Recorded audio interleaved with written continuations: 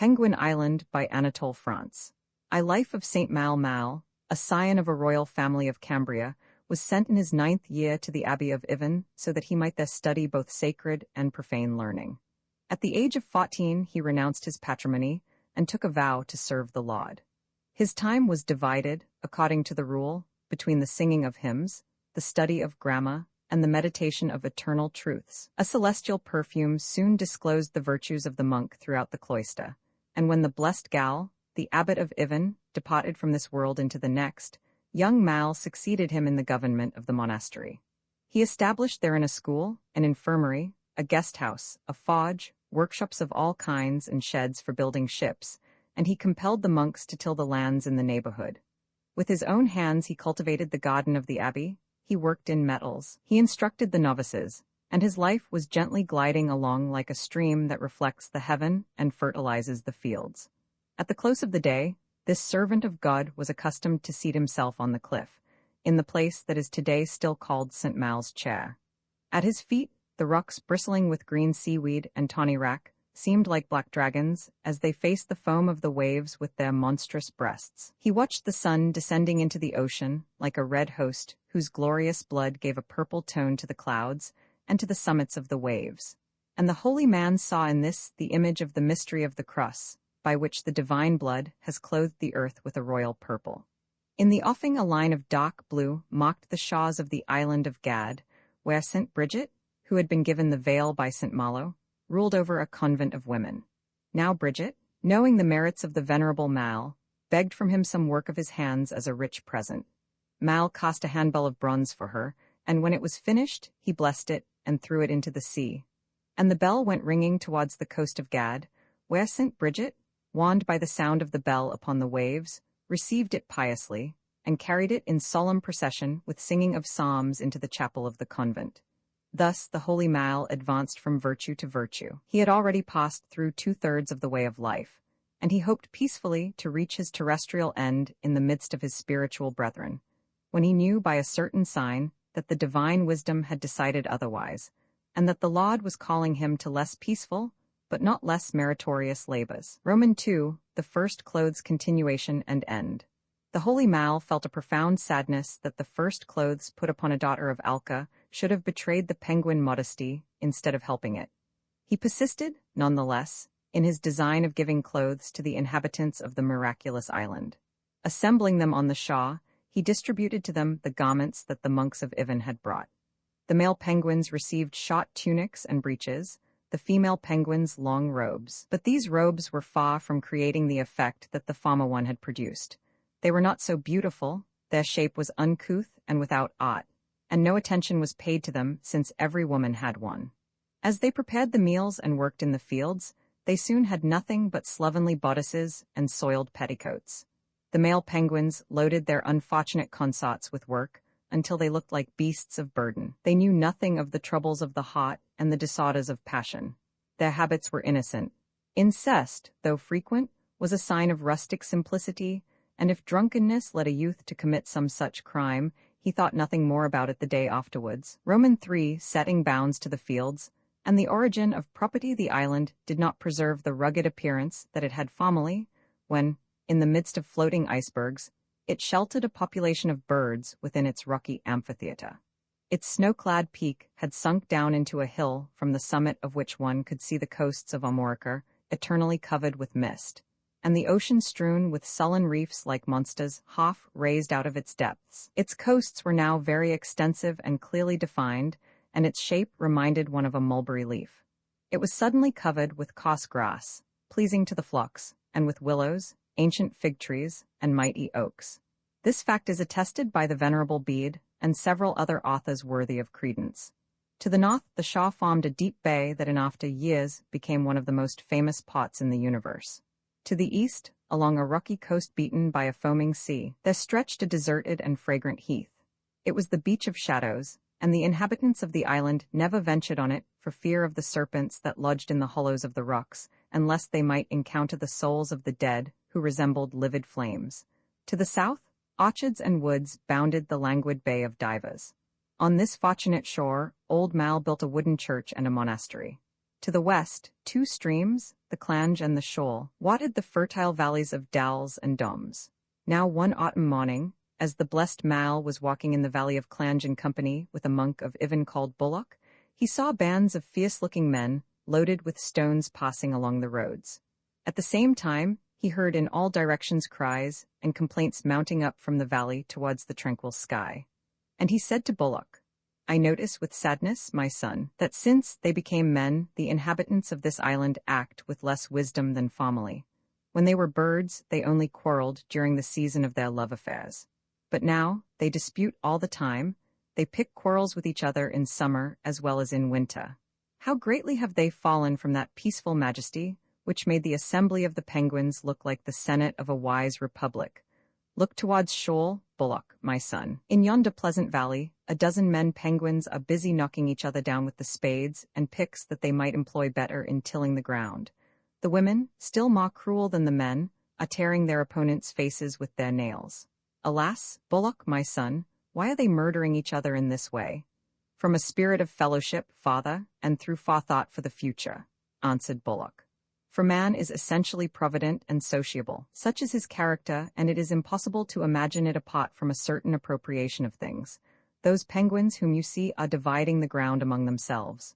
Could they not divide it with less violence?" asked the aged man. "As they fight, they exchange invectives and threats. I do not distinguish their words, but they are angry ones, judging from the tone. They are accusing one another of theft and encroachment," answered Bullock. "That is the general sense of their speech." At that moment the holy Mal clasped his hands and sighed deeply. "Do you see, my son," he exclaimed, "that madman who with his teeth is biting the nose of the adversary he has overthrown, and that other one who is pounding a woman's head with a huge stone?" "I see them," said Bullock. "They are creating law, they are founding property, they are establishing the principles of civilization, the basis of society, and the foundations of the state." "How is that?" asked old Mal. "By setting bounds to their fields. That is the origin of all government. Your penguins, O master, are performing the most august of functions. Throughout the ages their work will be consecrated by lawyers, and magistrates will confirm it." Whilst the monk, Bullock, was pronouncing these words, a big penguin with a fair skin and red hair went down into the valley carrying a trunk of a tree upon his shoulder. He went up to a little penguin who was watering his vegetables in the heat of the sun, and shouted to him, "Your field is mine." And having delivered himself of this stout utterance, he brought down his club on the head of the little penguin, who fell dead upon the field that his own hands had tilled. At this sight, the holy Mal shuddered through his whole body and poured forth a flood of tears. And in a voice stifled by horror and fear, he addressed this prayer to heaven: "O Lord, my God, O thou who didst receive young Abel's sacrifices, thou who didst curse Cain, avenge, O Lord, this innocent penguin sacrificed upon his own field, and make the murderer feel the weight of thy arm. Is there a more odious crime, is there a graver offense against thy justice, O Lord, than this murder and this robbery?" "Take care, father," said Bullock gently, "that what you call murder and robbery may not really be war and conquest, those sacred foundations of empires, those sources of all human virtues and all human greatness. Reflect, above all, that in blaming the big penguin, you are attacking property in its origin and in its source. I shall have no trouble in showing you how. To till the land is one thing, to possess it is another, and these two things must not be confused. As regards ownership, the right of the first occupier is uncertain and badly founded. The right of conquest, on the other hand, rests on more solid foundations. It is the only right that receives respect, since it is the only one that makes itself respected. The sole and proud origin of property is force. It is born and preserved by force, in that it is august and yields only to a greater force. This is why it is correct to say that he who possesses is noble. And that big red man, when he knocked down a laborer to get possession of his field, founded at that moment a very noble house upon this earth. I congratulate him upon it." Having thus spoken, Bullock approached the big penguin, who was leaning upon his club as he stood in the blood-stained furrow. "Lord Greytalk, dreaded prince," said he, bowing to the ground, "I come to pay you the homage due to the founder of legitimate power and hereditary wealth. The skull of the vile penguin you have overthrown will, buried in your field, attest forever the sacred rights of your posterity over this soil that you have ennobled. Blessed be your sons and your sons' sons. They shall be Greytalks, Dukes of Skull, and they shall rule over this island of Alka." Then raising his voice and turning towards the holy Mal, "Bless Greytalk, Father, for all power comes from God." Mal remained silent and motionless, with his eyes raised towards heaven. He felt a painful uncertainty in judging the monk Bullock's doctrine. It was, however, the doctrine destined to prevail in epochs of advanced civilization. Bullock can be considered as the creator of civil law in Penguinia. Roman Fa, the first assembly of the estates of Penguinia. "Bullock, my son," said old Mal, "we ought to make a census of the penguins and inscribe each of their names in a book." "It is a most urgent matter," answered Bullock. "There can be no good government without it." Forthwith, the apostle, with the help of 12 monks, proceeded to make a census of the people. And old Mal then said, "Now that we keep a register of all the inhabitants, we ought, Bullock, my son, to levy a just tax so as to provide for public expenses and the maintenance of the abbey. Each ought to contribute according to his means. For this reason, my son, call together the elders of Alca, and in agreement with them we shall establish the tax." The elders, being called together, assembled to the number of 30 under the great sycamore in the courtyard of the wooden monastery. They were the first estates of Penguinia.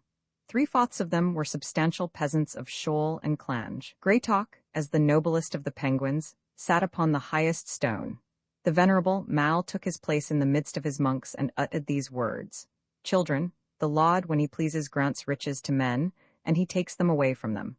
Now, I have called you together to levy contributions from the people so as to provide for public expenses and the maintenance of the monks. I consider that these contributions ought to be in proportion to the wealth of each. Therefore he who has 100 oxen will give 10, he who has 10 will give 1. When the holy man had spoken, Morio, a laborer at Annas-on-the-Clange, one of the richest of the penguins, rose up and said, "O Father Mal, I think it right that each should contribute to the public expenses and to the support of the church. For my part, I am ready to give up all that I possess in the interest of my brother penguins, and if it were necessary, I would even cheerfully part with my shirt. All the elders of the people are ready, like me, to sacrifice their goods, and no one can doubt their absolute devotion to their country and their creed. We have, then, only to consider the public interest and to do what it requires. Now, Father, what it requires, what it demands, is not to ask much from those who possess much, for then the rich would be less rich and the poor still poorer. The poor live on the wealth of the rich, and that is the reason why that wealth is sacred. Do not touch it. To do so would be an uncalled for evil. You will get no great profit by taking from the rich, for they are very few in number. On the contrary, you will strip yourself of all your resources and plunge the country into misery. Whereas if you ask a little from each inhabitant without regard to his wealth, you will collect enough for the public necessities, and you will have no need to inquire into each citizen's resources, a thing that would be regarded by all as a most vexatious measure. By taxing all equally and easily you will spare the poor, for you will leave them the wealth of the rich. And how could you possibly proportion taxes to wealth? Yesterday I had 200 oxen, today I have 60, tomorrow I shall have 100. Clunic has 3 cows, but they are thin. Niclu has only 2, but they are fat. Which is the richer, Clunic or Niclu? The signs of opulence are deceitful. What is certain is that everyone eats and drinks. Tax people according to what they consume. That would be wisdom and it would be justice." Thus spoke Morio amid the applause of the elders. "I ask that this speech be graven on bronze," cried the monk Bullock. "It is spoken for the future. In 1500 years the best of the penguins will not speak otherwise." The elders were still applauding when Greytalk, his hand on the pommel of his sword, made this brief declaration: "Being noble, I shall not contribute, for to contribute is ignoble. It is for the rabble to pay." After this warning, the elders separated in silence. As in Rome, a new census was taken every 5 years, and by this means it was observed that the population increased rapidly.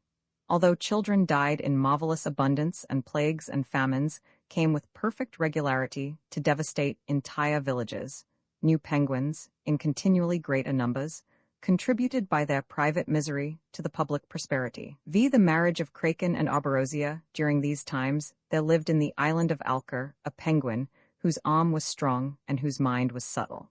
He was called Kraken, and had his dwelling on the beach of shadows, whither the inhabitants never ventured for fear of serpents that lodged in the hollows of the rocks, unless they might encounter the souls of penguins that had died without baptism. These, in appearance like livid flames, and uttering doleful groans, wandered night and day along the deserted beach. For it was generally believed, though without proof, that among the penguins that had been changed into men at the blessed Mal's prayer, several had not received baptism and returned after their death to lament amid the tempests. Kraken dwelt on this savage coast in an inaccessible cavern. The only way to it was through a natural tunnel 100 feet long, the entrance of which was concealed by a thick wood. One evening, as Kraken was walking through this deserted plain, he happened to meet a young and charming woman penguin. She was the one that the monk Magi's had clothed with his own hands, and thus was the first to have worn the garments of chastity. In remembrance of the day, when the astonished crowd of penguins had seen her moving gloriously in her robe, tinted like the dawn. This maiden had received the name of Auberosia.3 at the sight of Kraken. She uttered a cry of alarm and darted forward to escape from him. But the hero seized her by the garments that floated behind her and addressed her in these words: "Damsel, tell me thy name, thy family, and thy country." But Auberosia kept looking at Kraken with alarm. "Is it you I see, sir?" she asked him, trembling. "Or is it not rather your troubled spirit?" She spoke in this way because the inhabitants of Alca, having no news of Kraken since he went to live on the beach of shadows, believed that he had died and descended among the demons of night. "Cease to fear, daughter of Alca," answered Kraken. "He who speaks to thee is not a wandering spirit, but a man full of strength and might. I shall soon possess great riches." And young Auberosia asked, "How dost thou think of acquiring great riches, O Kraken, since thou art a child of penguins?" "By my intelligence," answered Kraken. "I know," said Auberosia, "that in the time that thou dwelt among us thou wert renowned for thy skill in hunting and fishing. No one equaled thee in taking fishes in a net or in piercing with thy arrows the swift-flying birds. It was but a vulgar and laborious industry, O maiden. I have found a means of gaining much wealth for myself without fatigue, but tell me who thou art." "I am called Auberosia," answered the young girl. "Why art thou so far away from thy dwelling and in the night?" "Kraken, it was not without the will of heaven." "What meanest thou, Auberosia?" "That heaven, O Kraken, placed me in thy path, for what reason I know not." Kraken beheld her for a long time in silence. Then he said with gentleness, "Auberosia, come into my house. It is that of the bravest and most ingenious of the sons of the penguins. If thou art willing to follow me, I will make thee my companion." Then casting down her eyes, she murmured, "I will follow thee, master." It is thus that the fair Auberosia became the consort of the hero Kraken. This marriage was not celebrated with songs and torches because Kraken did not consent to show himself to the people of the penguins, but hidden in his cave he planned great designs. Vi the dragon of Alca, we afterwards went to visit the cabinet of natural history. The caretaker showed us a sort of packet bound in straw that he told us contained the skeleton of a dragon, a proof, added he, that the dragon is not a fabulous animal. In the meantime, the inhabitants of Alca practiced the labors of peace. Those of the northern coast went in boats to fish or to search for shellfish. The laborers of Doms cultivated oats, rye, and wheat. The rich penguins of the Valley of Dalles reared domestic animals, while those of the Bay of Divas cultivated their orchards. Merchants of Port Alca carried on a trade in salt fish with Armorica and the gold of the two Britons, which began to be introduced into the island, facilitated exchange. The penguin people were enjoying the fruit of their labors in perfect tranquility, when suddenly a sinister rumor ran from village to village. It was said everywhere that a frightful dragon had ravaged 2 farms in the Bay of Divas. A few days before, the maiden Auberosia had disappeared. Her absence had at first caused no uneasiness, because on several occasions she had been carried off by violent men who were consumed with love. And thoughtful people were not astonished at this, reflecting that the maiden was the most beautiful of the penguins. It was even remarked that she sometimes went to meet her ravishers, for none of us can escape his destiny. But this time, as she did not return, it was feared that the dragon had devoured her. The more so as the inhabitants of the Valley of Dalles soon knew that the dragon was not a fable told by the women around the fountains. For one night, the monster devoured out of the village of Annie's 6 hens, a sheep, and a young orphan child called Little Alo. The next morning nothing was to be found either of the animals or of the child. Immediately the elders of the village assembled in the public place and seated themselves on the stone bench to take counsel concerning what it was expedient to do in these terrible circumstances. Having called all those penguins who had seen the dragon during the disastrous night, they asked them, "Have you not noticed his form and his behavior?" And each answered in his turn, "He has the claws of a lion, the wings of an eagle, and the tail of a serpent. His back bristles with thorny crests. His whole body is covered with yellow scales. His look fascinates and confounds. He vomits flames. He poisons the air with his breath. He has the head of a dragon, the claws of a lion, and the tail of a fish. And a woman of Anis, who was regarded as intelligent and of sound judgment, and from whom the dragon had taken 3 hens, deposed as follows: "He is formed like a man. The proof is that I thought he was my husband, and I said to him, 'Come to bed, you old fool.' Others said, 'He is formed like a cloud. He looks like a mountain.' And a little child came and said, 'I saw the dragon taking off his head in the barn so that he might give a kiss to my sister Minnie.' And the elders also asked the inhabitants, 'How big is the dragon?' And it was answered, 'As big as an ox, like the big merchant ships of the Bretons. He is the height of a man. He is higher than the fig tree under which you are sitting. He is as large as a dog.' Questioned finally on his color, the inhabitants said, 'Red, green, blue, yellow. His head is bright green, his wings are brilliant orange tinged with pink, his limbs are silver gray, his hindquarters and his tail are striped with brown and pink bands, his belly bright yellow spotted with black. His color? He has no color. He is the color of a dragon.' After hearing this evidence, the elders remained uncertain as to what should be done. Some advised to watch for him, to surprise him and overthrow him by a multitude of arrows. Others, thinking it vain to oppose so powerful a monster by force, counseled that he should be appeased by offerings. 'Pay him tribute,' said one of them who passed for a wise man.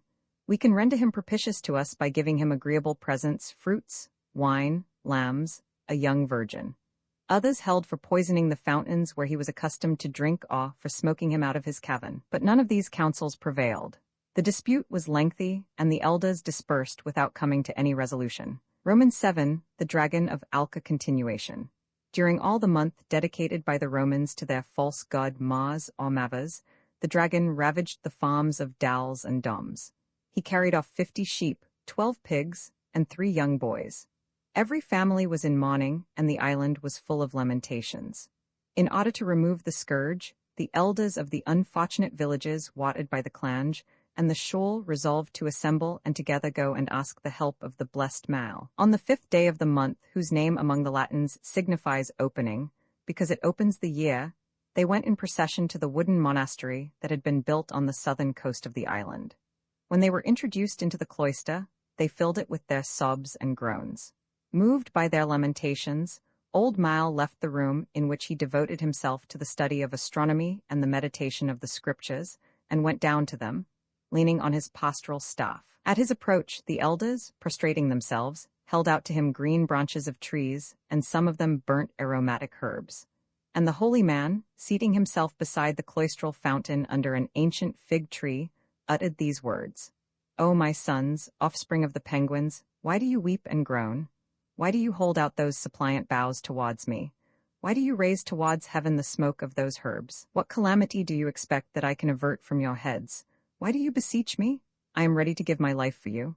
Only tell your father what it is you hope from him." To these questions the chief of the elders answered, "O Mal, father of the sons of Alca, I will speak for all. A horrible dragon is laying waste our lands, depopulating our cattle sheds, and carrying off the flower of our youth. He has devoured the child Elo and 7 young boys. He has mangled the maiden Arborosia, the fairest of the penguins, with his teeth. There is not a village in which he does not emit his poisoned breath, and which he has not filled with desolation. A prey to this terrible scourge, we come, O Mal, to pray thee, as the wisest, to advise us concerning the safety of the inhabitants of this island, lest the ancient race of penguins be extinguished." "O chief of the elders of Alca," replied Mal, "thy words fill me with profound grief, and I groan at the thought that this island is the prey of a terrible dragon.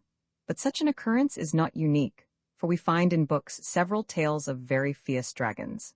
The monsters are oftenest found in caverns, by the brinks of waters, and, in preference, among pagan peoples. Perhaps there are some among you who, although they have received holy baptism and been incorporated into the family of Abraham, have yet worshipped idols, like the ancient Romans, or hung up images, votive tablets, fillets of wool, and garlands of flowers on the branches of some sacred tree. Or perhaps some of the women penguins have danced round a magic stone and drunk water from the fountains where the nymphs dwell. If it be so, believe, O penguins, that the Lord has sent this dragon to punish all for the crimes of some, and to lead you, O children of the penguins, to exterminate blasphemy, superstition, and impiety from amongst you. For this reason I advise, as a remedy against the great evil from which you suffer, that you carefully search your dwellings for idolatry, and extirpate it from them. I think it would be also efficacious to pray and do penance. Thus spoke the holy Mal, and the elders of the Penguin people kissed his feet and returned to their villages with renewed hope. Roman 8 The Dragon of Alca continuation.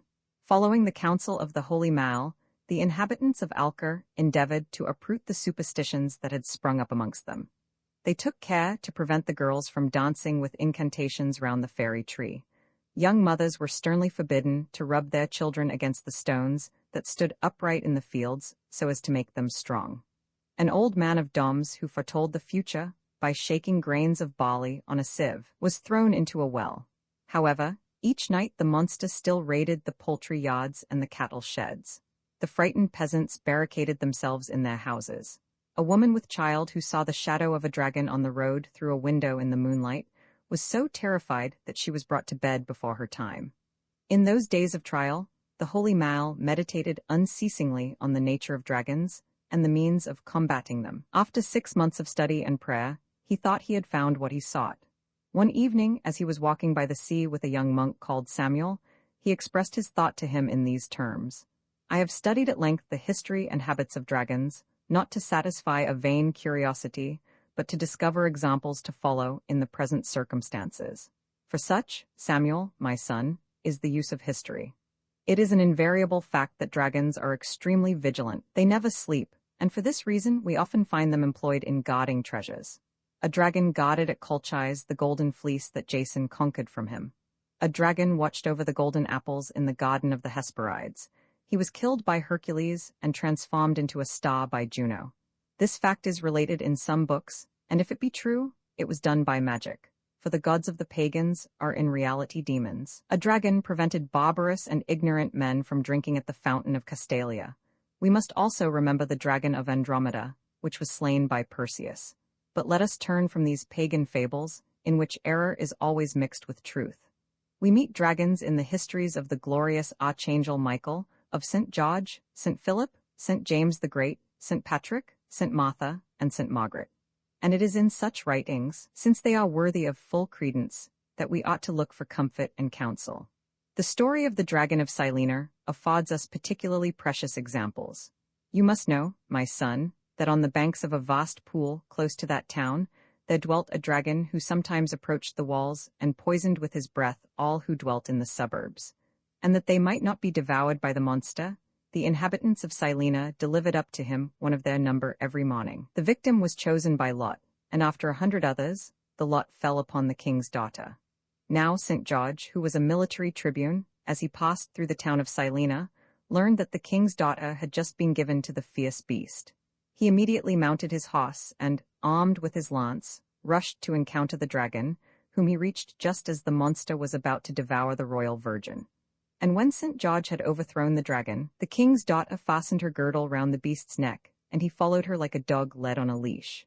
That is an example for us of the power of virgins over dragons. The history of St. Martha furnishes us with a still more certain proof. Do you know the story, Samuel, my son? Yes, father, answered Samuel, and the blessed Mal went on. There was in a forest on the banks of the Rhone, between Arles and Avignon, a dragon half quadruped and half fish, larger than an ox, with sharp teeth like horns and huge wings at his shoulders. He sank the boats and devoured their passengers. Now St. Martha, at the entreaty of the people, approached this dragon, whom she found devouring a man. She put her girdle round his neck and led him easily into the town. These 2 examples lead me to think that we should have recourse to the power of some virgin so as to conquer the dragon who scatters terror and death through the island of Alca. For this reason, Samuel my son, gird up thy loins and go, I pray thee, with 2 of thy companions into all the villages of this island, and proclaim everywhere that a virgin alone shall be able to deliver the island from the monster that devastates it.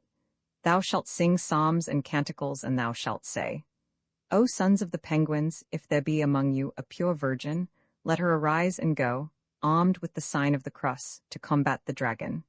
Thus the old man spake, and Samuel promised to obey him. The next day he girded up his loins, and set out with 2 of his companions to proclaim to the inhabitants of Alca that a virgin alone would be able to deliver the penguins from the rage of the dragon. Roman 9. The Dragon of Alca continuation. Auberosia loved her husband, but she did not love him alone.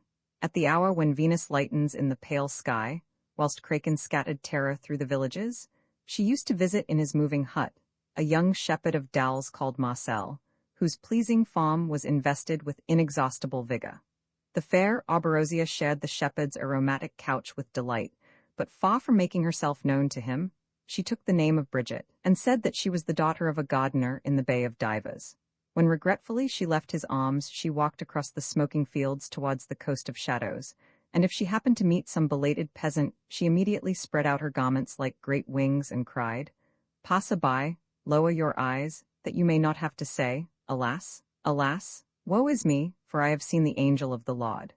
The villagers tremblingly knelt with their faces to the ground, and several of them used to say that angels, whom it would be death to see, passed along the roads of the island in the night time. Kraken did not know of the loves of Auberosia and Marcel, for he was a hero, and heroes never discover the secrets of their wives. But though he did not know of these loves, he reaped the benefit of them. Every night he found his companion more good-humored and more beautiful, exhaling pleasure and perfuming the nuptial bed with a delicious odor of fennel and vervain. She loved Kraken with a love that never became importunate or anxious, because she did not rest its whole weight on him alone. This lucky infidelity of Auberosia was destined soon to save the hero from a great peril, and to assure his fortune and his glory forever. For it happened that she saw passing in the twilight a neatherd from Belmont, who was goading on his oxen, and she fell more deeply in love with him than she had ever been with the shepherd Marcel. He was hunchbacked, his shoulders were higher than his ears, his body was supported by legs of different lengths, his rolling eyes flashed from beneath his matted hair. From his throat issued a hoarse voice and strident laughter. He smelt of the cowshed. However, to her he was beautiful. A plant, as Natho says, has been loved by one, a stream by another, a beast by a third. Now, one day, as she was sighing within the neatherd's arms in a village barn, suddenly the blasts of a trumpet, with sounds and footsteps, fell upon her ears. She looked through the window and saw the inhabitants collected in the marketplace round a young monk, who, standing upon a rock, uttered these words in a distinct voice. "Inhabitants of Belmont, Abbot Mal, our venerable father, informs you through my mouth that neither by strength nor skill in arms shall you prevail against the dragon, but the beast shall be overcome by a virgin. If then there be among you a perfectly pure virgin, let her arise and go towards the monster. And when she meets him, let her tie her girdle round his neck, and she shall lead him as easily as if he were a little dog." And the young monk, replacing his hood upon his head, departed to carry the proclamation of the blessed Mal to other villages. Auberosia sat in the amorous straw, resting her head in her hand and supporting her elbow upon her knee, meditating on what she had just heard. Although, so far as Kraken was concerned, she feared the power of a virgin much less than the strength of armed men, she did not feel reassured by the proclamation of the blessed Mal. A vague but sure instinct ruled her mind and warned her that Kraken could not henceforth be a dragon with safety. She said to the neatherd, "My own heart, what do you think about the dragon?" The rustic shook his head. "It is certain that dragons laid waste the earth in ancient times, and some have been seen as large as mountains. But they come no longer, and I believe that what has been taken for a dragon is not one at all, but pirates or merchants who have carried off the fair Auberosia and the best of the children of Alcar in their ships. But if one of those brigands attempts to rob me of my oxen, I will either by force or craft find a way to prevent him from doing me any harm." This remark of the neatherd increased Auberosia's apprehensions and added to her solicitude for the husband whom she loved. The Dragon of Alca continuation. The days passed by and no maiden arose in the island to combat the monster. And in the wooden monastery, old Mal, seated on a bench in the shade of an old fig tree, accompanied by a pious monk called Regimental, kept asking himself anxiously and sadly how it was that there was not in Alcar a single virgin fit to overthrow the monster. He sighed, and Brother Regimental sighed too. At that moment, old Mal called young Samuel, who happened to pass through the garden, and said to him, "I have meditated anew, my son, on the means of destroying the dragon who devours the flower of our youth, our flocks, and our harvests. In this respect, the story of the dragons of Saint Rioch and of Saint Paul de Leon seems to me particularly instructive. The dragon of Saint Rioch was 6 fathoms long. His head was derived from the cock and the basilisk. his body from the ox and the serpent. He ravaged the banks of the Alon in the time of King Bristocus. St. Rioch, then aged 2 years, led him by a leash to the sea, in which the monster drowned himself of his own accord. St. Paul's dragon was 60 feet long and not less terrible. The blessed apostle of Leon bound him with his stole and allowed a young noble of great purity of life to lead him. These examples prove that in the eyes of God a chaste young man is as agreeable as a chaste girl. Heaven makes no distinction between them. For this reason, my son, if you believe what I say, we will both go to the coast of shadows. When we reach the dragon's cavern, we will call the monster in a loud voice, and when he comes forth, I will tie my stole round his neck, and you will lead him to the sea, where he will not fail to drown himself. At the old man's words, Samuel cast down his head and did not answer. You seem to hesitate, my son, said Mal. Brother Regimental, contrary to his custom, spoke without being addressed. There is at least cause for some hesitation, said he. St. Rioch was only 2 years old when he overcame the dragon. Who says that 9 or 10 years later he could have done as much? Remember, father, that the dragon who is devastating our island has devoured little Alo and 4 or 5 other young boys. Brother Samuel is not so presumptuous as to believe that at 19 years of age he is more innocent than they were at 12 and 14. Alas, added the monk with a groan, who can boast of being chaste in this world, where everything gives the example and model of love, where all things in nature, animals, and plants, show us the caresses of love and advise us to share them. Animals are eager to unite in their own fashion, but the various marriages of quadrupeds, birds, fishes, and reptiles are far from equaling in lust the nuptials of the trees. The greatest extremes of lewdness that the pagans have imagined in their fables are outstripped by the simple flowers of the field, and if you knew the irregularities of lilies and roses, you would take those chalices of impurity, those vases of scandal, away from your altars. Do not speak in this way, brother Regimental, answered old Mal. Since they are subject to the law of nature, animals and plants are always innocent. They have no souls to save, whilst man— You are right, replied brother Regimental. It is quite a different thing, but do not send young Samuel to the dragon might devour him. For the last 5 years Samuel is not in a state to show his innocence to monsters. In the year of the comet, the devil, in order to seduce him, put in his path a milkmaid, who was lifting up her petticoat to cross a ford. Samuel was tempted, but he overcame the temptation. The devil, who never tires, sent him the image of that young girl in a dream. The shade did what the reality was unable to accomplish, and Samuel yielded. When he awoke, bemoistened his couch with his tears, but alas, repentance did not give him back his innocence. As he listened to this story, Samuel asked himself how his secret could be known, for he was ignorant that the devil had borrowed the appearance of brother Regimental, so as to trouble the hearts of the monks of Alca. And old Mal remained deep in thought, and kept asking himself in grief, Who will deliver us from the dragon's tooth? Who will preserve us from his breath?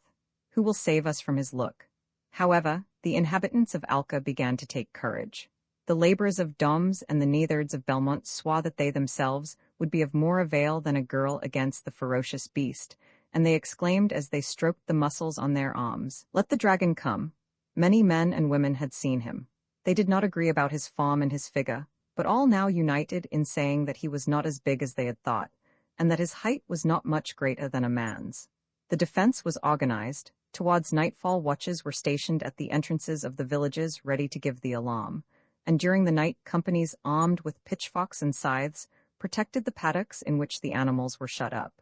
Indeed, once in the village of Annies, some plucky laborers surprised him as he was scaling Morio's wall, and as they had flails, scythes, and pitchforks, they fell upon him and pressed him hard. One of them, a very quick and courageous man, thought to have run him through with his pitchfork, but he slipped in a pool and so let him escape. The others would certainly have caught him had they not waited to pick up the rabbits and fowls that he dropped in his flight. Those laborers declared to the elders of the village that the monster's form and proportions appeared to them human enough except for his head and his tail, which were, in truth, terrifying. Roman 11 The Dragon of Alca continuation. On that day, Kraken came back to his cavern sooner than usual. He took from his head his sealskin helmet with its 2 bull's horns and its visor trimmed with terrible hooks. He threw on the table his gloves that ended in horrible claws. They were the beaks of seabirds. He unhooked his belt from which hung a long green tail twisted into many folds. Then he ordered his page, Ilo, to help him off with his boots, and, as the child did not succeed in doing this very quickly, he gave him a kick that sent him to the other end of the grotto. Without looking at the fair Auberosia, who was spinning, he seated himself in front of the fireplace, on which a sheep was roasting, and he muttered, "Ignoble penguins. There is no worse trade than a dragon's." "What does my master say?" asked the fair Auberosia. "They fear me no longer," continued Kraken. "Formerly everyone fled at my approach. I carried away hens and rabbits in my bag. I drove sheep and pigs, cows and oxen before me. Today these clodhoppers keep a good guard. They sit up at night. Just now I was pursued in the village of Anis by doughty laborers armed with flails and scythes and pitchforks. I had to drop the hens and rabbits, put my tail under my arm, and run as fast as I could. Now I ask you, is it seemly for a dragon of Cappadocia to run away like a robber with his tail under his arm? Further, incommoded as I was by crests, horns, hooks, claws, and scales, I barely escaped a brute who ran half an inch of his pitchfork into my left thigh." As he said this, he carefully ran his hand over the insulted pot, and after giving himself up for a few moments to bitter meditation. "What idiots those penguins are! I am tired of blowing flames in the faces of such imbeciles. Auberosia, do you hear me?" Having thus spoken, the hero raised his terrible helmet in his hands and gazed at it for a long time in gloomy silence. Then he pronounced these rapid words. "I have made this helmet with my own hands in the shape of a fish's head, covering it with the skin of a seal. To make it more terrible, I have put on it the horns of a bull, and I have given it a baw's jaws. I have hung from it a horse's tail dyed vermilion. When in the gloomy twilight, I threw it over my shoulders, no inhabitant of this island had courage to withstand its sight. Women and children, young men and old men fled distracted at its approach, and I carried terror among the whole race of penguins. By what advice does that insolent people lose its earlier fears and dare today to behold these horrible jaws and to attack this terrible crest? And throwing his helmet on the rocky soil, perish, deceitful helmet?" cried Kraken. "I swear by all the demons of armor that I will never bear you upon my head again." And having uttered this oath, he stamped upon his helmet, his gloves, his boots, and upon his tail with its twisted folds. "Kraken," said the fair Auberosia, "will you allow your servant to employ artifice to save your reputation and your goods? Do not despise a woman's help. You need it, for all men are imbeciles." "Woman," asked Kraken, "what are your plans?" And the fair Auberosia informed her husband that the monks were going through the villages teaching the inhabitants the best way of combating the dragon, that, according to their instructions, the beast would be overcome by a virgin, and that if a maid placed her girdle around the dragon's neck, she could lead him as easily as if he were a little dog. "How do you know that the monks teach this?" asked Kraken. "My friend," answered Auberosia, "do not interrupt a serious subject by frivolous questions. If then," added the monks, "there be in Alker a pure virgin, let her arise. Now, Kraken, I have determined to answer their call. I will go and find the holy Mal, and I will say to him, I am the virgin destined by heaven to overthrow the dragon." At these words Kraken exclaimed, "How can you be that pure virgin? And why do you want to overthrow me, Auberosia? Have you lost your reason? Be sure that I will not allow myself to be conquered by you. Can you not try and understand me before you get angry?" Sighed the fair Auberosia with deep though gentle contempt, and she explained the cunning designs that she had formed. As he listened, the hero remained pensive, and when she ceased speaking, "Auberosia, your cunning is deep," said he, "and if your plans are carried out according to your intentions, I shall derive great advantages from them. But how can you be the virgin destined by heaven?" "Don't bother about that," she replied, "and come to bed." The next day, in the grease-laden atmosphere of the cavern, Kraken plated a deformed skeleton out of osier rods and covered it with bristling, scaly, and filthy skins. To one extremity of the skeleton, Auberosia sewed the fierce crest and the hideous mask that Kraken used to wear in his plundering expeditions, and to the other end, she fastened the tail with twisted folds, which the hero was wont to trail behind him. And when the work was finished, they showed little Alo and the other 5 children who waited on them how to get inside this machine, how to make it walk, how to blow horns and burn tow in it so as to send forth smoke and flames through the dragon's mouth. Roman II, the apostolical vocation of St. Mal one day, as he walked in meditation to the furthest point of a tranquil beach, for which rocks jutting out into the sea formed a rugged dam, he saw a trough of stone which floated like a boat upon the waters. It was in a vessel similar to this that St. Gaiac, the great St. Columba, and so many holy men from Scotland and from Ireland had gone forth to evangelize Amorica. More recently still, St. Avoy, having come from England, ascended the river Ore in a mata made of rose-colored granite into which children were afterwards placed in order to make them strong. St. Vouga passed from Hibernia to Cornwall on a rock whose fragments, preserved at Penmark, will cure of fever such pilgrims as place these splinters on their heads. St. Samson entered the bay of St. Michael's Mount in a granite vessel, which will one day be called St. Samson's Basin. It is because of these facts that when he saw the stone trough, the holy Mal understood that the Lord intended him for the apostolate of the pagans who still peopled the coast and the Breton Islands. He handed his ashen staff to the holy Budoc, thus investing him with the government of the monastery. Then, furnished with bread, a barrel of fresh water, and the book of the Holy Gospels, he entered the stone trough which carried him gently to the island of Hodik. This island is perpetually buffeted by the winds. In it some poor men fished among the clefts of the rocks and laboriously cultivated vegetables in gardens full of sand and pebbles that were sheltered from the wind by walls of barren stone and hedges of tamarisk.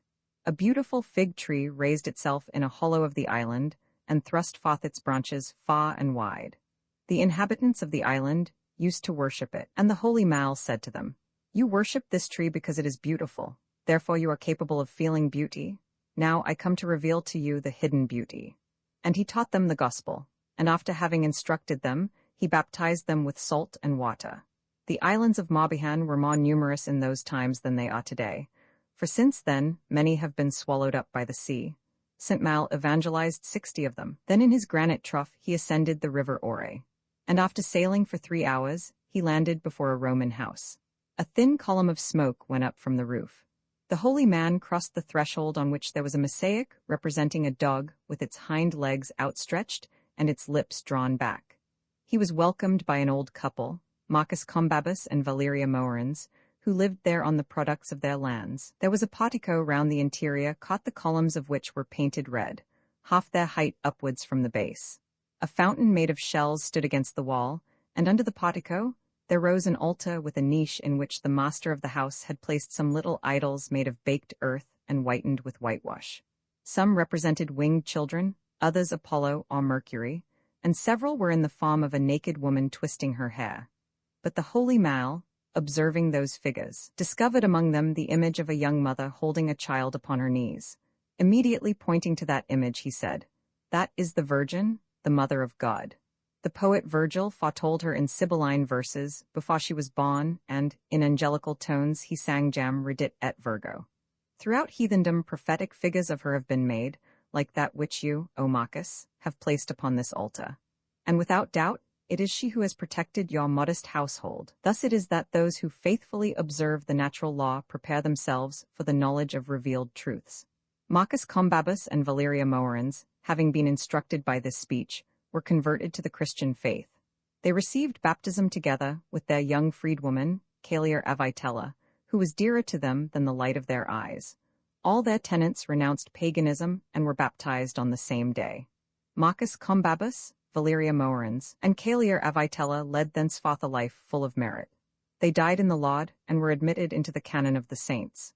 For 37 years longer, the blessed Mal evangelized the pagans of the inner lands. He built 218 chapels and 74 abbeys. Now, on a certain day in the city of Vannes, when he was preaching the gospel, he learned that the monks of Ivan had in his absence declined from the rule of St. Gal. Immediately, with the zeal of a hen who gathers her brood, he repaired to his erring children. He was then towards the end of his 97th year. His figure was bent, but his arms were still strong, and his speech was poured forth abundantly like winter snow in the depths of the valleys. Abbot Budoc restored the ashen staff to St. Mal, and informed him of the unhappy state into which the abbey had fallen. The monks were in disagreement as to the date on which the festival of Easter ought to be celebrated. Some held for the Roman calendar, others for the Greek calendar, and the horrors of a chronological schism distracted the monastery. There also prevailed another cause of disorder. The nuns of the island of Gad, sadly fallen from their former virtue, continually came in boats to the coast of Ivan. The monks received them in the guest house, and from this there arose scandals which filled pious souls with desolation. Having finished his faithful report, Abbot Budoc concluded in these terms: Since the coming of these nuns, the innocence and peace of the monks are at an end. I readily believe it, answered the blessed Mal. For woman is a cleverly constructed snare by which we are taken even before we suspect the trap. Alas, the delightful attraction of these creatures is exerted with even greater force from a distance than when they are close at hand. The less they satisfy desire, the more they inspire it. This is the reason why a poet wrote this verse to one of them: when present I avoid thee, but when away I find thee. Thus we see, my son, that the blandishments of carnal love have more power over hermits and monks than over men who live in the world. All through my life the demon of lust has tempted me in various ways, but his strongest temptations did not come to me from meeting a woman, however beautiful and fragrant she was. They came to me from the image of an absent woman. Even now, though full of days and approaching my 98th year, I am often led by the enemy to sin against chastity, at least in thought. At night, when I am cold in my bed and my frozen old bones rattle together with a dull sound, I hear voices reciting the second verse of the 3rd book of the Kings. Wherefore his servants said unto him, Let there be sought for my lord the king a young virgin, and let her stand before the king, and let her cherish him, and let her lie in thy bosom, that my lord the king may get heat. And the devil shows me a girl in the bloom of youth who says to me, I am thy Abishag, I am thy Shunammite. Make, O my lord, room for me in thy couch. Believe me, added the old man, it is only by the special aid of heaven that a monk can keep his chastity in act and in intention. Applying himself immediately to restore innocence and peace to the monastery, he corrected the calendar according to the calculations of chronology and astronomy, and he compelled all the monks to accept his decision. He sent the women who had declined from St. Bridget's rule back to their convent, but far from driving them away brutally, he caused them to be led to their boat with singing of psalms and litanies. Let us respect in them, he said, the daughters of Bridget and the betrothed of the Lord. Let us beware lest we imitate the Pharisees who affect to despise sinners. The sin of these women and not their persons should be abased, and they should be made ashamed of what they have done, and not of what they are, for they are all creatures of God. And the holy man exhorted his monks to obey faithfully the rule of their order. When it does not yield to the rudder, said he to them, the ship yields to the rock. Roman 12, the dragon of Alca continuation. Oberosia, having clothed herself in a robe made of cost stuff and girt herself with a thick cord, went to the monastery and asked to speak to the blessed Mal.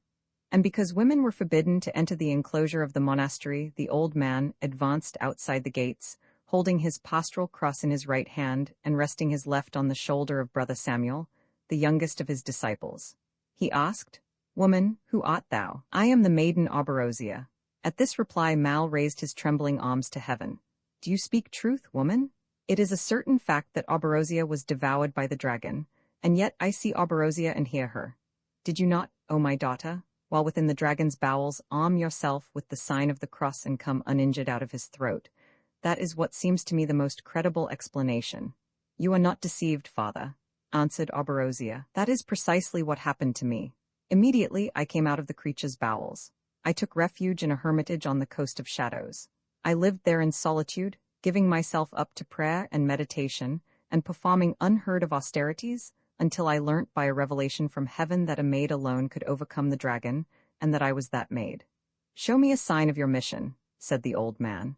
I myself am the sign, answered Oberosia. I am not ignorant of the power of those who have placed a seal upon their flesh, replied the apostle of the penguins. But are you indeed such as you say? You will see by the result, answered Oberosia. The monk regimental drew near. That will, said he, be the best proof. King Solomon has said, 3 things are hard to understand and a 4th is impossible. They are the way of a serpent on the earth, the way of a bird in the air, the way of a ship in the sea, and the way of a man with a maid. I regard such matrons as nothing less than presumptuous, who claim to compare themselves in these matters with the wisest of kings. Father, if you are led by me, you will not consult them in regard to the pious Oberosia. When they have given their opinion, you will not be a bit farther on than before. Virginity is not less difficult to prove than to keep. Pliny tells us in his history that its signs are either imaginary or very uncertain. For one, who bears upon her the 14 signs of corruption, may yet be pure in the eyes of the angels. And, on the contrary, another, who has been pronounced pure by the matrons who inspected her, may know that her good appearance is due to the artifices of a cunning perversity. As for the purity of this holy girl here, I would put my hand in the fire in witness of it." He spoke thus because he was the devil, but old Mal did not know it. He asked the pious Orberosia, "My daughter, how would you proceed to conquer so fierce an animal as he who devoured you?" The Virgin answered, "Tomorrow at sunrise, O Mal, you will summon the people together on the hill in front of the desolate moor that extends to the coast of shadows, and you will take care that no man of the penguins remains less than 500 paces from those rocks, so that he may not be poisoned by the monster's breath. And the dragon will come out of the rocks, and I will put my girdle round his neck and lead him like an obedient dog." "Ought you not to be accompanied by a courageous and pious man who will kill the dragon?" asked Mal. "It will be as thou sayest, venerable father. I shall deliver the monster to Kraken, who will stay him with his flashing sword. For I tell thee that the noble Kraken, who is believed to be dead, will return among the penguins, and he shall slay the dragon. And from the creature's belly will come forth the little children whom he has devoured. What you declare to me, O Virgin," cried the apostle, "seems wonderful and beyond human power." "It is," answered the Virgin Orberosia. "But learn, O Mal, that I have had a revelation that as a reward for their deliverance, the penguin people will pay to the knight Kraken an annual tribute of 300 fowls, 12 sheep, 2 oxen, 3 pigs, 1,800 bushels of corn, and vegetables according to their season. And that, moreover, the children who will come out of the dragon's belly will be given and committed to the said Kraken to serve him and obey him in all things. If the penguin people fail to keep their engagements, a new dragon will come upon the island, more terrible than the first. I have spoken." Roman 12, the Dragon of Alca, continuation and end. The people of the penguins were assembled by Mal, and they spent the night on the coast of shadows, within the bounds which the holy man had prescribed in order that none among the penguins should be poisoned by the monster's breath. The veil of night still covered the earth when, preceded by a hoarse bellowing, the dragon showed his indistinct and monstrous form upon the rocky coast. He crawled like a serpent, and his writhing body seemed about 15 feet long. At his appearance the crowd drew back in terror. But soon all eyes were turned towards the Virgin Orberosia, who, in the first light of the dawn, clothed in white, advanced over the purple heather. With an intrepid though modest gait she walked towards the beast, who, uttering awful bellowings, opened his flaming throat. An immense cry of terror and pity arose from the midst of the penguins. But the Virgin, unloosing her linen girdle, put it round the dragon's neck and led him on the leash like a faithful dog amid the acclamations of the spectators. She had walked over a long stretch of the heath when Kraken appeared armed with a flashing sword. The people, who believed him dead, uttered cries of joy and surprise. The hero rushed towards the beast, turned him over on his back, and with his sword cut open his belly, from whence came forth in their shirts, with curling hair and folded hands, little Alo and the 5 other children whom the monster had devoured. Immediately they threw themselves on their knees before the Virgin Orberosia, who took them in her arms and whispered into their ears, "You will go through the villages, saying, 'We are the poor little children who were devoured by the dragon, and we came out of his belly in our shirts. The inhabitants will give you abundance of all that you can desire. But if you say anything else, you will get nothing but cuffs and whippings. Go." Several penguins, seeing the dragon disemboweled, rushed forward to cut him to pieces, some from a feeling of rage and vengeance, others to get the magic stone called dragonite that is engendered in his head. The mothers of the children who had come back to life ran to embrace their little ones, but the holy Mal kept them back, saying that none of them were holy enough to approach a dragon without dying. And soon little Alo and the 5 other children came towards the people and said, "We are the poor little children who were devoured by the dragon, and we came out of his belly in our shirts." And all who heard them kissed them and said, "Blessed children, we will give you abundance of all that you can desire." And the crowd of people dispersed, full of joy, singing hymns and canticles. To commemorate this day, on which Providence delivered the people from a cruel scourge, processions were established in which the effigy of a chained dragon was led about. Kraken levied the tribute and became the richest and most powerful of the penguins.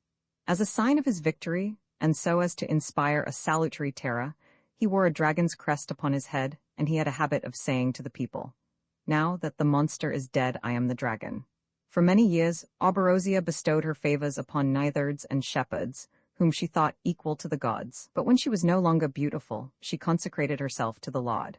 At her death, she became the object of public veneration, and was admitted into the calendar of the saints, and adopted as the patron saint of Penguinia.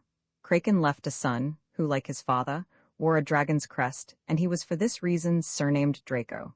He was the founder of the first royal dynasty of the Penguins. Brian the Good and Queen Glamorgan, the kings of Alca, were descended from Draco, the son of Kraken, and they wore on their heads a terrible dragon's crest, as a sacred badge whose appearance alone inspired the people with veneration, terror, and love. They were perpetually in conflict either with their own vassals and subjects or with the princes of the adjoining islands and continents. The most ancient of these kings has left but a name. We do not even know how to pronounce or write it. The first of the Draconides whose history is known was Brian the Good, renowned for his skill and courage in war and in the chase. He was a Christian and loved learning. He also favored men who had vowed themselves to the monastic life. In the hall of his palace where, under the sooty rafters, there hung the heads, pelts, and horns of wild beasts, he held feasts to which all the hoppers of Alca and of the neighboring islands were invited, and he himself used to join in singing the praises of the heroes. He was just and magnanimous, but inflamed by so ardent a love of glory that he could not restrain himself from putting to death those who had sung better than himself. The monks of Ivan having been driven out by the pagans who ravaged Brittany, King Brian summoned them into his kingdom and built a wooden monastery for them near his palace. Every day he went with Queen Glamorgan, his wife, into the monastery chapel and was present at the religious ceremonies and joined in the hymns. Now among these monks there was a brother called Anatole, who, while still in the flower of his youth, had adorned himself with knowledge and virtue. The devil entertained a great grudge against him and attempted several times to lead him into temptation. He took several shapes and appeared to him in turn as a warhorse, a young maiden, and a cup of mead. Then he rattled 2 dice in a dice-box and said to him, "Will you play with me for the kingdoms of the world against one of the hairs of your head?" But the man of the Lord, armed with the sign of the cross, repulsed the enemy. Perceiving that he could not seduce him, the devil thought of an artful plan to ruin him.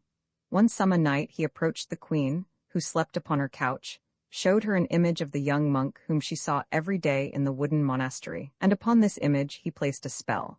Forthwith, like a subtle poison, love flowed into Glamorgan's veins, and she burned with an ardent desire to do as she listed with Anatole. She found unceasing pretexts to have him near her. Several times she asked him to teach reading and singing to her children. "I entrust them to you," said she to him, "and will follow the lessons you will give them so that I myself may learn also. You will teach both mother and sons at the same time." But the young monk kept making excuses. At times he would say that he was not a learned enough teacher, and on other occasions that his state forbade him all intercourse with women. This refusal inflamed Glamorgan's passion. One day as she lay pining upon her couch, her malady having become intolerable, she summoned Anatole to her chamber. He came in obedience to her orders, but remained with his eyes cast down towards the threshold of the door. With impatience and grief she resented his not looking at her. "See," said she to him, "I have no more strength, a shadow is on my eyes, my body is both burning and freezing." And as he kept silence and made no movement, she called him in a voice of entreaty, "Come to me, come." With outstretched arms to which passion gave more length, she endeavored to seize him and draw him towards her. But he fled away, reproaching her for her wantonness. Then, incensed with rage and fearing that Anatole might divulge the shame into which she had fallen, she determined to ruin him so that he might not ruin her. In a voice of lamentation that resounded throughout all the palace, she called for help, as if, in truth, she were in some great danger. Her servants rushed up and saw the young monk fleeing and the queen pulling back the sheets upon her couch. They all cried out together. And when King Brian, attracted by the noise, entered the chamber, Glamorgan, showing him her disheveled hair, her eyes flooded with tears, and her bosom that in the fury of her love she had torn with her nails, said, "My lord and husband, behold the traces of the insults I have undergone. Driven by an infamous desire, Anatole has approached me and attempted to do me violence." When he heard these complaints and saw the blood, the king, transported with fury, ordered his guards to seize the young monk and burn him alive before the palace under the queen's eyes. Being told of the affair, the abbot of Ivan went to the king and said to him, "King Brian, know by this example the difference between a Christian woman and a pagan. Roman Lucretia was the most virtuous of idolatrous princesses, yet she had not the strength to defend herself against the attacks of an effeminate youth, and, ashamed of her weakness, she gave way to despair, whilst Glamorgan has successfully withstood the assaults of a criminal filled with rage and possessed by the most terrible of demons. Meanwhile, Anatole, in the prison of the palace, was waiting for the moment when he should be burned alive. But God did not suffer an innocent to perish. He sent to him an angel, who, taking the form of one of the queen's servants called Gudrun, took him out of his prison and led him into the very room where the woman whose appearance he had taken dwelt. And the angel said to young Anatole, "I love thee because thou art daring." And young Anatole, believing that it was Gudrun herself, answered with downcast looks, "It is by the grace of the Lord that I have resisted the violence of the queen and braved the anger of that powerful woman." And the angel asked, "What? Hast thou not done what the queen accuses thee of?" "In truth, no, I have not done it," answered Anatole, his hand on his heart. "Thou hast not done it?" "No, I have not done it. The very thought of such an action fills me with horror." "Then," cried the angel, "what art thou doing here, thou impotent creature?" 5. And she opened the door to facilitate the young man's escape. Anatole felt himself pushed violently out. Scarcely had he gone down into the street than a chamber pot was poured over his head, and he thought, "Mysterious are thy designs, O Lord, and thy ways past finding out." Roman 2 Draco, the great translation of the relics of St. Arborosia. The direct posterity of Brian the Good was extinguished about the year 900 in the person of Colic of the Short Nose. A cousin of that prince, Bosco the Magnanimous, succeeded him, and took care, in order to assure himself of the throne, to put to death all his relations. There issued from him a long line of powerful kings. One of them, Draco the Great, attained great renown as a man of war. He was defeated more frequently than the others. It is by this constancy in defeat that great captains are recognized. In 20 years he burned down more than 100,000 hamlets, market towns, unwalled towns, villages, walled towns, cities, and universities. He set fire impartially to his enemy's territory and to his own domains, and he used to explain his conduct by saying, "War without fire is like tripe without mustard. It is an insipid thing." His justice was rigorous. When the peasants whom he made prisoners were unable to raise the money for their ransoms, he had them hanged from a tree, and if any unhappy woman came to plead for her destitute husband, he dragged her by the hair at his horse's tail. He lived like a soldier without effeminacy. It is satisfactory to relate that his manner of life was pure.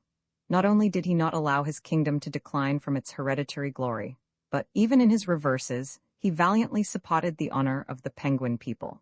Draco the Great caused the relics of St. Arborosia to be transferred to Alca. The body of the blessed saint had been buried in a grotto on the coast of Shadows at the end of a scented heath. The first pilgrims who went to visit it were the boys and girls from the neighboring villages. They used to go there in the evening, by preference in couples, as if their pious desires naturally sought satisfaction in darkness and solitude. They worshipped the saint with a fervent and discreet worship, whose mystery they seemed jealously to guard, for they did not like to publish too openly the experiences they felt. But they were heard to murmur one to another words of love, delight, and rapture with which they mingled the name of Arborosia. Some would sigh that there they forgot the world. Others would say that they came out of the grotto in peace and calm. The young girls among them used to recall to each other the joy with which they had been filled in it. Such were the marvels that the Virgin of Alca performed in the morning of her glorious eternity. They had the sweetness and indefiniteness of the dawn. Soon the mystery of the grotto spread like a perfume throughout the land. It was a ground of joy and edification for pious souls, and corrupt men endeavored, though in vain, by falsehood and calumny, to divert the faithful from the springs of grace that flowed from the saint's tomb. The Church took measures so that these graces should not remain reserved for a few children, but should be diffused throughout all Penguin Christianity. Monks took up their quarters in the grotto. They built a monastery, a chapel, and a hostelry on the coast, and pilgrims began to flock thither. As if strengthened by a longer sojourn in heaven, the blessed Arborosia now performed still greater miracles for those who came to lay their offerings on her tomb. She gave hopes to women who had been hitherto barren. She sent dreams to reassure jealous old men concerning the fidelity of the young wives whom they had suspected without cause, and she protected the country from plagues, murrains, famines, tempests, and dragons of Cappadocia. But during the troubles that desolated the kingdom in the time of King Colic and his successors, the tomb of St. Arborosia was plundered of its wealth, the monastery burned down, and the monks dispersed. The road that had been so long trodden by devout pilgrims was overgrown with furze and heather, and the blue thistles of the sands. For 100 years the miraculous tomb had been visited by none save vipers, weasels, and bats, when one day the saint appeared to a peasant of the neighborhood, Mamotic by name. "I am the Virgin Oberosia," said she to him. "I have chosen thee to restore my sanctuary.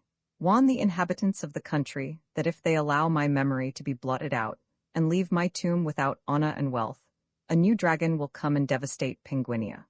Learned churchmen held an inquiry concerning this apparition, and pronounced it genuine, and not diabolical but truly heavenly, and in later years it was remarked that in France, in like circumstances, Saint Foy and Saint Catherine had acted in the same way and made use of similar language.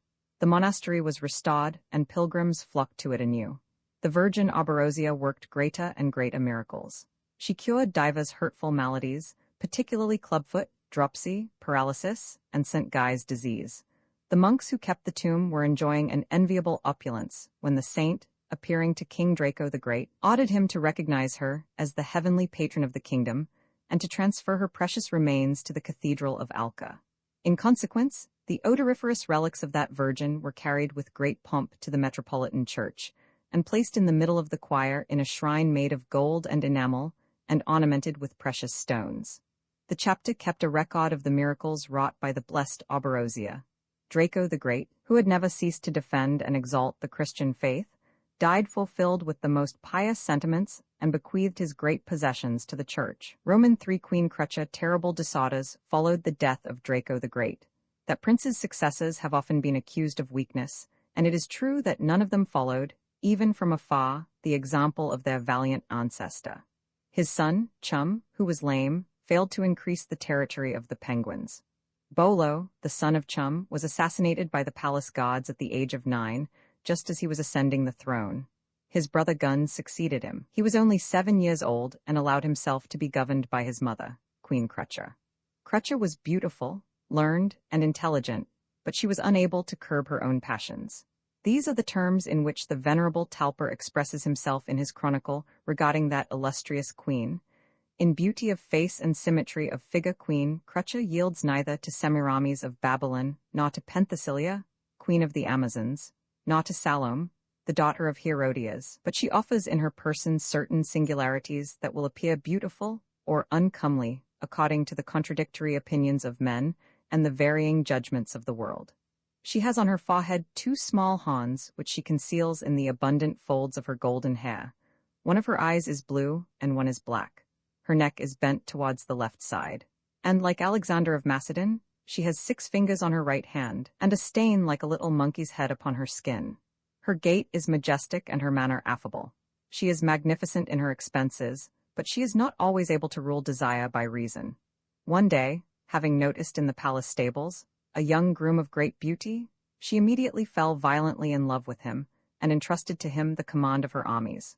What one must praise unreservedly in this great queen is the abundance of gifts that she makes to the churches, monasteries, and chapels in her kingdom, and especially to the holy house of Beargarden, where, by the grace of the Lord, I made my profession in my 14th year.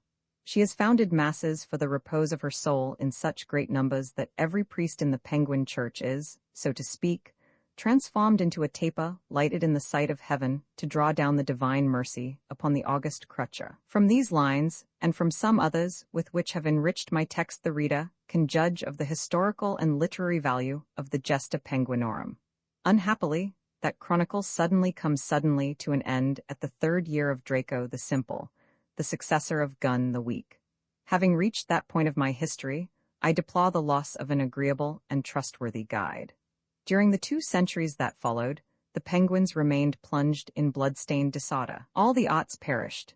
In the midst of the general ignorance, the monks in the shadow of their cloister devoted themselves to study, and copied the Holy Scriptures with indefatigable zeal. As parchment was scarce, they scraped the writing off old manuscripts in order to transcribe upon them the divine word. Thus throughout the breadth of Penguinia Bibles blossomed forth like roses on a bush. A monk of the Order of St. Benedict, Ermold the Penguin, had himself alone defaced 4,000 Greek and Latin manuscripts so as to copy out the Gospel of St. John 4,000 times. Thus the masterpieces of ancient poetry and eloquence were destroyed in great numbers. Historians are unanimous in recognizing that the Penguin convents were the refuge of learning during the Middle Ages. Unending wars between the Penguins and the Papacies filled the close of this period. It is extremely difficult to know the truth concerning these wars, not because accounts are wanting, but because there are so many of them. The Papist chronicles contradict the Penguin chronicles at every point, and moreover, the Penguins contradict each other as well as the Papists. I have discovered 2 chronicles that are in agreement, but one is copied from the other. A single fact is certain, namely, that massacres, rapes, conflagrations, and plunder succeeded one another without interruption. Under the unhappy Prince Bosco Roman IX, the kingdom was at the verge of ruin.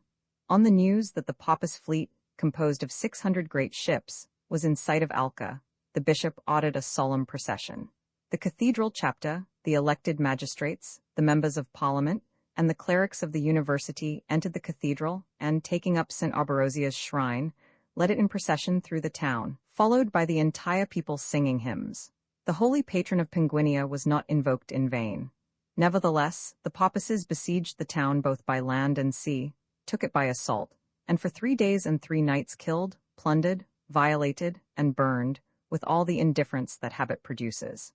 Our astonishment cannot be too great at the fact that, during those iron ages, the faith was preserved intact among the Penguins. The splendor of the truth in those times illumined all souls that had not been corrupted by sophisms.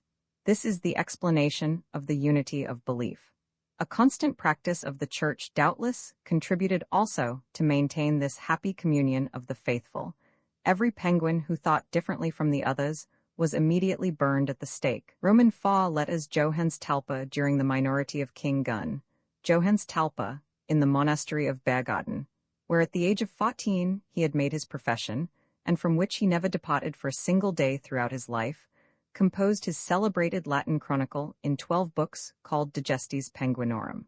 The monastery of Bergarden lifts its high walls on the summit of an inaccessible peak.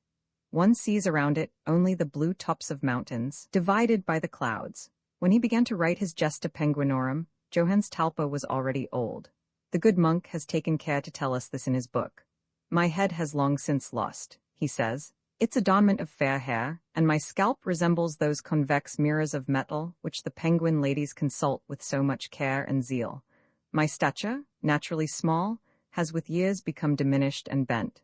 My white beard gives warmth to my breast. With a charming simplicity, Talpa informs us of certain circumstances in his life and some features in his character. Descended, he tells us, from a noble family, and destined from childhood for the ecclesiastical state, I was taught grammar and music. I learnt to read under the guidance of a master who was called Amicus, and who would have been better named Inimicus. As I did not easily attain to a knowledge of my letters, he beat me violently with rods, so that I can say that he printed the alphabet in strokes upon my back. In another passage, Talpa confesses his natural inclination towards pleasure. These are his expressive words. In my youth the ardor of my senses was such that in the shadow of the woods I experienced a sensation of boiling in a pot rather than of breathing the fresh air. I fled from women, but in vain, for every object recalled them to me. While he was writing his chronicle, a terrible war, at once foreign and domestic, laid waste the Penguin land. The soldiers of Crutcha came to defend the monastery of Bergarden against the Penguin barbarians, and established themselves strongly within its walls. In order to render it impregnable, they pierced loopholes through the walls, and they took the lead off the church roof to make balls for their slings. At night they lighted huge fires in the cots and cloisters, and on them they roasted whole oxen which they spitted upon the ancient pine trees of the mountain. Sitting around the flames, amid smoke filled with a mingled odor of resin and fat, they broached huge casks of wine and beer. Their songs, their blasphemies, and the noise of their quarrels drowned the sound of the morning bells. At last the Papists, having crossed the defiles, laid siege to the monastery. They were warriors from the north, clad in copper armor. They fastened ladders 150 fathoms long to the sides of the cliffs, and sometimes in the darkness and storm, these broke beneath the weight of men and arms, and bunches of the besiegers were hurled into the ravines and precipices. A prolonged wail would be heard going down into the darkness, and the assault would begin again.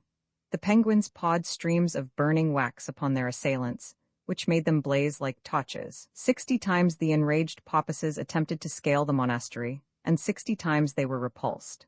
For 6 months they had closely invested the monastery, when on the day of the Epiphany, a shepherd of the valley showed them a hidden path by which they climbed the mountain, penetrated into the vaults of the abbey, ran through the cloisters, the kitchens, the church, the chapter halls, the library, the laundry, the cells, the refectories, and the dormitories, and burned the buildings, killing and violating without distinction of age or sex.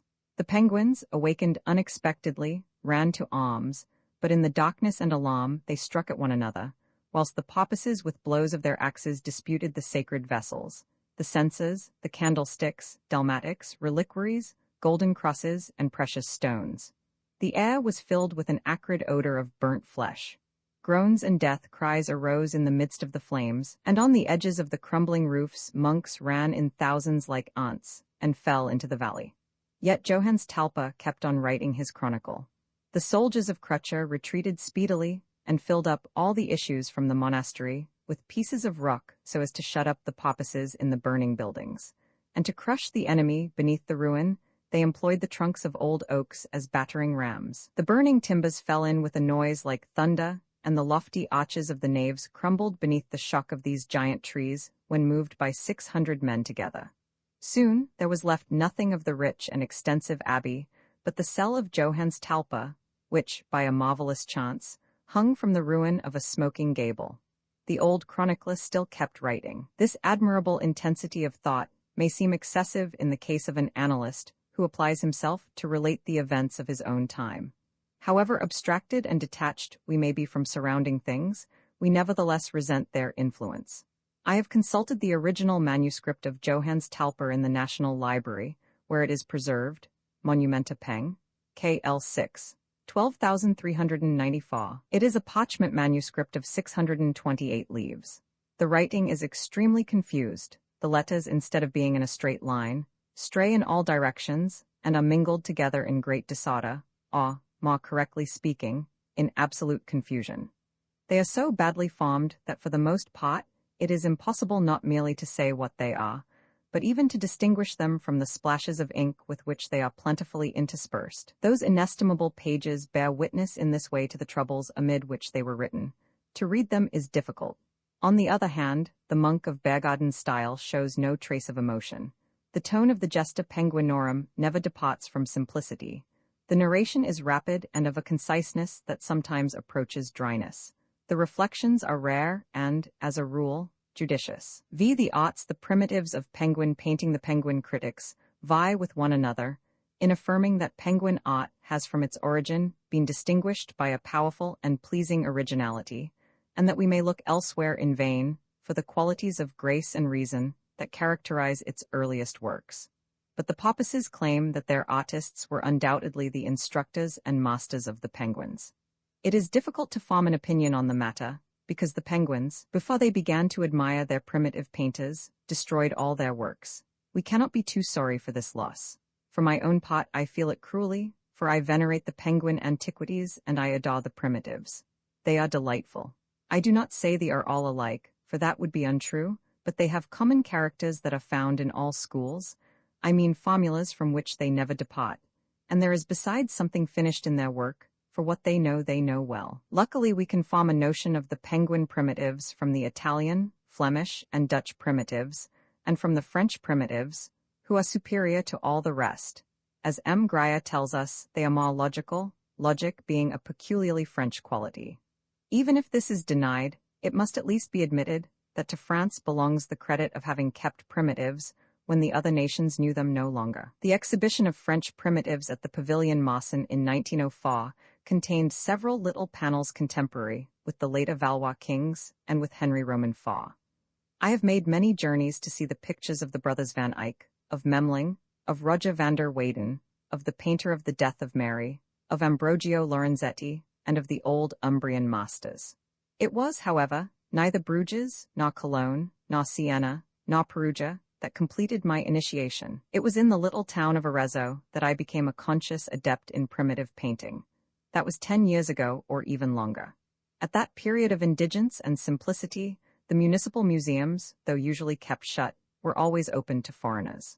One evening, an old woman with a candle showed me, for half a lira, the sodded museum of Arezzo, and in it I discovered a painting by Margaritone, a St. Francis, the pious sadness of which moved me to tears. I was deeply touched, and Margaritone, Of Arezzo became from that day my dearest primitive. I picture to myself the penguin primitives in conformity with the works of that master. It will not therefore be thought superfluous if in this place I consider his works with some attention, if not in detail, at least under their more general, and, if I dare say so, most representative aspect. We possess 5 or 6 pictures signed with his hand. His masterpiece, preserved in the National Gallery of London, represents the Virgin seated on a throne and holding the infant Jesus in her arms. What strikes one first when one looks at this figure is the proportion. The body from the neck to the feet is only twice as long as the head, so that it appears extremely short and pudgy. This work is not less remarkable for its painting than for its drawing. The great Margaritone had but a limited number of colors in his possession, and he used them in all their purity without ever modifying the tones. From this, it follows that his coloring has more vivacity than harmony. The cheeks of the Virgin and those of the child are of a bright vermilion, which the old master, from a naive preference for clear definitions, has placed on each face in 2 circumferences as exact as if they had been traced out by a pair of compasses. A learned critic of the 18th century, the Abbé Lanzi, has treated Margaritone's works with profound disdain. They are, he says, merely crude daubs. In those unfortunate times people could neither draw nor paint.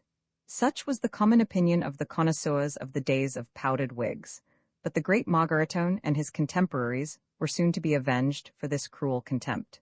There was born in the 19th century, in the biblical villages and reformed cottages of pious England, a multitude of little Samuels and little St. Johns with hair curling like lambs, who about 1840 and 1850 became spectacled professors and founded the cult of the primitives. That eminent theorist of Pre-Raphaelitism, Sir James Tuckett, does not shrink from placing the Madonna of the National Gallery on a level with the masterpieces of Christian art. By giving to the Virgin's head, says Sir James Tuckett, a third of the total height of the figure, the old master attracts the spectator's attention and keeps it directed towards the more sublime parts of the human figure, and in particular the eyes, which we ordinarily describe as the spiritual organs. In this picture, coloring and design conspire to produce an ideal and mystical impression. The vermilion of the cheeks does not recall the natural appearance of the skin. It rather seems as if the old master has applied the roses of paradise to the faces of the mother and the child. We see, in such a criticism as this, a shining reflection, so to speak, of the work which it exalts. Yet Max Silly, the seraphic aesthete of Edinburgh, has expressed in a still more moving and penetrating fashion the impression produced upon his mind by the sight of this primitive painting. The Madonna of Margaritone, says the revered Max Silly, attains the transcendent end of art. It inspires its beholders with feelings of innocence and purity. It makes them like little children. And so true is this, that at the age of 66, after having had the joy of contemplating it closely for 3 hours, I felt myself suddenly transformed into a little child. While my cab was taking me through Trafalgar Square, I kept laughing and prattling and shaking my spectacle case, as if it were a rattle. And when the maid in my boarding house had served my meal, I kept pouring spoonfuls of soup into my ear with all the artlessness of childhood. It is by such results, adds Max Silly, that the excellence of a work of art is proved. Margaritone, according to Vasari, died at the age of 77, regretting that he had lived to see a new form of art arising and the new artists crowned with fame. These lines, which I translate literally, have inspired Sir James Tuckett with what are perhaps the finest pages in his work. They form part of his breviary for aesthetes. All the Pre-Raphaelites know them by heart. I place them here as the most precious ornament of this book. You will agree that nothing more sublime has been written since the days of the Hebrew prophets. Margaritone's vision, Margaritone, full of years and labors, went one day to visit the studio of a young painter who had lately settled in the town. He noticed in the studio a freshly painted Madonna, which, although severe and rigid, nevertheless, by a certain exactness in the proportions and a devilish mingling of light and shade, assumed an appearance of relief and life. At this sight, the artless and sublime worker of Arezzo perceived with horror what the future of painting would be. With his brow clasped in his hands, he exclaimed, "What things of shame does not this figure show forth? I discern in it the end of that Christian art which paints the soul and inspires the beholder with an ardent desire for heaven." Future painters will not restrain themselves as does this one to portraying on the side of a wall, or on a wooden panel, the cursed matter of which our bodies are formed. They will celebrate and glorify it. They will clothe their figures with dangerous appearances of flesh, and these figures will seem like real persons. Their bodies will be seen, their forms will appear through their clothing. St. Magdalene will have a bosom, St. Martha a belly, St. Barbara hips, St. Agnes buttocks. St. Sebastian will unveil his youthful beauty, and St. George will display beneath his armor the muscular wealth of a robust virility. Apostles, confessors, doctors, and God, the Father himself, will appear as ordinary beings like you and me. The angels will affect an equivocal, ambiguous, mysterious beauty which will trouble hearts. What desire for heaven will these representations impart? None, but from them you will learn to take pleasure in the forms of terrestrial life. Where will painters stop in their indiscreet inquiries? They will stop nowhere. They will go so far as to show men and women naked like the idols of the Romans. There will be a sacred art and a profane art, and the sacred art will not be less profane than the other. Get ye behind me, demons, exclaimed the old master, for in prophetic vision he saw the righteous and the saints assuming the appearance of melancholy athletes. He saw Apollos playing the lute on a flowery hill, in the midst of the muses wearing light tunics. He saw Venuses lying under shady myrtles and the Danae exposing their charming sides to the golden rain.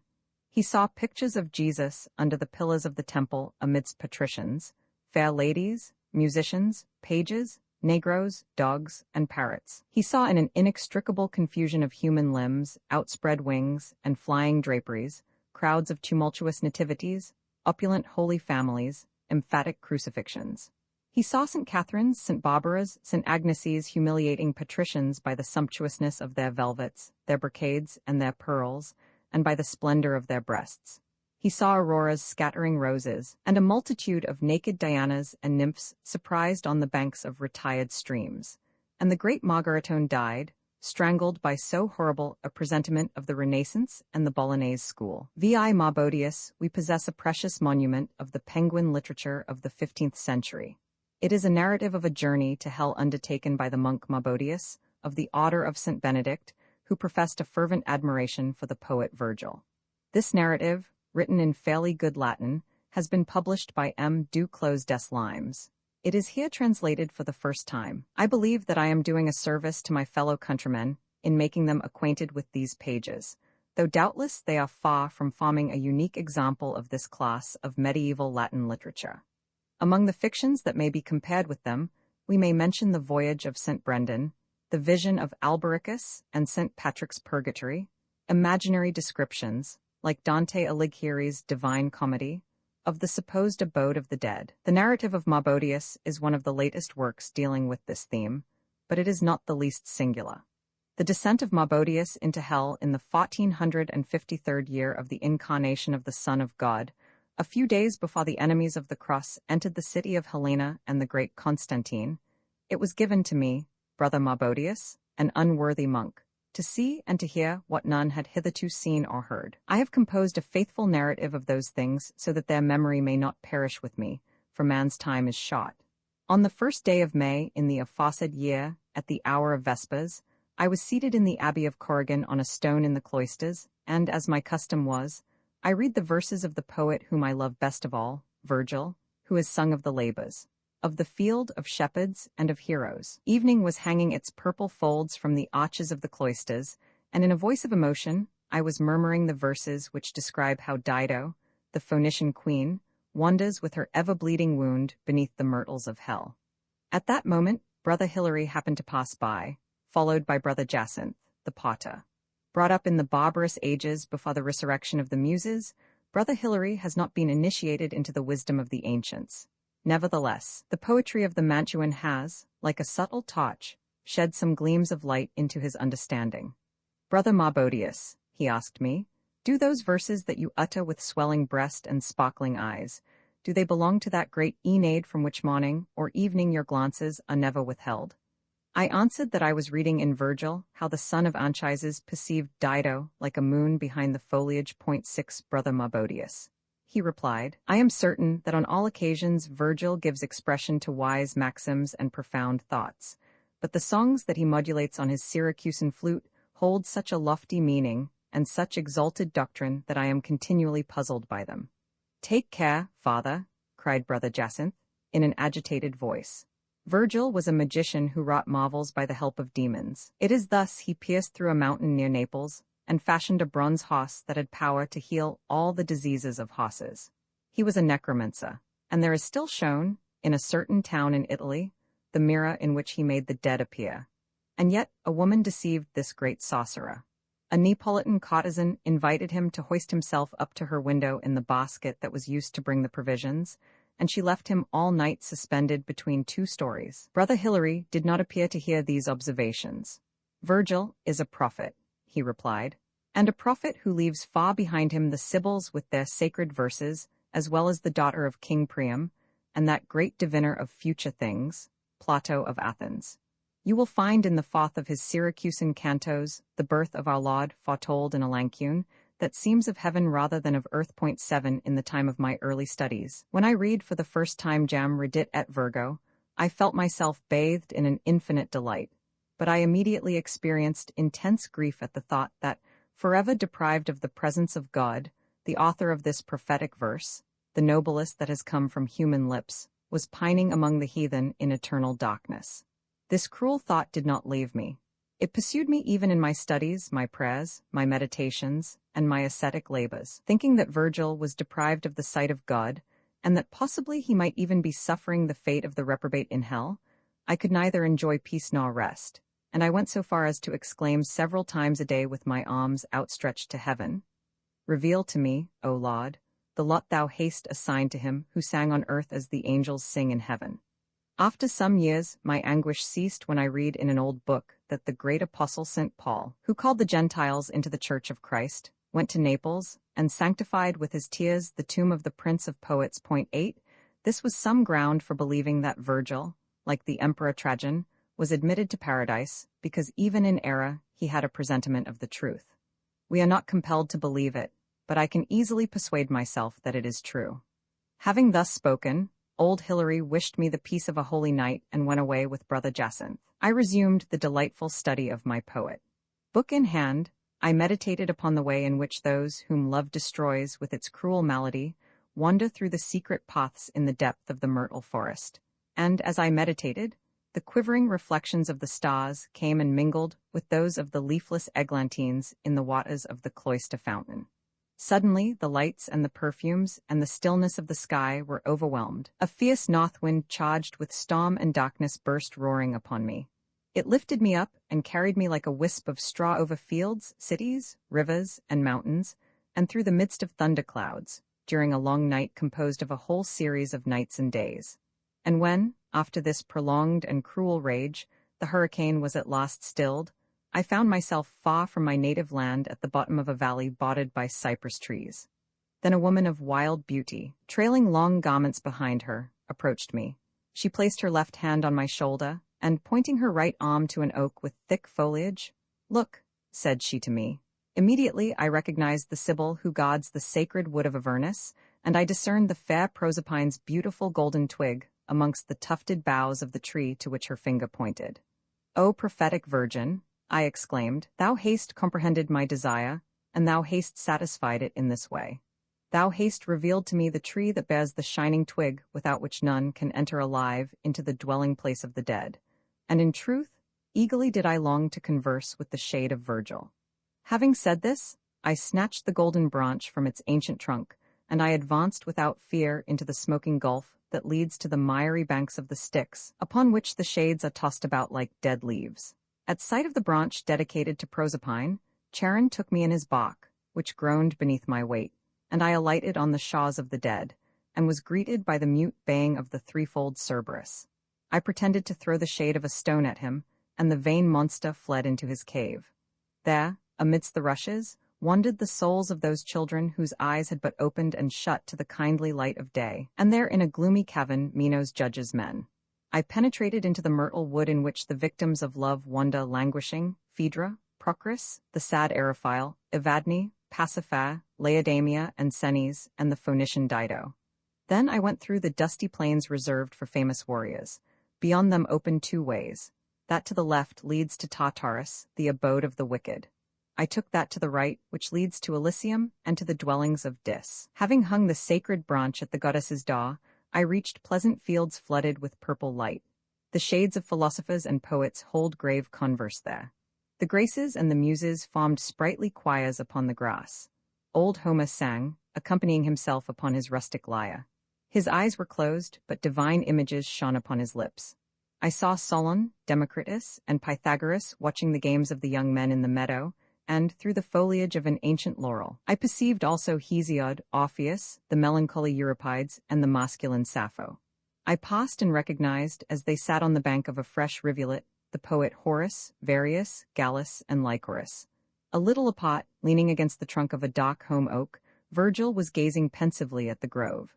Of lofty stature, though spare, he still preserved that swarthy complexion, that rustic air, that negligent bearing, and unpolished appearance which during his lifetime concealed his genius. I saluted him piously, and remained for a long time without speech. At last, when my halting voice could proceed out of my throat, "O thou, so dear to the Ausonian muses, thou honor of the Latin name, Virgil," cried I, "it is through thee I have known what beauty is, it is through thee I have known what the tables of the gods and the beds of the goddesses are like. Suffer the praises of the humblest of thy adorers." "Arise, stranger," answered the divine poet. "I perceive that thou art a living being among the shades, and that thy body treads down the grass in this eternal evening. Thou art not the first man who has descended before his death into these dwellings, although all intercourse between us and the living is difficult. But cease from praise. I do not like eulogies, and the confused sounds of glory have always offended my ears. That is why I fled from Rome, where I was known to the idle and curious, and labored in the solitude of my beloved Parthenope. And then, I am not so convinced that the men of thy generation understand my verses that should be gratified by thy praises. Who art thou?" "I am called Marbodius of the kingdom of Alca. I made my profession in the abbey of Corrigan. I read thy poems by day, and I read them by night. It is thee whom I have come to see in hell. I was impatient to know what thy fate was. On earth the learned often dispute about it. Some hold it probable that, having lived under the power of demons, thou art now burning in inextinguishable flames. Others, more cautious, pronounce no opinion, believing that all which is said concerning the dead is uncertain and full of lies. Several, though not in truth the ablest, maintain that, because thou didst elevate the tone of the Sicilian muses and foretell that a new progeny would descend from heaven, thou wert admitted, like the Emperor Trajan, to enjoy eternal blessedness in the Christian heaven. Thou seest that such is not the case," answered the shade, smiling. "I meet thee in truth, O Virgil, among the heroes and sages in those Elysian fields which thou thyself hast described. Thus, contrary to what several on earth believe, no one has come to seek thee on the part of him who reigns on high. After a rather long silence, I will conceal naught from thee. He sent for me. One of his messengers, a simple man, came to say that I was expected, and that, although I had not been initiated into their mysteries, in consideration of my prophetic verses, a place had been reserved for me among those of the new sect. But I refused to accept that invitation. I had no desire to change my place. I did so not because I share the admiration of the Greeks for the Elysian fields, or because I taste here those joys which caused Proserpine to lose the remembrance of her mother. I never believed much myself in what I say about these things in the Aeneid. I was instructed by philosophers and men of science, and I had a correct foreboding of the truth. Life in hell is extremely attenuated. We feel neither pleasure nor pain. We are as if we were not. The dead have no existence here except such as the living lend them. Nevertheless, I prefer to remain here. But what reason didst thou give, O Virgil, for so strange a refusal?" "I gave excellent ones. I said to the messenger of the god that I did not deserve the honor he brought me, and that a meaning had been given to my verses which they did not bear. In truth, I have not in my Fatherclog betrayed the faith of my ancestors. Some ignorant Jews alone have interpreted in favor of a barbarian god a verse which celebrates the return of the golden age predicted by the Sibylline oracles. I excused myself then on the ground that I could not occupy a place which was destined for me in era, and to which I recognized that I had no right.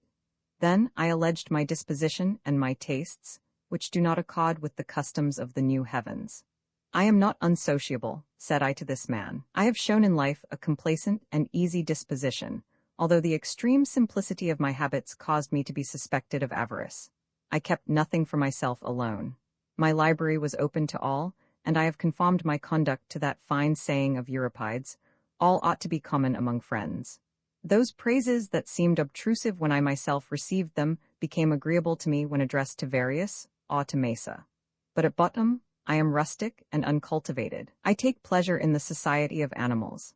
I was so zealous in observing them, and took so much care of them that I was regarded, not altogether wrongly, as a good veterinary surgeon. I am told that the people of thy sect claim an immortal soul for themselves, but refuse one to the animals. That is a piece of nonsense that makes me doubt their judgment. Perhaps I love the flocks and the shepherds a little too much. That would not seem right amongst you. There is a maxim to which I endeavor to conform my actions. Nothing too much. More even than my feeble health, my philosophy teaches me to use things with measure. I am sober, a lettuce and some olives with a drop of Falernian wine from all my meals.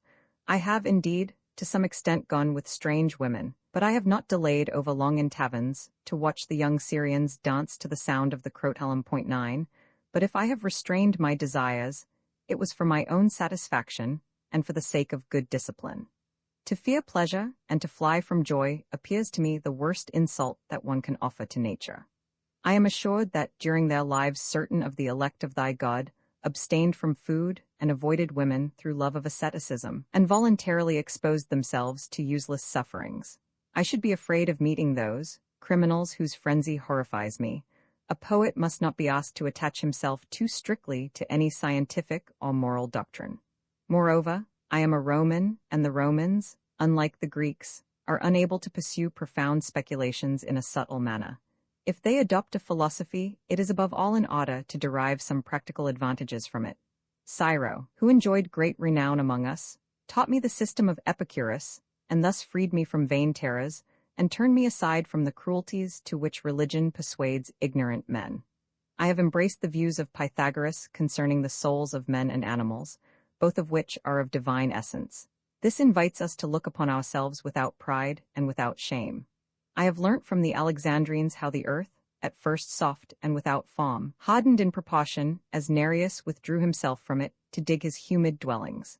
I have learned how things were formed insensibly, in what manner the rains, falling from the burdened clouds, nourished the silent forests, and by what progress a few animals at last began to wander over the nameless mountains. I could not accustom myself to your cosmogony either, for it seems to me fitter for a camel driver on the Syrian sands than for a disciple of Aristarchus of Samos. And what would become of me in the abode of your beatitude if I did not find there my friends, my ancestors, my masters, and my gods, and if it is not given to me to see Rhea's noble son, or Venus, mother of Aeneas, with her winning smile, or Pan, or the young Dryads, or the Sylvans, or old Silenus, with his face stained by eagles' purple mulberries. These are the reasons which I begged that simple man to plead before the successor of Jupiter. And since then, O great shade, thou hast received no other messages. I have received none. To console themselves for thy absence, O Virgil, they have 3 poets, Commodianus, Prudentius, and Fortunatus, who were all 3 born in those dark plays when neither prosody nor grammar were known. But tell me, O Mantuan, hast thou never received other intelligence of the god whose company thou didst so deliberately refuse? Never that I remember. Hast thou not told me that I am not the first who descended alive into these abodes and presented himself before thee? Thou dost remind me of it. A century and a half ago, or so it seems to me, it is difficult to reckon days and years amid the shades, my profound peace was intruded upon by a strange visitor. As I was wandering beneath the gloomy foliage that borders the Styx, I saw rising before me a human form more opaque and darker than that of the inhabitants of these shores. I recognized a living person. He was of high stature, thin, with an aquiline nose, sharp chin, and hollow cheeks. His dark eyes shot forth fire. A red hood girt with a crown of laurels bound his lean brows. His bones pierced through the tight brown cloak that descended to his heels. He saluted me with deference, tempered by a sort of fierce pride, and addressed me in a speech more obscure and incorrect than that of those Gauls with whom the divine Julius filled both his legions and the Curia. At last, I understood that he had been born near Fiesole, in an ancient Etruscan colony that Sulla had founded on the banks of the Arno, and which had prospered, that he had obtained municipal honors, but that he had thrown himself vehemently into the sanguinary quarrels which arose between the Senate, the knights, and the people, that he had been defeated and banished, and now he wandered in exile throughout the world. He described Italy to me as distracted by more wars and discords than in the time of my youth, and as sighing anew for 2nd Augustus. I pitied his misfortune, remembering what I myself had formerly endured. An audacious spirit unceasingly disquieted him, and his mind harbored great thoughts, but alas! His rudeness and ignorance displayed the triumph of barbarism. He knew neither poetry, nor science, nor even the tongue of the Greeks, and he was ignorant, too, of the ancient traditions concerning the origin of the world and the nature of the gods. He bravely repeated fables which in my time would have brought smiles to the little children who were not yet old enough to pay for admission at the baths. The vulgar easily believe in monsters.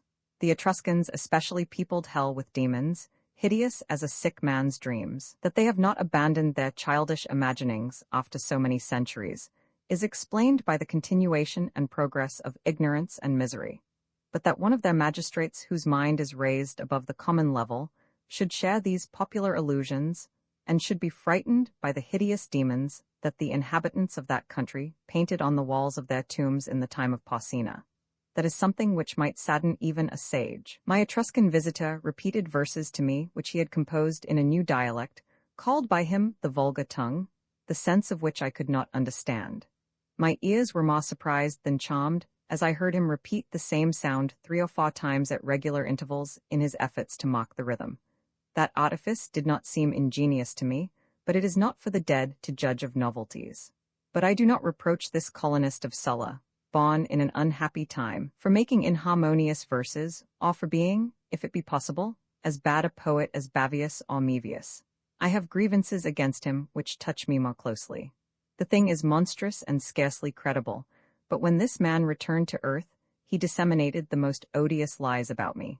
He affirmed in several passages of his barbarous poems that I had served him as a guide in the modern Tartarus, a place I know nothing of. He insolently proclaimed that I had spoken of the gods of Rome as false and lying gods, and that I held as the true god the present successor of Jupiter.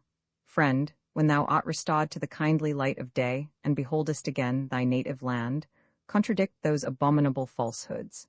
Say to thy people that the singer of the pious Aeneas has never worshipped the God of the Jews. I am assured that his power is declining, and that his approaching fall is manifested by undoubted indications. This news would give me some pleasure if one could rejoice in these abodes where we feel neither fears nor desires. He spoke, and with a gesture of farewell, he went away. I beheld his shade gliding over the asphodels without bending their stalks. I saw that it became fainter and vaguer as it receded farther from me, and it vanished before it reached the wood of evergreen laurels. Then I understood the meaning of the words, "The dead have no life, but that which the living lend them," and I walked slowly through the pale meadow to the gate of Hahn.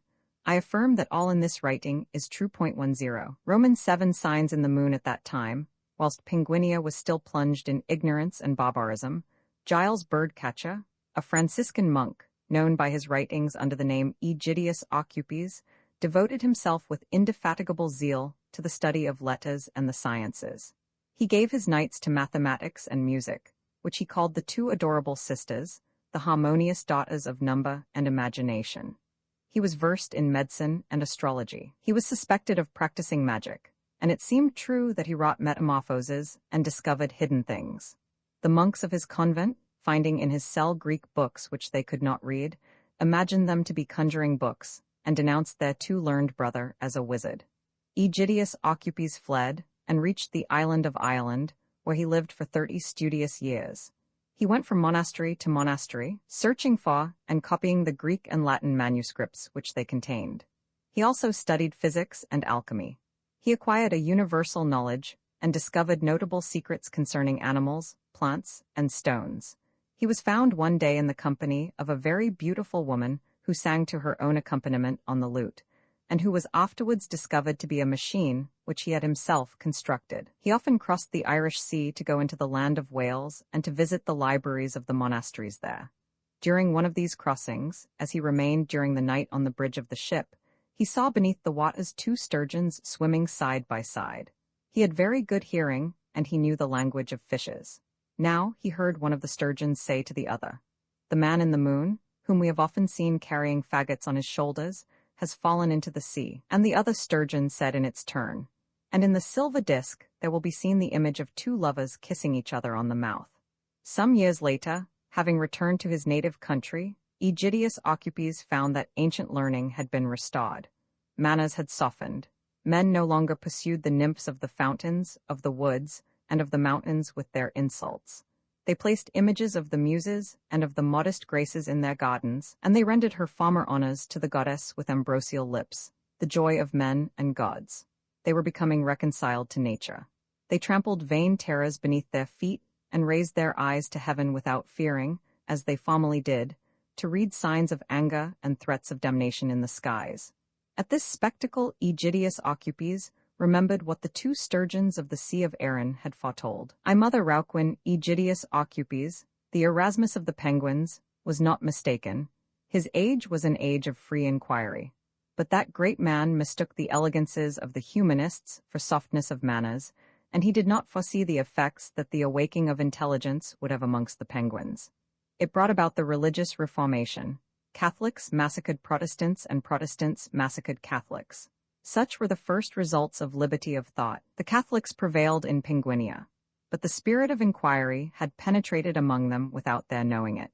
They joined reason to faith, and claimed that religion had been divested of the superstitious practices that dishonored it, just as in later days the booths that the cobblers, hucksters, and dealers in old clothes had built against the walls of the cathedrals were cleared away. The word, legend, which at first indicated what the faithful ought to read, soon suggested the idea of pious fables and childish tales. The saints had to suffer from this state of mind. An obscure canon called Princedo, a very austere and crabbed man, designated so great a number of them as not worthy of having their days observed, that he was surnamed the Exposer of the Saints. He did not think, for instance, that if St. Margaret's prayer were applied as a poultice to a woman in travail, that the pains of childbirth would be softened. Even the venerable patron saint of Penguinia did not escape his rigid criticism. This is what he says of her in his Antiquities of Alca. Nothing is more uncertain than the history, or even the existence of St. Arborosia. An ancient anonymous annalist, a monk of Doms, relates that a woman called Arborosia was possessed by the devil in a cavern where, even down to his own days, the little boys and girls of the village used to play at a sort of game representing the devil and the fair Arborosia. He adds that this woman became the concubine of a horrible dragon who ravaged the country. Such a statement is hardly credible, but the history of Arborosia, as it has since been related, seems hardly more worthy of belief. The life of that saint by the abbot Simplicissimus is 300 years later than the pretended events which it relates, and that author shows himself excessively credulous and devoid of all critical faculty. Suspicion attacked even the supernatural origin of the penguins. The historian Ovidius Capito went so far as to deny the miracle of their transformation. He thus begins his Annals of Penguinia. A dense obscurity envelopes this history, and it would be no exaggeration to say that it is a tissue of puerile fables and popular tales. The penguins claim that they are descended from birds who were baptized by Saint Mal, and whom God changed into men at the intercession of that glorious apostle. They hold that, situated at first in the frozen ocean, their island, floating like Delos, was brought to anchor in these heaven-favored seas, of which it is today the queen. I conclude that this myth is a reminiscence of the ancient migrations of the penguins. In the following century, which was that of the philosophers, skepticism became still more acute. No further evidence of it is needed than the following celebrated passage from the moral essay.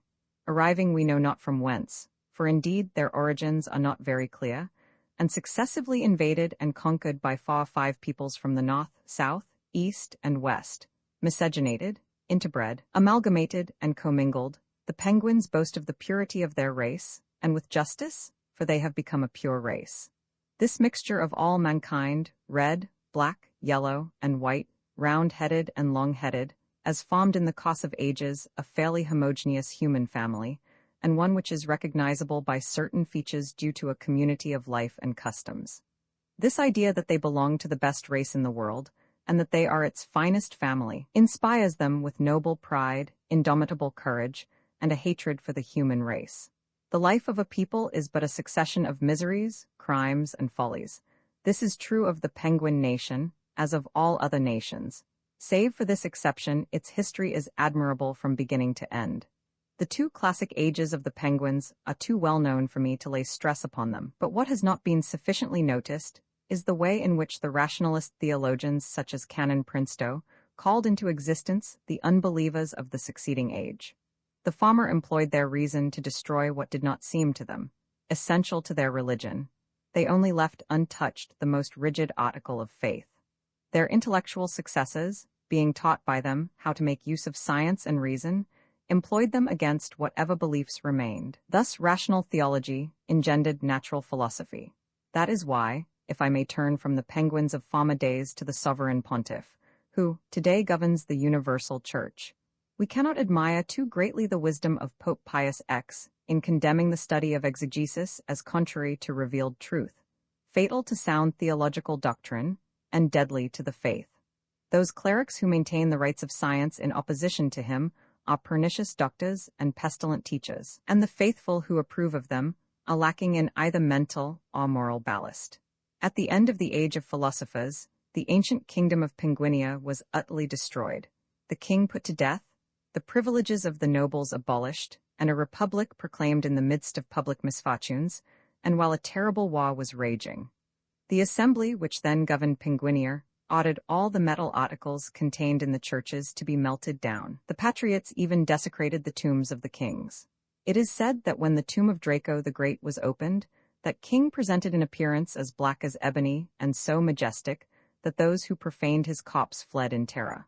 According to other accounts, these churlish men insulted him by putting a pipe in his mouth and derisively offering him a glass of wine. On the 17th day of the month of Mayflowers, the shrine of St. Oberosia, which had for 500 years been exposed to the veneration of the faithful in the church of St. Mal, was transported into the town hall and submitted to the examination of a jury of experts appointed by the municipality.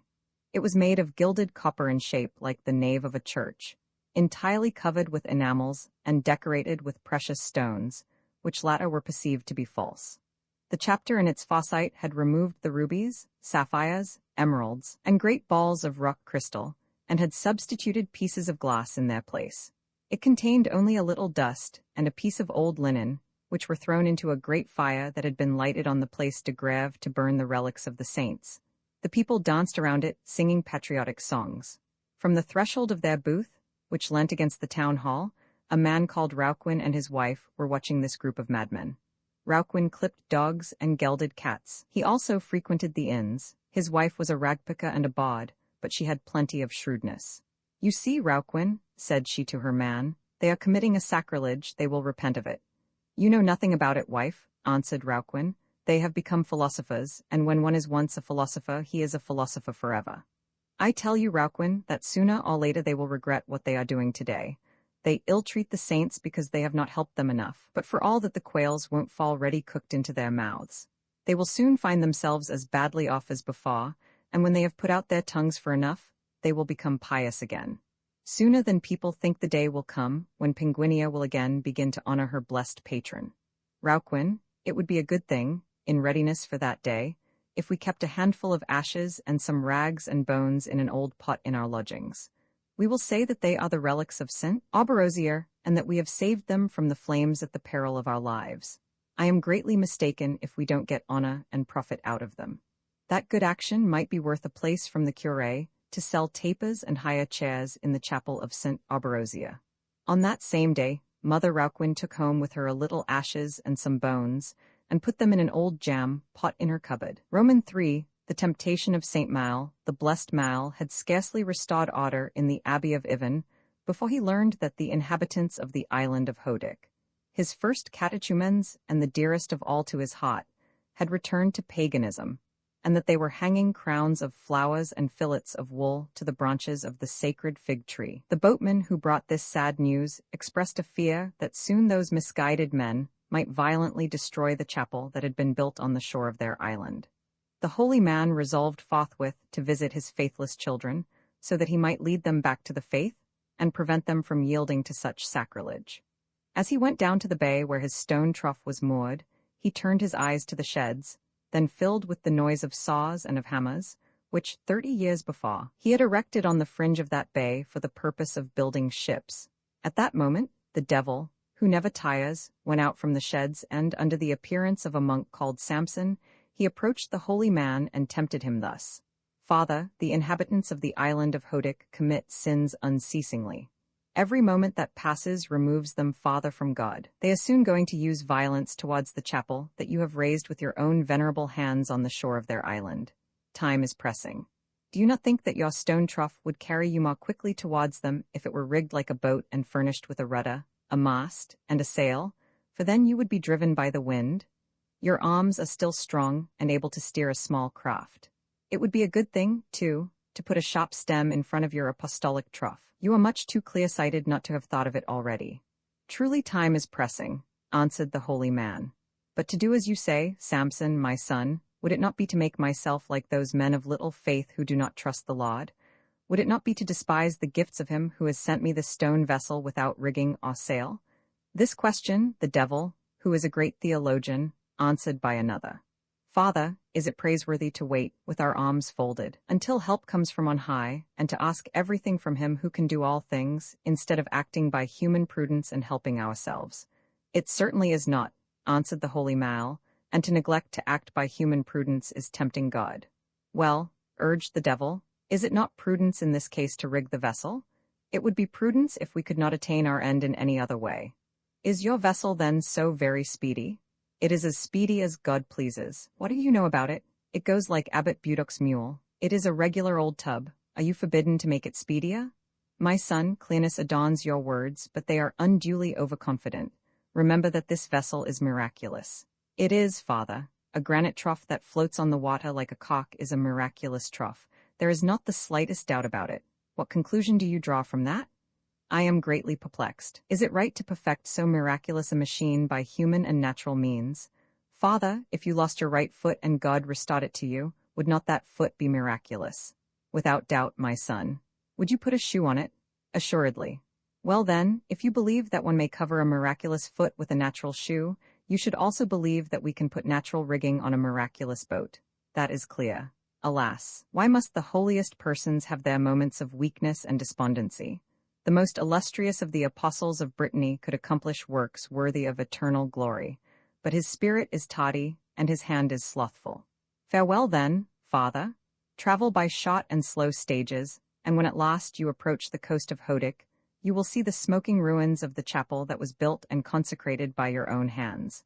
The pagans will have burned it, and with it the deacon you left there. He will be as thoroughly roasted as a black pudding.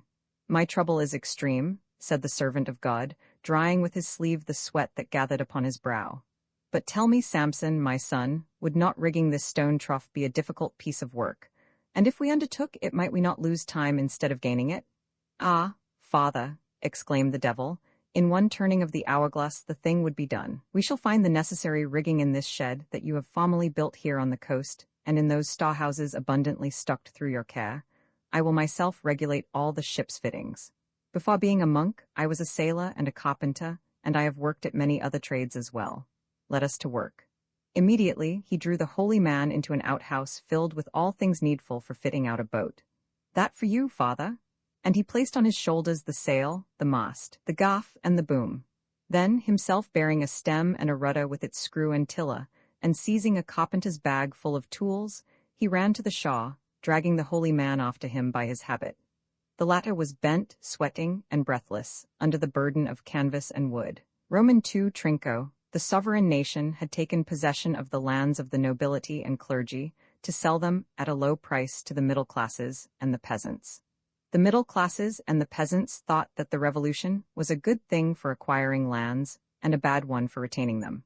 The legislators of the Republic made terrible laws for the defense of property, and decreed death to anyone who should propose a division of wealth. But that did not avail the Republic. The peasants who had become proprietors bethought themselves that though it had made them rich, the Republic had nevertheless caused a disturbance to wealth, and they desired a system more respectful of private property and more capable of assuring the permanence of the new institutions. They had not long to wait. The Republic, like Agrippina, bore her destroyer in her bosom. Having great wars to carry on, It created military forces, and these were destined both to save it and to destroy it. Its legislators thought they could restrain their generals by the fear of punishment, but if they sometimes cut off the heads of unlucky soldiers, they could not do the same to the fortunate soldiers who obtained over it the advantages of having saved its existence. In the enthusiasm of victory, the renovated penguins delivered themselves up to a dragon, more terrible than that of their fables, who, like a stork amongst frogs, devoured them for 14 years with his insatiable beak. Half a century after the reign of the new dragon, a young Maharaja of Malay, called Jambai, desirous, like the Scythian Anachasis, of instructing himself by travel, visited Penguinia, and wrote an interesting account of his travels. I transcribed the first page of his account of the travels of young Jambai in Penguinia. After a voyage of 90 days, I landed at the vast and deserted pot of the penguins and traveled over untilled fields to their ruined capital. Surrounded by ramparts and full of barracks and arsenals, it had a martial though desolate appearance. Feeble and crippled men wandered proudly through the streets, wearing old uniforms and carrying rusty weapons. "What do you want?" I was rudely asked at the gate of the city by a soldier whose mustaches pointed to the skies. "Sir," I answered, "I come as an inquirer to visit this island." "It is not an island," replied the soldier. "What?" I exclaimed. "Penguin Island is not an island?" "No, sir, it is an insula. It was formerly called an island, but for a century it has been decreed that it shall bear the name of insula. It is the only insula in the whole universe. Have you a passport? Here it is. Go and get it signed at the Ministry of Foreign Affairs." A lame guide who conducted me came to a pause in a vast square. "The insula," said he, "has given birth, as you know, to Trinco, the greatest genius of the universe, whose statue you see before you. That obelisk standing to your right commemorates Trinco's birth. The column that rises to your left has Trinco crowned with a diadem upon its summit. You see here the triumphal arch dedicated to the glory of Trinco and his family." "What extraordinary feat has Trinco performed?" I asked. "War. That is nothing extraordinary. We Malayans make war constantly." "That may be, but Trinco is the greatest warrior of all countries and all times. There never existed a greater conqueror than he. As you anchored in our pot, you saw to the east a volcanic island called Ampeloforia, shaped like a cone, and of small size, but renowned for its wines. And to the west, a larger island which raises to the sky a long range of sharp teeth. For this reason it is called the Dog's Jaws. It is rich in copper mines. We possessed both before Trinco's reign, and they were the boundaries of our empire. Trinco extended the penguin dominion over the archipelago of the turquoises and the green continent, subdued the gloomy Papuses, and planted his flag amid the icebergs of the pole and on the burning sands of the African deserts. He raised troops in all the countries he conquered, and when his armies marched past in the wake of our own light infantry, our island grenadiers, our hussars, our dragoons, our artillery, and our engineers, there were to be seen yellow soldiers looking in their blue armor like crayfish standing on their tails, red men with parrots' plumes, tattooed with solar and phallic emblems, and with quivers of poisoned arrows resounding on their backs, naked blacks armed only with their teeth and nails, pygmies riding on cranes, gorillas carrying trunks of trees, and led by an old ape who wore upon his hairy breast the cross of the Legion of Honor. And all those troops, led to Trinco's banner by the most ardent patriotism, flew on from victory to victory, and in 30 years of war Trinco conquered half the known world. "What?" cried I. "You possess half of the world. Trinco conquered it for us, and Trinco lost it to us. As great in his defeats as in his victories, he surrendered all that he had conquered. He even allowed those 2 islands we possessed before his time, Ampeloforia and the Dog's Jaws, to be taken from us. He left Penguinia impoverished and depopulated. The flower of the insula perished in his wars. At the time of his fall, there were left in our country none but the hunchbacks and cripples from whom we are descended. But he gave us glory. He made you pay dearly for it." "Glory never costs too much," replied my guide. Roman 3, the journey of Dr. Obnubile, after a succession of amazing vicissitudes, the memory of which is in great part lost by the wrongs of time and the bad style of historians, the penguins established the government of the penguins by themselves. They elected a diet or assembly and invested it with the privilege of naming the head of the state. The latter, chosen from among the simple penguins, wore no formidable monster's crest upon his head and exercised no absolute authority over the people. He was himself subject to the laws of the nation. He was not given the title of king, and no ordinal number followed his name. He bore such names as Patterel, Janvian, Trafaldan, Coquinhot, and Bredewill. These magistrates did not make war. They were not suited for that. The new state received the name of Public Thing or Republic. Its partisans were called Republicanists or Republicans. They were also named Thingmongers and sometimes Scamps, but this latter name was taken in ill part. The Penguin democracy did not itself govern. It obeyed a financial oligarchy which formed opinion by means of the newspapers and held in its hands the representatives, the ministers, and the president. It controlled the finances of the republic and directed the foreign affairs of the country as if it were possessed of sovereign power. Empires and kingdoms in those days kept up enormous fleets. Penguinia, compelled to do as they did, sank under the pressure of her armaments. Everybody deplored or pretended to deplore so grievous a necessity.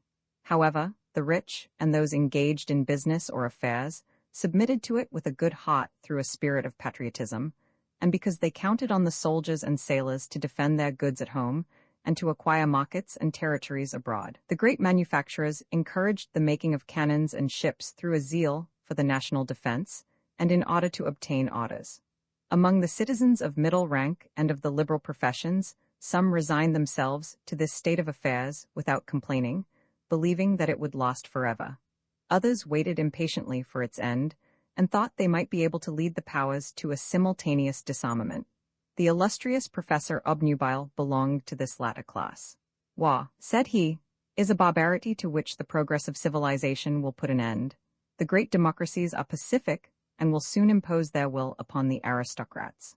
Professor Obnubile, who had for 60 years led a solitary and retired life in his laboratory, whither external noises did not penetrate, resolved to observe the spirit of the peoples for himself. He began his studies with the greatest of all democracies and set sail for New Atlantis. After a voyage of 15 days, his steamer entered, during the night, the harbor of Titan Pot, where thousands of ships were anchored. An iron bridge thrown across the water and shining with lights stretched between two piers so far apart that Professor Obnubile imagined he was sailing on the seas of Saturn, and that he saw the marvelous ring which girds the planet of the old man. And this immense conduit bore upon it more than a quarter of the wealth of the world. The learned Penguin, having disembarked, was waited on by automatons in a hotel 48 stories high. Then he took the great railway that led to Gigantopolis, the capital of New Atlantis. In the train there were restaurants, gaming rooms, athletic arenas, telegraphic, commercial, and financial offices, a Protestant church, and the printing office of a great newspaper, which latter the doctor was unable to read, as he did not know the language of the New Atlantans. The train passed along the banks of great rivers, through manufacturing cities which concealed the sky with the smoke from their chimneys, towns black in the day, towns red at night, full of noise by day, and full of noise also by night. Here, thought the doctor, is a people far too much engaged in industry and trade to make war. I am already certain that the New Atlantans pursue a policy of peace, for it is an axiom admitted by all economists that peace without and peace within are necessary for the progress of commerce and industry. As he surveyed Gigantopolis, he was confirmed in this opinion. People went through the streets so swiftly propelled by hurry that they knocked down all who were in their way.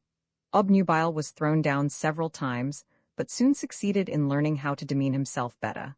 After an hour's walking, he himself knocked down an Atlantan. Having reached a great square, he saw the portico of a palace in the classic style, whose Corinthian columns reared their capitals of arborescent acanthus 70 meters above the stylobate. As he stood with his head thrown back admiring the building, a man of modest appearance approached him and said in Penguin, "I see by your dress that you are from Penguinia. I know your language. I am a swan interpreter. This is the Parliament Palace. At the present moment, the representatives of the states are in deliberation. Would you like to be present at the sitting?" The doctor was brought into the hall and cast his looks upon the crowd of legislators who were sitting on cane chairs with their feet upon their desks. The president arose and, in the midst of general inattention, muttered rather than spoke the following formulas, which the interpreter immediately translated to the doctor. "The war for the opening of the Mongol markets being ended to the satisfaction of the states, I propose that the accounts be laid before the Finance Committee. Is there any opposition? The proposal is carried. The war for the opening of the markets of Third Zealand being ended to the satisfaction of the states, I propose that the accounts be laid before the Finance Committee. Is there any opposition? The proposal is carried. Have I heard aright? Asked Professor Obnubile. What, you an industrial people, and engaged in all these wars? Certainly, answered the interpreter. These are industrial wars. Peoples who have neither commerce nor industry are not obliged to make war, but a business people is forced to adopt a policy of conquest. The number of wars necessarily increases with our productive activity. As soon as one of our industries fails to find a market for its products, a war is necessary to open new outlets. It is in this way we have had a coal war, a copper war, and a cotton war. In Third Zealand, we have killed 2/3 of the inhabitants in order to compel the remainder to buy our umbrellas and braces. At that moment, a fat man who was sitting in the middle of the assembly ascended the tribune. I claim, said he, a war against the Emerald Republic, which insolently contends with our pigs for the hegemony of hams and sauces in all the markets of the universe. Who is that legislator? Asked Dr. Obnubile. He is a pig merchant. Is there any opposition? Said the president. I put the proposition to the vote. The war against the Emerald Republic was voted with uplifted hands by a very large majority. What? Said Obnubile to the interpreter. You have voted a war with that rapidity and that indifference. Oh, it is an unimportant war which will hardly cost $8 million. And men, the men are included in the $8 million. Then Dr. Obnubile bent his head in bitter reflection. Since wealth and civilization admit of as many causes of wars as poverty and barbarism, since the folly and wickedness of men are incurable, there remains but one good action to be done. The wise man will collect enough dynamite to blow up this planet. When its fragments fly through space, an imperceptible amelioration will be accomplished in the universe, and a satisfaction will be given to the universal conscience. Moreover, this universal conscience does not exist. Either Reverend Fathers Agaric and Conomus, every system of government produces people who are dissatisfied. The republic or public thing produced them at first from among the nobles who had been despoiled of their ancient privileges. These looked with regret and hope to Prince Crucho, the last of the Draconides, a prince adorned both with the grace of youth and the melancholy of exile. It also produced them from among the smaller traders, who, owing to profound economic causes, no longer gained a livelihood. They believed that this was the fault of the republic which they had at first adored, and from which each day they were now becoming more detached. The financiers, both Christians and Jews, became by their insolence and their cupidity the scourge of the country, which they plundered and degraded, as well as the scandal of a government which they never troubled either to destroy or preserve. So confident were they that they could operate without hindrance under all governments. Nevertheless, their sympathies inclined to absolute power as the best protection against the socialists, their puny but ardent adversaries. And just as they imitated the habits of the aristocrats, so they imitated their political and religious sentiments. Their women, in particular, loved the prince and had dreams of appearing one day at his court. However, the Republic retained some partisans and defenders. If it was not in a position to believe in the fidelity of its own officials, it could at least still count on the devotion of the manual laborers, although it had never relieved their misery. These came forth in crowds from their quarries and their factories to defend it, and marched in long processions, gloomy, emaciated, and sinister. They would have died for it because it had given them hope. Now, under the presidency of Theodore Formos, there lived in a peaceable suburb of Alcar a monk called Agaric, who kept a school and assisted in arranging marriages. In his school, he taught fencing and riding to the sons of old families, illustrious by their birth, but now as destitute of wealth as of privilege. And as soon as they were old enough, he married them to the daughters of the opulent and despised caste of financiers. Tall, thin, and dark, Agaric used to walk in deep thought, with his breviary in his hand and his brow loaded with care, through the corridors of the school and the alleys of the garden. His care was not limited to inculcating in his pupils abstruse doctrines and mechanical precepts, and to endowing them afterwards with legitimate and rich wives. He entertained political designs and pursued the realization of a gigantic plan. His thought of thoughts and labor of labors was to overthrow the Republic. He was not moved to this by any personal interest. He believed that a democratic state was opposed to the holy society to which body and soul he belonged, and all the other monks, his brethren, thought the same. The Republic was perpetually at strife with the congregation of monks and the assembly of the faithful. True, To plot the death of the new government was a difficult and perilous enterprise. Still, Agaric was in a position to carry on a formidable conspiracy. At that epoch, when the clergy guided the superior classes of the Penguins, this monk exercised a tremendous influence over the aristocracy of Alca. All the young men whom he had brought up waited only for a favorable moment to march against the popular power. The sons of the ancient families did not practice the arts or engage in business. They were almost all soldiers and served the Republic. They served it, but they did not love it. They regretted the dragon's crest, and the fair Jewesses shared in these regrets in order that they might be taken for Christians. One July, as he was walking in a suburban street, which ended in some dusty fields, Agaric heard groans coming from a moss-grown well that had been abandoned by the gardeners. And almost immediately, he was told by a cobbler of the neighborhood that a ragged man who had shouted out, "Hurrah for the Republic," had been thrown into the well by some cavalry officers who were passing, and had sunk up to his ears in the mud. Agaric was quite ready to see a general significance in this particular fact. He inferred a great fermentation in the whole aristocratic and military caste, and concluded that it was the moment to act. The next day, he went to the end of the wood of Canils to visit the good Father Conomus. He found the monk in his laboratory pouring a golden-colored liquor into a still. He was a short, fat little man, with vermilion-tinted cheeks and an elaborately polished bald head. His eyes had ruby-colored pupils like a guinea pig's. He graciously saluted his visitor and offered him a glass of the St. Auberosian liqueur, which he manufactured, and from the sale of which he gained immense wealth. Agaric made a gesture of refusal. Then, standing on his long feet and pressing his melancholy hat against his stomach, he remained silent. "Take a seat," said Conomus to him. Agaric sat down on a rickety stool, but continued mute. Then the monk of Canils inquired, "Tell me some news of your young pupils. Have the dear children sound views?" "I am very satisfied with them," answered the teacher. "It is everything to be nurtured in sound principles. It is necessary to have sound views before having any views at all, for afterwards it is too late. Yes, I have great grounds for comfort, but we live in a sad age." "Alas," sighed Conomus, "we are passing through evil days, times of trial." "Yet, Conomus, the mind of the public is not so entirely corrupted as it seems. Perhaps you are right. The people are tired of a government that ruins them and does nothing for them.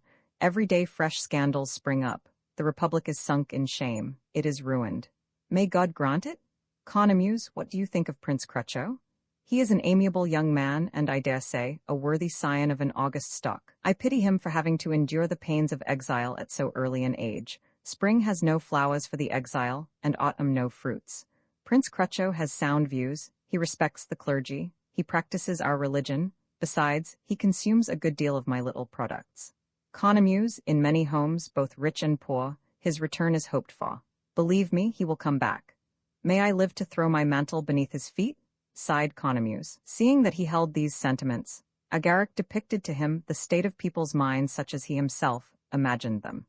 He showed him the nobles and the rich exasperated against the popular government, the army refusing to endure fresh insults, the officials willing to betray their chiefs, the people discontented, riot ready to burst forth, and the enemies of the monks, the agents of the constituted authority, thrown into the wells of Alca. He concluded that it was the moment to strike a great blow.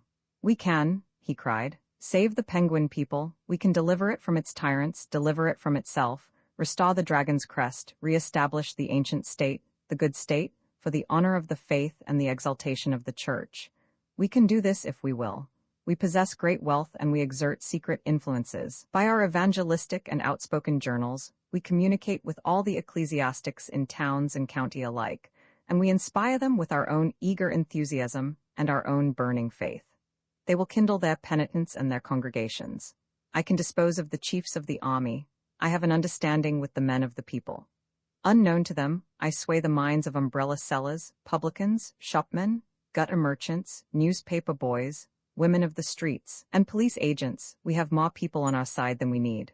What are we waiting for? Let us act. What do you think of doing?" asked Conomus. "Of forming a vast conspiracy and overthrowing the Republic, of re-establishing Crucho on the throne of the Draconides." Conomus moistened his lips with his tongue several times. Then he said with unction, "Certainly the restoration of the Draconides is desirable. It is eminently desirable, and for my part, desire it with all my heart. As for the Republic, you know what I think of it. But would it not be better to abandon it to its fate and let it die of the vices of its own constitution? Doubtless, Agaric, what you propose is noble and generous. It would be a fine thing to save this great and unhappy country, to re-establish it in its ancient splendor. But reflect on it, we are Christians before we are penguins, and we must take heed not to compromise religion in political enterprises. Agaric replied eagerly, fear nothing. We shall hold all the threads of the plot, but we ourselves shall remain in the background. We shall not be seen. Like flies in milk, murmured the monk of Canils, and turning his keen ruby-colored eyes towards his brother monk, take care. Perhaps the Republic is stronger than it seems. Possibly, too, by dragging it out of the nerveless inertia in which it now rests, we may only consolidate its forces. Its malice is great. If we attack it, it will defend itself. It makes bad laws which hardly affect us. If it is frightened, it will make terrible ones against us. Let us not lightly engage in an adventure in which we may get fleeced. You think the opportunity a good one. I don't, and I am going to tell you why.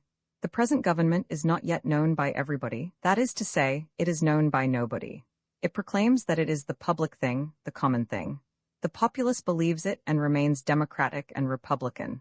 But patience. This same people will one day demand that the public thing be the people's thing. I need not tell you how insolent, unregulated, and contrary to scriptural polity such claims seem to me. But the people will make them, and enforce them, and then there will be an end of the present government. The moment cannot now be far distant, and it is then that we ought to act in the interests of our august body. Let us wait. What hurries us? Our existence is not in peril. It has not been rendered absolutely intolerable to us. The Republic fails in respect and submission to us. It does not give the priests the honors it owes them, but it lets us live. And such is the excellence of our position that with us to live is to prosper. The Republic is hostile to us, but women revere us. President Famos does not assist at the celebration of our mysteries, but I have seen his wife and daughters at my feet. They buy my files by the gross. I have no better clients even among the aristocracy. Let us say what there is to be said for it. There is no country in the world as good for priests and monks as Penguinia. In what other country would you find our virgin wax, our virile incense, our rosaries, our scapulas, our holy water, and our St. Auberosian liqueur sold in such great quantities? What other people would, like the penguins, give 100 golden crowns for a wave of our hands, a sound from our mouths, a movement of our lips? For my part, I gain 1,000 times more in this pleasant, faithful, and docile Penguinia, by extracting the essence from a bundle of time, than I could make by tiring my lungs with preaching the remission of sins in the most populous states of Europe and America. Honestly, would Penguinia be better off if a police officer came to take me away from here and put me on a steamboat bound for the islands of night? Having thus spoken, the monk of Canils got up and led his guest into a huge shed where hundreds of orphans clothed in blue were packing bottles, nailing up cases, and gumming tickets. The ear was deafened by the noise of hammers mingled with the dull rumbling of bales being placed upon the rails. It is from here that consignments are forwarded, said Conomus. I have obtained from the government a railway through the wood and a station at my door. Every 3 days I fill a truck with my own products. You see that the Republic has not killed all beliefs. Agaric made a last effort to engage the wise distiller in his enterprise. He pointed him to a prompt, certain, dazzling success. Don't you wish to share in it? He added. Don't you wish to bring back your king from exile? Exile is pleasant to men of good will, answered the monk of Canils. If you are guided by me, my dear brother Agaric, you will give up your project for the present. For my own part, I have no illusions. Whether or not I belong to your party, if you lose, I shall have to pay like you. Father Agaric took leave of his friend and went back satisfied to his school. Conomus, thought he, not being able to prevent the plot, would like to make it succeed, and he will give money.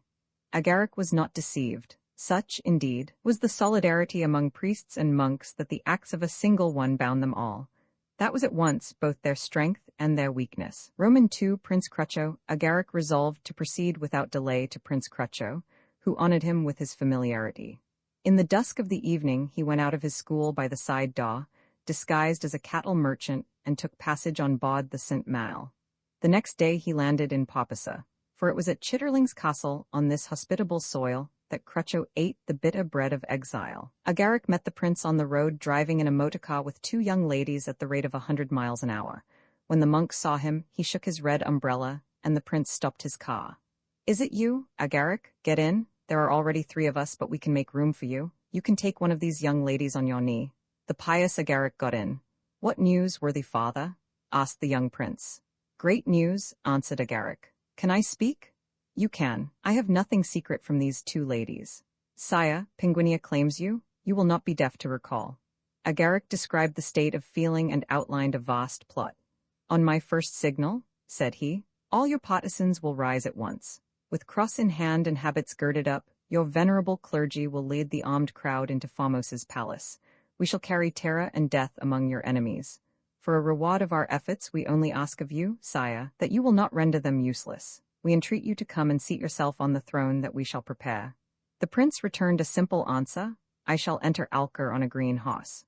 Agaric declared that he accepted this manly response. Although, contrary to his custom, he had a lady on his knee, he adjured the young prince with a sublime loftiness of soul to be faithful to his royal duties. "Sire," he cried, with tears in his eyes, "you will live to remember the day on which you have been restored from exile, given back to your people, re-established on the throne of your ancestors by the hands of your monks, and crowned by them with the august crest of the dragon. King Crucho, may you equal the glory of your ancestor Draco the Great." The young prince threw himself with emotion on his restorer and attempted to embrace him, but he was prevented from reaching him by the girth of the 2 ladies, so tightly packed were they all in that historic carriage. "Worthy father," said he, "I would like all Penguinia to witness this embrace." "It would be a cheering spectacle," said Agaric. In the meantime the motorcar rushed like a tornado through hamlets and villages, crushing hens, geese, turkeys, ducks, guinea fowls, cats, dogs, pigs, children, laborers, and women beneath its insatiable tires. And the pious Agaric turned over his great designs in his mind. His voice, coming from behind one of the ladies, expressed this thought: "We must have money, a great deal of money." "That is your business," answered the prince. But already the park gates were opening to the formidable motorcar. The dinner was sumptuous. They toasted the dragon's crest. Everybody knows that a closed goblet is a sign of sovereignty, so Prince Crucho and Princess Gudrun, his wife, drank out of goblets that were covered over like ciboriums. The prince had his filled several times with the wines of Penguinia, both white and red. Crucho had received a truly princely education, and he excelled in motoring, but was not ignorant of history either. He was said to be well versed in the antiquities and famous deeds of his family, and indeed, he gave a notable proof of his knowledge in this respect. As they were speaking of the various remarkable peculiarities that had been noticed in famous women. "It is perfectly true," said he, "that Queen Crucha, whose name I bear, had the mark of a little monkey's head upon her body." During the evening, Agaric had a decisive interview with 3 of the prince's oldest counselors. It was decided to ask for funds from Crucho's father-in-law, as he was anxious to have a king for son-in-law, from several Jewish ladies, who were impatient to become ennobled, and, finally, from the prince regent of the Papaces, who had promised his aid to the Draconides, thinking that by Crucho's restoration he would weaken the Penguins, the hereditary enemies of his people. The 3 old councillors divided among themselves the 3 chief offices of the court, those of chamberlain, seneschal, and high steward, and authorized the monk to distribute the other places to the prince's best advantage. "Devotion has to be rewarded," said the 3 old councillors. "And treachery also," said Agaric. "It is but too true," replied one of them, the Marquis of Sevenwounds, who had experience of revolutions. There was dancing, and after the ball Princess Gudrun tore up her green robe to make cockades. With her own hands she sewed a piece of it on the monk's breast, upon which he shed tears of sensibility and gratitude. M. de Plume, the prince's equerry, set out the same evening to look for a green horse. Roman III, the Cabal, after his return to the capital of Penguinia, the Reverend Father Agaric disclosed his projects to Prince Adelistan Desposenos, of whose draconian sentiments he was well aware.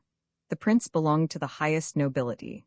The Tautocol Desposenos went back to Brian the Good, and under the Draconides had held the highest offices in the kingdom. In 1179, Philip Tautocol, High Admiral of Penguinia, a brave, faithful, and generous, but vindictive man, delivered over the Pot of La Creek and the Penguin fleet to the enemies of the kingdom, because he suspected that Queen Crucha, whose lover he was, had been unfaithful to him and loved a stable boy. It was that great queen who gave to the Basenos the silver warming pan which they bear in their arms. As for their motto, it only goes back to the 16th century. The story of its origin is as follows. one gala night, as he mingled with the crowd of courtiers who were watching the fireworks in the king's garden, Duke John Desposenos approached the Duchess of Skull and put his hand under the petticoat of that lady, who made no complaint at the gesture. The king, happening to pass, surprised them and contented himself with saying, "And thus I find you."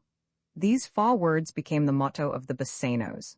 Prince Adelistan had not degenerated from his ancestors. He preserved an unalterable fidelity for the race of the Draconides, and desired nothing so much as the restoration of Prince Crucho, an event which was in his eyes to be the forerunner of the restoration of his own fortune. He therefore readily entered into the Reverend Father Agaric's plans. He joined himself at once to the monk's projects, and hastened to put him into communication with the most loyal royalists of his acquaintance, Count Cléna, M. de la Trumelle, Viscount Olive, and M. Bigard. They met together one night in the Duke of Ampoule's country house, 6 miles eastward of Alca, to consider ways and means. M. de la Trumelle was in favor of legal action. "We ought to keep within the law," said he in substance. "We are for order. It is by an untiring propaganda that we shall best pursue the realization of our hopes. We must change the feeling of the country. Our cause will conquer because it is just." The Prince Desposenos expressed a contrary opinion.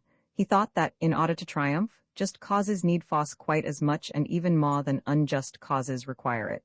"In the present situation," said he tranquilly, 3 methods of action present themselves: to hire the butcher boys to corrupt the ministers, and to kidnap President Formos.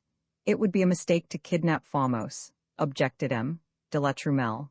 "The president is on our side." The attitude and sentiments of the president of the Republic are explained by the fact that one Dracophil proposed to seize Formos, while another Dracophil regarded him as a friend. Formos showed himself favorable to the royalists, whose habits he admired and imitated. If he smiled at the mention of the dragon's crest, it was at the thought of putting it on his own head. He was envious of sovereign power, not because he felt himself capable of exercising it, but because he loved to appear so. According to the expression of a penguin chronicler, he was a goose. Prince Desposenos maintained his proposal to march against Formos's palace and the House of Parliament. Count Cléna was even still more energetic. "Let us begin," said he, "by slaughtering, disemboweling, and braining the Republicans and all partisans of the government. Afterwards we shall see what more need be done." M. de la Trumelle was a moderate, and moderates are always moderately opposed to violence. He recognized that Count Cléna's policy was inspired by a noble feeling and that it was high-minded, but he timidly objected that perhaps it was not conformable to principle and that it presented certain dangers. At last he consented to discuss it. "I propose," added he, "to draw up an appeal to the people. Let us show who we are. For my own part, I can assure you that I shall not hide my flag in my pocket." M. Bigard began to speak. "Gentlemen, the penguins are dissatisfied with the new order because it exists, and it is natural for men to complain of their condition. But at the same time, the penguins are afraid to change their government because new things alarm them. They have not known the dragon's crest, and although they sometimes say that they regret it, we must not believe them. It is easy to see that they speak in this way either without thought or because they are in an ill temper. Let us not have any illusions about their feelings towards ourselves. They do not like us. They hate the aristocracy both from a base envy and from a generous love of equality. And these 2 united feelings are very strong in a people. Public opinion is not against us, because it knows nothing about us, but when it knows what we want it will not follow us. If we let it be seen that we wish to destroy democratic government and restore the dragon's crest, who will be our partisans? Only the butcher boys and the little shopkeepers of Alca. And could we even count on them to the end? They are dissatisfied, but at the bottom of their hearts they are Republicans. They are more anxious to sell their cursed wares than to see Crucho again. If we act openly, we shall only cause alarm. To make people sympathize with us and follow us, we must make them believe that we want, not to overthrow the Republic, but on the contrary, to restore it, to cleanse, to purify, to embellish, to adorn, to beautify, and to ornament it, to render it, in a word, glorious and attractive. Therefore, we ought not to act openly ourselves. It is known that we are not favorable to the present order. We must have recourse to a friend of the Republic, and if we are to do what is best, to a defender of this government. We have plenty to choose from. It would be well to prefer the most popular and, if I dare say so, the most Republican of them. We shall win him over to us by flattery, by presents, and above all by promises. Promises cost less than presents and are worth more. No one gives as much as he who gives hopes. It is not necessary for the man we choose to be of brilliant intellect. I would even prefer him to be of no great ability. Stupid people show an inimitable grace in roguery. Be guided by me, gentlemen, and overthrow the republic by the agency of a republican. Let us be prudent, but prudence does not exclude energy. If you need me, you will find me at your disposal. This speech made a great impression upon those who heard it. The mind of the pious Agaric was particularly impressed, but each of them was anxious to appoint himself to a position of honor and profit. A secret government was organized of which all those present were elected active members.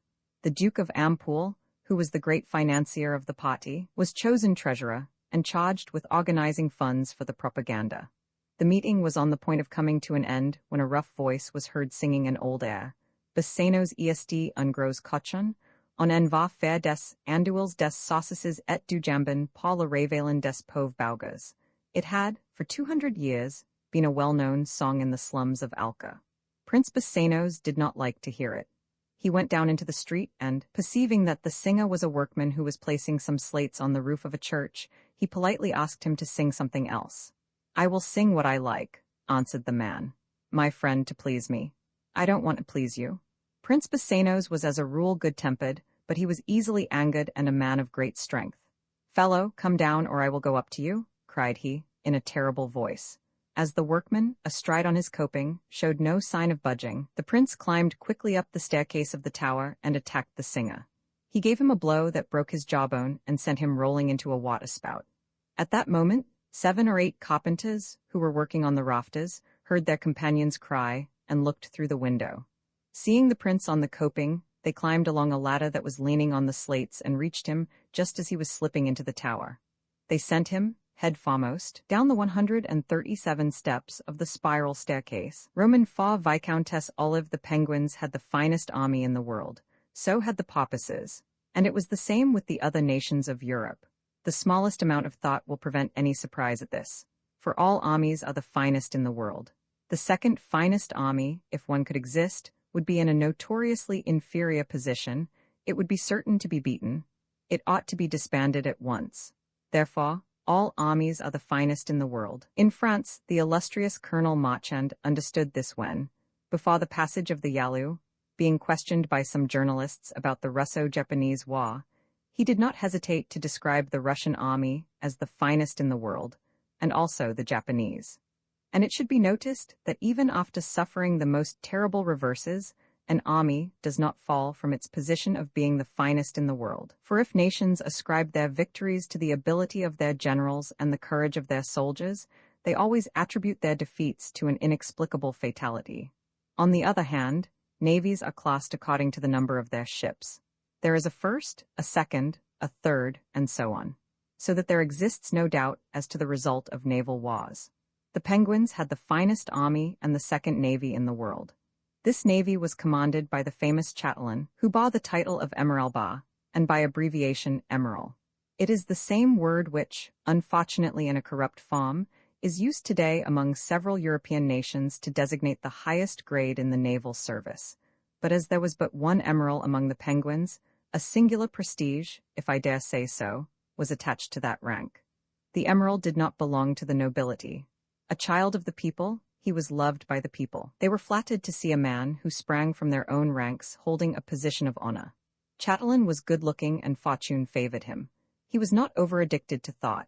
No event ever disturbed his serene outlook. The Reverend Father Agaric, surrendering to M. Bigard's reasons and recognizing that the existing government could only be destroyed by one of its defenders, cast his eyes upon Emerald Chatelain. He asked a large sum of money from his friend, the Reverend Father Conomus, which the latter handed him with a sigh. And with this sum, he hired 600 butcher boys of Alca to run behind Chatelain's horse and shout, "Hurrah for the Emerald!" Henceforth, Chatelain could not take a single step without being cheered. Viscountess Olive asked him for a private interview. He received her at the Admiralty 11 in a room decorated with anchors, shells, and grenades. She was discreetly dressed in grayish blue. A hat trimmed with roses covered her pretty, fair hair. Behind her veil her eyes shone like sapphires. Although she came of Jewish origin, there was no more fashionable woman in the whole nobility. She was tall and well-shaped, her form was that of the year, her figure that of the season. Emerald, said she, in a delightful voice, I cannot conceal my emotion from you. It is very natural before a hero. You are too kind, but tell me, Viscountess, what brings me the honor of your visit? For a long time I have been anxious to see you, to speak to you, so I very willingly undertook to convey a message to you. Please take a seat. How still it is here.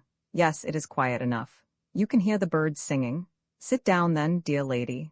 And he drew up an armchair for her. She took a seat with her back to the light. Emerald, I came to bring you a very important message. A message? Explain.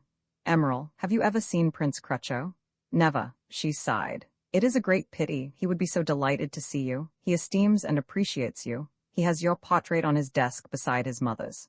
What a pity it is he is not better known. He is a charming prince and so grateful for what is done for him. He will be a great king, for he will be king without doubt. He will come back and sooner than people think. What I have to tell you, the message with which I am entrusted, refers precisely to the Emerald stood up. Not a word more, dear lady. I have the esteem, the confidence of the Republic. I will not betray it. And why should I betray it? I am loaded honors and dignities. Allow me to tell you, my dear Emerald, that your honors and dignities are far from equaling what you deserve. If your services were properly rewarded, you would be Emeraldissimo and Generalissimo, Commander-in-Chief of the troops both on land and sea. The Republic is very ungrateful to you. All governments are more or less ungrateful. Yes, but the Republicans are jealous of you. That class of person is always afraid of his superiors. They cannot endure the services. Everything that has to do with the Navy and the Army is odious to them. They are afraid of you. That is possible. They are wretches. They are ruining the country. Don't you wish to save Penguinia? In what way? By sweeping away all the rascals of the Republic, all the Republicans. What a proposal to make to me, dear lady. It is what will certainly be done, if not by you, then by someone else. The Generalissimo, to mention him alone, is ready to throw all the ministers, deputies, and senators into the sea, and to recall Prince Crucho. Oh, the rascal, the scoundrel, exclaimed the Emerald. Do to him what he would do to you. The prince will know how to recognize your services. He will give you the constable's sword and a magnificent grant. I am commissioned in the meantime to hand you a pledge of his royal friendship. As she said these words, she drew a green cockade from her bosom. What is that? Asked the Emerald. It is his colors which Crucho sends you. Be good enough to take them back, so that they may be offered to the Generalissimo, who will accept them. No, Emerald, let me place them on your glorious breast. Chatelain gently repelled the lady, but for some minutes he thought her extremely pretty, and he felt this impression still more when two bare arms and the rosy palms of two delicate hands touched him lightly. He yielded almost immediately. Olive was slow in fastening the ribbon. Then, when it was done, she made a low courtesy and saluted Chatelain with the title of constable. I have been ambitious like my comrades, answered the sailor. I don't hide it, and perhaps I am so still, but upon my word of honor, when I look at you, the only desire I feel is for a cottage and a hut. She turned upon him the charming sapphire glances that flashed from under her eyelids. That is to be had also. What are you doing, Emerald? I am looking for the hut. When she left the Admiralty, the Viscountess went immediately to the Reverend Father Agaric to give an account of her visit.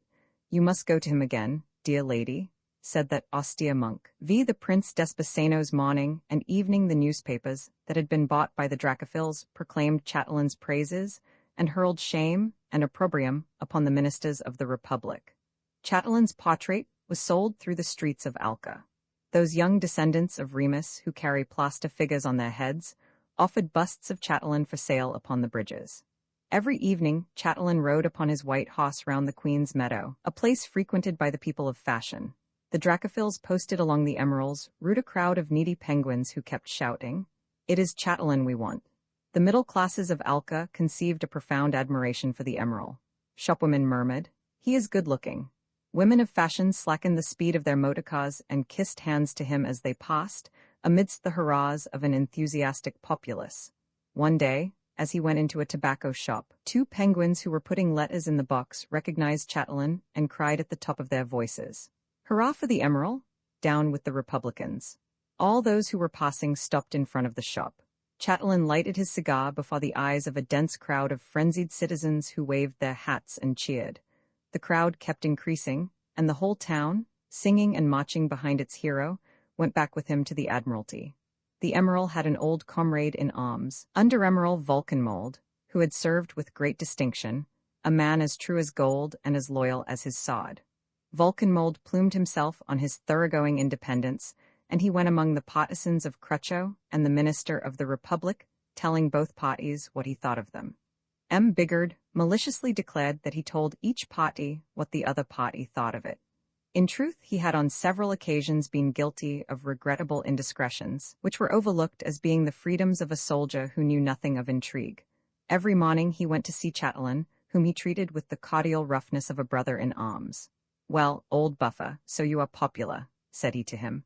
"Your fizz is sold on the heads of pipes and on liqueur bottles, and every drunkard in Alca spits out your name as he rolls in the gutter. Chatelain, the hero of the penguins, Chatelain, defender of the penguin glory. Who would have said it? Who would have thought it?" And he laughed with his harsh laugh. Then, changing his tone, "But joking aside, are you not a bit surprised at what is happening to you?" "No, indeed," answered Chatelain. And out went the honest Vulcanmold, banging the door behind him. In the meantime, Chatelain had taken a little flat at number 18 Johannstalpa Street, so that he might receive Viscountess Olive. They met there every day. He was desperately in love with her. During his martial and Neptunian life, he had loved crowds of women, red, black, yellow, and white, and some of them had been very beautiful. But before he met the Viscountess, he did not know what a woman really was. When the Viscountess Olive called him her darling, her dear darling, he felt in heaven, and it seemed to him that the stars shone in her hair. She would come a little late, and as she put her bag on the table, she would ask pensively, "Let me sit on your knee." And then she would talk of subjects suggested by the pious Agaric, interrupting the conversation with sighs and kisses. She would ask him to dismiss such and such an officer, to give a command to another, to send the squadron here or there. And at the right moment she would exclaim, "How young you are, my dear." And he did whatever she wished, for he was simple, he was anxious to wear the constable's sword, and to receive a large grant. He did not dislike playing a double part. He had a vague idea of saving Penguinia, and he was in love. This delightful woman induced him to remove the troops that were at La Cirque, the pot where Crucho was to land. By this means, it was made certain that there would be no obstacle to prevent the prince from entering Penguinia. The pious Agaric organized public meetings so as to keep up the agitation. The Dracophils held one or two every day, in some of the 36 districts of Alca, and preferably in the poorer quarters. They desired to win over the poor, for they are the most numerous. On the 4th of May, a particularly fine meeting was held in an old cattle market, situated in the center of a populous suburb, filled with housewives sitting on the doorsteps and children playing in the gutters. There were present about 2,000 people, in the opinion of the Republicans, and 6,000 according to the reckoning of the Dracophils. In the audience was to be seen the flower of penguin society, including Prince and Princess Desposenos, Count Klena, M. de la Trumelle, M. Bigard, and several rich Jewish ladies. The Generalissimo of the National Army had come in uniform. He was cheered. The committee had been carefully formed. A man of the people, a workman, but a man of sound principles, M. Rochin, the secretary of the Yellow Syndicate, was asked to preside, supported by Count Klena and M. Michaud, a butcher. The government, which Penguinia had freely given itself, was called by such names as cesspool and drain in several eloquent speeches. But President Famos was spared, and no mention was made of Crucho or the priests. The meeting was not unanimous. A defender of the modern state and of the Republic, a manual laborer, stood up. "Gentlemen," said M. Rochin, the chairman, "we have told you that this meeting would not be unanimous. We are not like our opponents. We are honest men. I allow our opponent to speak. Heaven knows what you are going to hear. Gentlemen, I beg of you to restrain as long as you can the expression of your contempt, your disgust, and your indignation." "Gentlemen," said the opponent. Immediately he was knocked down, trampled beneath the feet of the indignant crowd, and his unrecognizable remains thrown out of the hall. The tumult was still resounding when Count Kleiner ascended the tribune. Cheers took the place of groans, and when silence was restored the orator uttered these words. "Comrades, we are going to see whether you have blood in your veins. What we have got to do is to slaughter, disembowel, and brain all the Republicans." This speech let loose such a thunder of applause that the old shed rocked with it, and a cloud of acrid and thick dust fell from its filthy walls and worm-eaten beams, and enveloped the audience. A resolution was carried vilifying the government and acclaiming Chatelain, and the audience departed singing the hymn of the Liberator. "It is Chatelain we want." The only way out of the old market was through a muddy alley shut in by omnibus stables and coal sheds. There was no moon, and a cold drizzle was coming down. The police, who were assembled in great numbers, blocked the alley, and compelled the Dracophils to disperse in little groups. These were the instructions they had received from their chief, who was anxious to check the enthusiasm of the excited crowd. The Dracophils who were detained in the alley kept mocking time and singing, "It is Chatelain we want." Soon, becoming impatient of the delay, the cause of which they did not know, they began to push those in front of them. This movement, propagated along the alley, threw those in front against the broad chests of the police. The latter had no hatred for the Dracophils. In the bottom of their hearts they liked Chatelain, but it is natural to resist aggression, and strong men are inclined to make use of their strength. For these reasons the police kicked the Dracophils with their hobnailed boots. As a result there were sudden rushes backwards and forwards. Threats and cries mingled with the songs. "Murder, murder, it is Chatelain we want, murder, murder," and in the gloomy alley the more prudent kept saying, "Don't push." Among these latter, in the darkness, his lofty figure rising above the moving crowd, his broad shoulders and robust body noticeable among the trampled limbs and crushed sides of the rest, stood the Prince Desposenos, calm, immovable, and placid. Serenely and indulgently he waited. In the meantime, as the exit was opened at regular intervals between the ranks of the police, the pressure of elbows against the chests of those around the prince diminished, and people began to breathe again. "You see, we shall soon be able to go out," said that kindly giant, with a pleasant smile. Time and patience. He took a cigar from his case, raised it to his lips, and struck a match. Suddenly, in the light of the match, he saw Princess Anne, his wife, clasped in Count Klena's arms. At this sight he rushed towards them, striking both them and those around with his cane. He was disarmed, though not without difficulty, but he could not be separated from his opponent, and whilst the fainting princess was lifted from arm to her carriage over the excited and curious crowd, the two men still fought furiously. Prince Desposenos lost his hat, his eyeglass, his cigar, his necktie, and his portfolio full of private letters and political correspondence. He even lost the miraculous medals that he had received from the good Father Conomus. But he gave his opponent so terrible a kick in the stomach that the unfortunate count was knocked through an iron grating and went, head foremost, through a glass door and into a coal shed. Attracted by the struggle and the cries of those around, the police rushed towards the prince, who furiously resisted them. He stretched 3 of them gasping at his feet and put 7 others to flight, with, respectively, a broken jaw, a split lip, a nose pouring blood, a fractured skull, a torn ear, a dislocated collarbone, and broken ribs. He fell, however, and was dragged bleeding and disfigured, with his clothes in rags, to the nearest police station, where, jumping about and bellowing, he spent the night.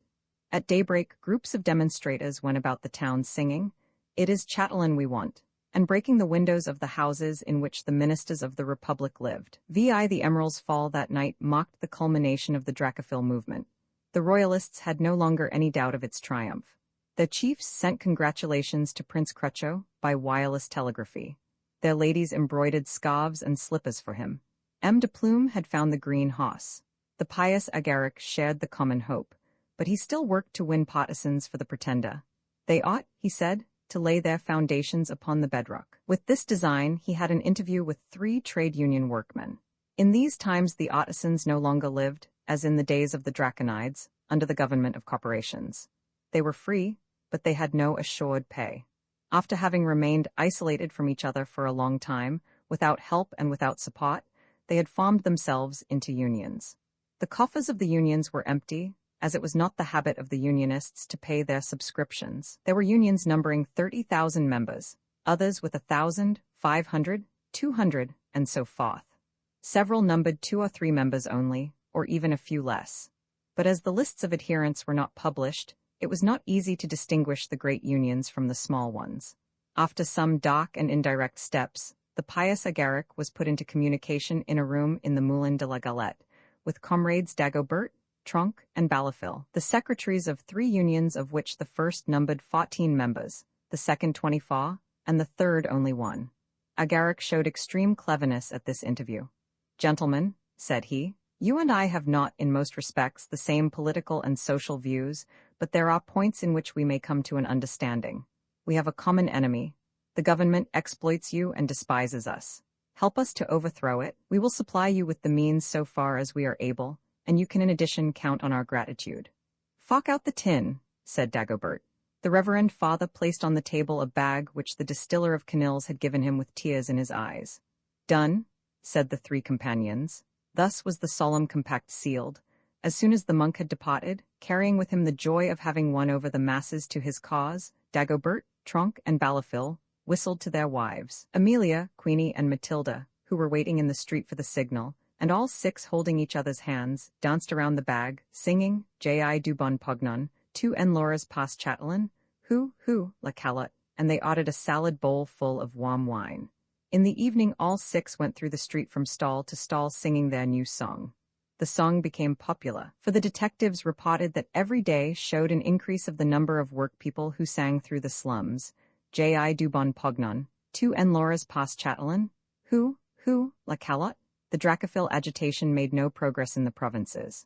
The pious Agaric sought to find the cause of this, but was unable to discover it until old Conomuse revealed it to him. "I have proofs," sighed the monk of Canils, "that the Duke of Ampoule, the treasurer of the Dracophils, has brought property in Paupoisia with the funds that he received for the propaganda. The party wanted money. Prince Desposenos had lost his portfolio in a brawl, and he was reduced to painful expedients which were repugnant to his impetuous character. The Viscountess Olive was expensive. Conomuse advised that the monthly allowance of that lady should be diminished. She is very useful to us," objected the pious Agaric. "Undoubtedly," answered Conomuse, "but she does us an injury by ruining us." A schism divided the Dracophils. Misunderstandings reigned in their councils. Some wished that in accordance with the policy of M. Bigard and the pious Agaric, they should carry on the design of reforming the Republic. Others, wearied by their long constraint, had resolved to proclaim the dragon's crest and swore to conquer beneath that sign. The latter urged the advantage of a clear situation and the impossibility of making a pretense much longer. And in truth, the public began to see whither the agitation was tending, and that the Emerald's partisans wanted to destroy the very foundations of the Republic. A report was spread that the prince was to land at La Cirque and make his entry into Alcar on a green horse. These rumors excited the fanatical monks, delighted the poor nobles, satisfied the rich Jewish ladies, and put hope in the hearts of the small traders. But very few of them were inclined to purchase these benefits at the price of a social catastrophe and the overthrow of the public credit, and there were fewer still who would have risked their money, their peace, their liberty, or a single hour from their pleasures in the business. On the other hand, the workmen held themselves ready, as ever, to give a day's work to the Republic, and a strong resistance was being formed in the suburbs. "The people are with us," the pious Agaric used to say. However, men, women, and children, when leaving their factories, used to shout with one voice, a bas chatelain, hu, la calotte. As for the government, it showed the weakness, indecision, flabbiness, and heedlessness common to all governments, and from which none has ever departed without falling into arbitrariness and violence. In 3 words, it knew nothing, wanted nothing, and would do nothing. Famos, shut in his presidential palace, remained blind, dumb, deaf, huge, invisible, wrapped up in his pride as in an eiderdown. Count Olive advised the Dracophils to make a last appeal for funds and to attempt a great stroke while Alca was still in a ferment. An executive committee, which he himself had chosen, decided to kidnap the members of the Chamber of Deputies and considered ways and means. The affair was fixed for the 28th of July. On that day, the sun rose radiantly over the city. In front of the Legislative Palace, women passed to market with their baskets. Hawkers cried their peaches, pears, and grapes. Cab horses with their noses in their bags munched their hay. Nobody expected anything, not because the secret had been kept, but because it met with nothing but unbelievers. Nobody believed in a revolution, and from this fact we may conclude that nobody desired one. About 2 o'clock, the deputies began to pass, few and unnoticed, through the side door of the palace. At 3 o'clock, a few groups of badly dressed men had formed. At 3:30, 3 black masses coming from the adjacent streets spread over Revolution Square. This vast expanse was soon covered by an ocean of soft hats, and the crowd of demonstrators, continually increased by sightseers, having crossed the bridge, struck its dark wave against the walls of the legislative enclosure. Cries, murmurs, and songs went up to the impassive sky. "It is Chatelain we want. Down with the deputies. Down with the Republicans. Death to the Republicans." The devoted band of Dracophils, led by Prince Desposenos, struck up the august canticle, Vive Crucho, Valent et Sage, Plein de Courage des Laberceaux. Behind the wall silence alone replied. This silence and the absence of guards encouraged and at the same time frightened the crowd.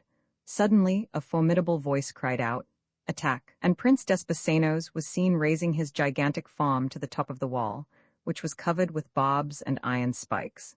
Behind him rushed his companions, and the people followed. Some hammered against the wall to make holes in it, others endeavored to tear down the spikes and to pull out the barbs. These defenses had given way in places, and some of the invaders had stripped the wall and were sitting astride on the top. Prince Desposenos was waving an immense green flag. Suddenly, the crowd wavered, and from it came a long cry of terror. The police and the Republican carabineers, issuing out of all the entrances of the palace, formed themselves into a column beneath the wall, and in a moment it was cleared of its besiegers. After a long moment of suspense, the noise of arms was heard, and the police charged the crowd with fixed bayonets. An instant afterwards, and on the deserted square strewn with hats and walking sticks, there reigned a sinister silence. Twice again the Dracophils attempted to form, twice they were repulsed. The rising was conquered. But Prince Desposenos, standing on the wall of the hostile palace, his flag in his hand, still repelled the attack of a whole brigade. He knocked down all who approached him. At last he too was thrown down and fell on an iron spike, to which he remained hooked, still clasping the standard of the Draconides. On the following day, the ministers of the Republic and the members of Parliament determined to take energetic measures. In vain, this time, did President Formos attempt to evade his responsibilities. The government discussed the question of depriving Chatelain of his rank and dignities, and of indicting him before the High Court as a conspirator, an enemy of the public good, a traitor, etc. At this news the Emerald's old companions in arms, who the very evening before had beset him with their adulations, made no effort to conceal their joy. But Chatelain remained popular with the middle classes of Alca, and one still heard the hymn of the Liberator sounding in the streets. "It is Chatelain we want." The ministers were embarrassed. They intended to indict Chatelain before the High Court, but they knew nothing.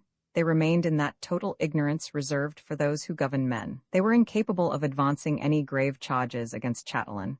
They could supply the prosecution with nothing but the ridiculous lies of their spies. Chatelain's share in the plot, and his relations with Prince Crucho, remained the secret of the 30,000 Dracophils. The ministers and the deputies had suspicions and even certainties, but they had no proofs. The public prosecutor said to the Minister of Justice, "Very little is needed for a political prosecution, but I have nothing at all, and that is not enough." The affair made no progress. The enemies of the Republic were triumphant. On the 18th of September, the news ran in Alca that Chatelain had taken flight. Everywhere there was surprise and astonishment. People doubted, for they could not understand. This is what had happened. One day, as the brave Under-Emerald Vulcanmold happened, as if by chance, to go into the office of M. Barbotin, the Minister of Foreign Affairs, he remarked with his usual frankness, "M. Barbotin, your colleagues do not seem to me to be up to much. It is evident that they have never commanded a ship. That fool Chatelain gives them a deuced bad fit of the shivers." The minister, in sign of denial, waved his paper knife in the air above his desk. "Don't deny it," answered Vulcanmold. "You don't know how to get rid of Chatelain. You do not dare to indict him before the High Court because you are not sure of being able to bring forward a strong enough charge. Bigard will defend him, and Bigard is a clever advocate. You are right, M. Barbotin, you are right. It would be a dangerous trial." "Ah, my friend," said the minister, in a careless tone, "if you knew how satisfied we are. I received the most reassuring news from my prefects. The good sense of the penguins will do justice to the intrigues of this mutinous soldier. Can you suppose for a moment that a great people, an intelligent, laborious people, devoted to liberal institutions which Vulcanmold interrupted with a great sigh? "Ah, if I had time to do it, I would relieve you of your difficulty. I would juggle away my Chatelain like a nutmeg out of a thimble. I would fillip him off to Paupoisia." The minister paid close attention. "It would not take long," continued the sailor. "I would rid you in a trice of the creature. But just now I have other fish to fry. I am in a bad hole. I must find a pretty big sum. But deuce take it, honor before everything." The minister and the Under-Emerald looked at each other for a moment in silence. Then Barbotin said with authority, "Under-Emerald Vulcanmold, get rid of this seditious soldier. You will render a great service to Penguinia, and the Minister of Home Affairs will see that your gambling debts are paid." The same evening, Vulcanmold called on Chatelain and looked at him for some time with an expression of grief and mystery. "Why do you look like that?" asked the Emerald in an uneasy tone. Vulcanmold said to him sadly. Old brother in arms, all is discovered. For the past half hour the government knows everything. At these words Chatelain sank down overwhelmed. Vulcanmold continued, You may be arrested any moment, I advise you to make off. And drawing out his watch, not a minute to lose. Have I time to call on the Viscountess Olive? It would be mad, said Vulcanmold, handing him a passport and a pair of blue spectacles and telling him to have courage. I will, said Chatelain. Goodbye, old chum. Goodbye and thanks, you have saved my life. That is the least I could do. A quarter of an hour later, the brave Emerald had left the city of Alca. He embarked at night on an old cutter at La Cirque and set sail for Paupoisia. But 8 miles from the coast he was captured by a dispatch boat which was sailing without lights and which was under the flag of the Queen of the Black Islands. That queen had for a long time nourished a fatal passion for Chatelain. Romans 7 Conclusion Nunc est by Bendum. Delivered from its fears, and pleased at having escaped from so great a danger, the government resolved to celebrate the anniversary of the Penguin regeneration and the establishment of the Republic by holding a general holiday. President Famos, the ministers, and the members of the Chamber and of the Senate were present at the ceremony. The Generalissimo of the Penguin Army was present in uniform. He was cheered. Preceded by the black flag of misery and the red flag of revolt, deputations of workmen walked in the procession, their aspect one of grim protection. President, ministers, deputies, officials, heads of the magistracy and of the army, each in their own names and in the name of the sovereign people, renewed the ancient oath to live in freedom or to die. It was an alternative upon which they were resolutely determined, but they preferred to live in freedom.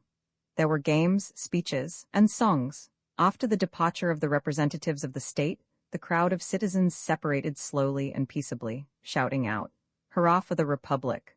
Hurrah for liberty! Down with the shaven pâtés! The newspapers mentioned only one regrettable incident that happened on that wonderful day. Prince Desposenos was quietly smoking a cigar in the Queen's Meadow when the state procession passed by. The prince approached the minister's carriage and said in a loud voice, Death to the Republicans! He was immediately apprehended by the police, to whom he offered a most desperate resistance. He knocked them down in crowds, but he was conquered by numbers, and bruised, scratched, swollen, and unrecognizable even to the eyes of his wife, he was dragged through the joyous streets into an obscure prison. The magistrates carried on the case against Chatelain in a peculiar style. Letters were found at the Admiralty which revealed the complicity of the Reverend Father Agaric in the plot. Immediately public opinion was inflamed against the monks, and Parliament voted, one after the other, a dozen laws which restrained, diminished, limited, prescribed, suppressed, determined, and curtailed their rights, immunities, exemptions, privileges, and benefits, and created many invalidating disqualifications against them. The Reverend Father Agaric steadfastly endured the rigor of the laws which struck himself personally, as well as the terrible fall of the Emerald, of which he was the chief cause. Far from yielding to evil fortune, he regarded it as but a bird of passage. He was planning new political designs more audacious than the first.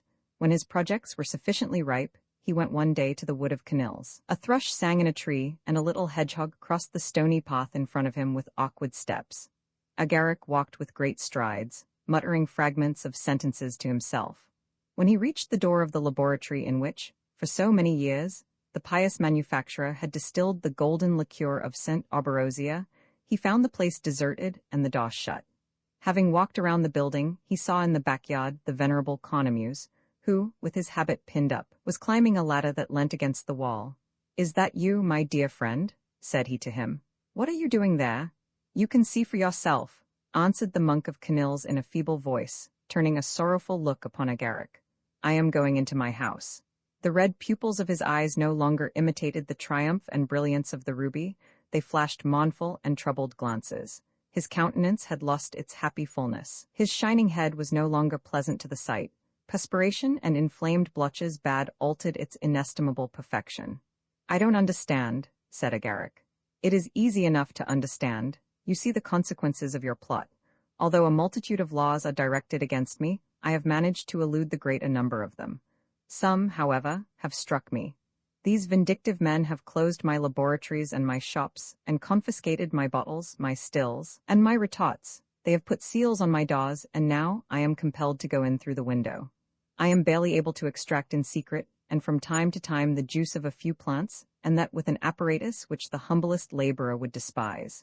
You suffer from the persecution, said Agaric. It strikes us all. The monk of Canils passed his hand over his afflicted brow. I told you so, brother Agaric. I told you that your enterprise would turn against ourselves. Our defeat is only momentary, replied Agaric eagerly. It is due to purely accidental causes, it results from mere contingencies. Chatelain was a fool, he has drowned himself in his own ineptitude. Listen to me, brother Conomus. We have not a moment to lose. We must free the penguin people, we must deliver them from their tyrants, save them from themselves, restore the dragon's crest, re-establish the ancient state, the good state, for the honor of religion and the exaltation of the Catholic faith. Chatelain was a bad instrument, he broke in our hands. Let us take a better instrument to replace him. I have the man who will destroy this impious democracy. He is a civil official. His name is Gomoru. The penguins worship him. He has already betrayed his party for a plate of rice. There's the man we want. At the beginning of this speech, the monk of Canils had climbed into his window and pulled up the ladder. I foresee, answered he, with his nose through the sash, that you will not stop until you have us all expelled from this pleasant, agreeable, and sweet land of Penguinia. Good night, God keep you? Agaric, standing before the wall, entreated his dearest brother to listen to him for a moment. Understand your own interest better, Conomus. Penguinia is ours. What do we need to conquer it? Just one effort more, one more little sacrifice of money and, but without listening further, the monk of Canils drew in his head and closed his window. General Greytalk, Duke of Skull, a short time after the flight of the Emerald, a middle-class Jew called Pirate, desirous of associating with the aristocracy and wishing to serve his country, entered the Penguin army. The Minister of War, who at the time was Greytalk, Duke of Skull, could not endure him. He blamed him for his zeal, his hooked nose, his vanity, his fondness for study, his thick lips, and his exemplary conduct. Every time the author of any misdeed was looked for, Greytalk used to say, "It must be Pirate." One morning General Panther, the chief of the staff, informed Greytalk of a serious matter. 80,000 trusses of hay intended for the cavalry had disappeared and not a trace of them was to be found. Greytalk exclaimed at once, "It must be Pirate who has stolen them." He remained in thought for some time and said, "The more I think of it the more I am convinced that Pirate has stolen those 80,000 trusses of hay, and I know it by this. He stole them in order that he might sell them to our bitter enemies the Papaces. What an infamous piece of treachery!" "There is no doubt about it," answered Panther. "It only remains to prove it." The same day, as he passed by a cavalry barracks, Prince Desposenos heard the troopers as they were sweeping out the yard, singing, Basenos est ungros cochon, on en va faire des anduils des saucisses et du jambon par le révélin des pauvres baugas. It seemed to him contrary to all discipline that soldiers should sing this domestic and revolutionary refrain, which on days of riot had been uttered by the lips of jeering workmen.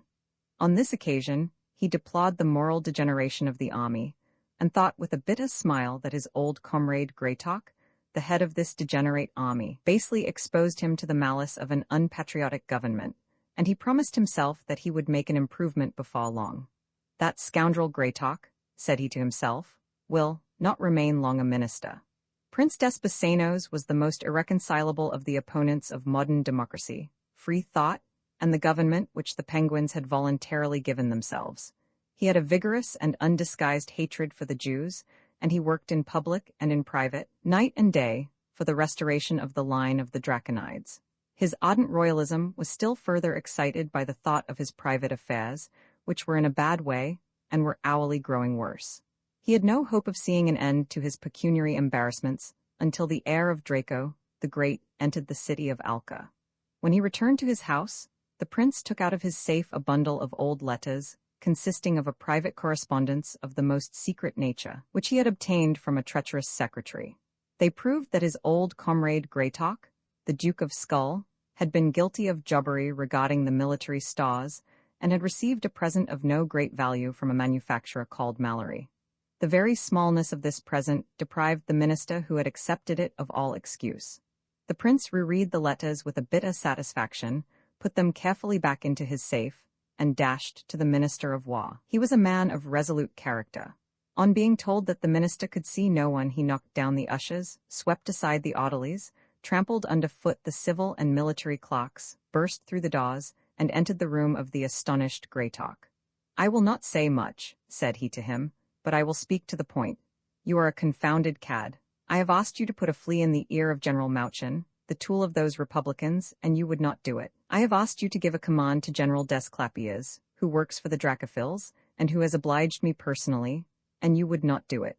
I have asked you to dismiss General Tandem, the commander of Podalka, who robbed me of 50 louis at cards, and who had me handcuffed when I was brought before the High Court as Emerald Chatelain's accomplice. You would not do it. I asked you for the hay and bran stars. You would not give them. I asked you to send me on a secret mission to Paupoisia. You refused. And not satisfied with these repeated refusals, you have designated me to your government colleagues as a dangerous person who ought to be watched, and it is owing to you that I have been shadowed by the police. You old traitor? I ask nothing more from you, and I have but one word to say to you. Clear out. You have bothered us too long. Besides, we will force the vile Republic to replace you by one of our own party. You know that I am a man of my word. If in 24 hours you have not handed in your resignation, I will publish the Mallory dossier in the newspapers." But Greytalk calmly and serenely replied, "Be quiet, you fool. I am just having a Jew transported. I am handing over Pirate to justice as guilty of having stolen 80,000 trusses of hay." Prince Basanos, whose anger vanished like a dream, smiled. "Is that true? You will see. My congratulations, Greytalk. But as one always needs to take precautions with you, I shall immediately publish the good news. People will read this evening about Pirate's arrest in every newspaper in Alka." And he went away muttering, "That Pirate? I suspected he would come to a bad end." A moment later General Panther appeared before Greytalk. "Sir," said he, "I have just examined the business of the 80,000 trusses of hay. There is no evidence against Pirate."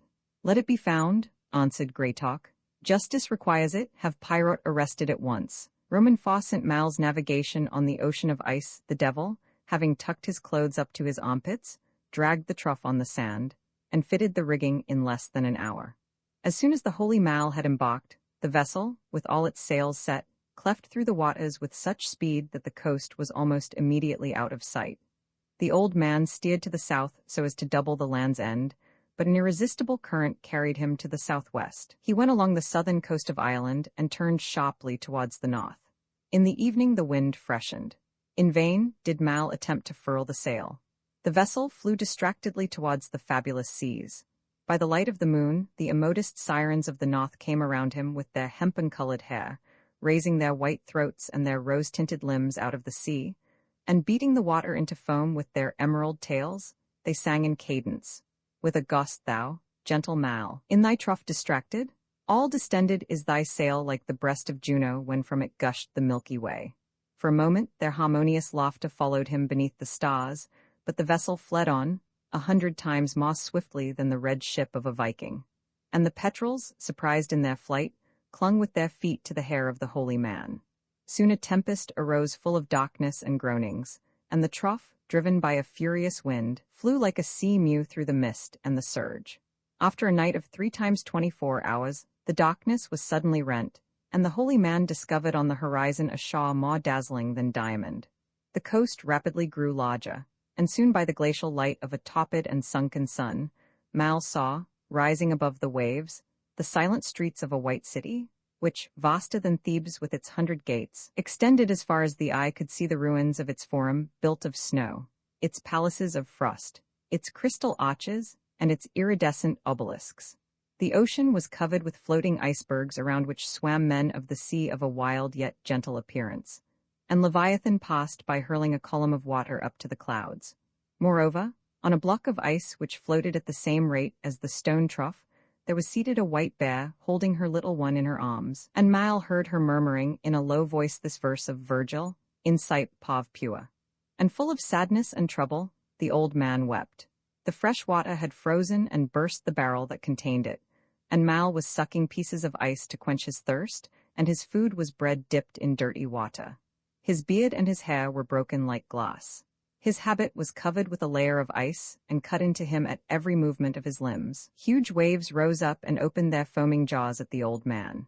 20 times the boat was filled by masses of sea, and the ocean swallowed up the book of the Holy Gospels which the apostle guarded with extreme care in a purple cover marked with a golden cross. Now on the 30th day, the sea calmed, And lo, with a frightful clamor of sky and waters, a mountain of dazzling whiteness advanced towards the stone vessel.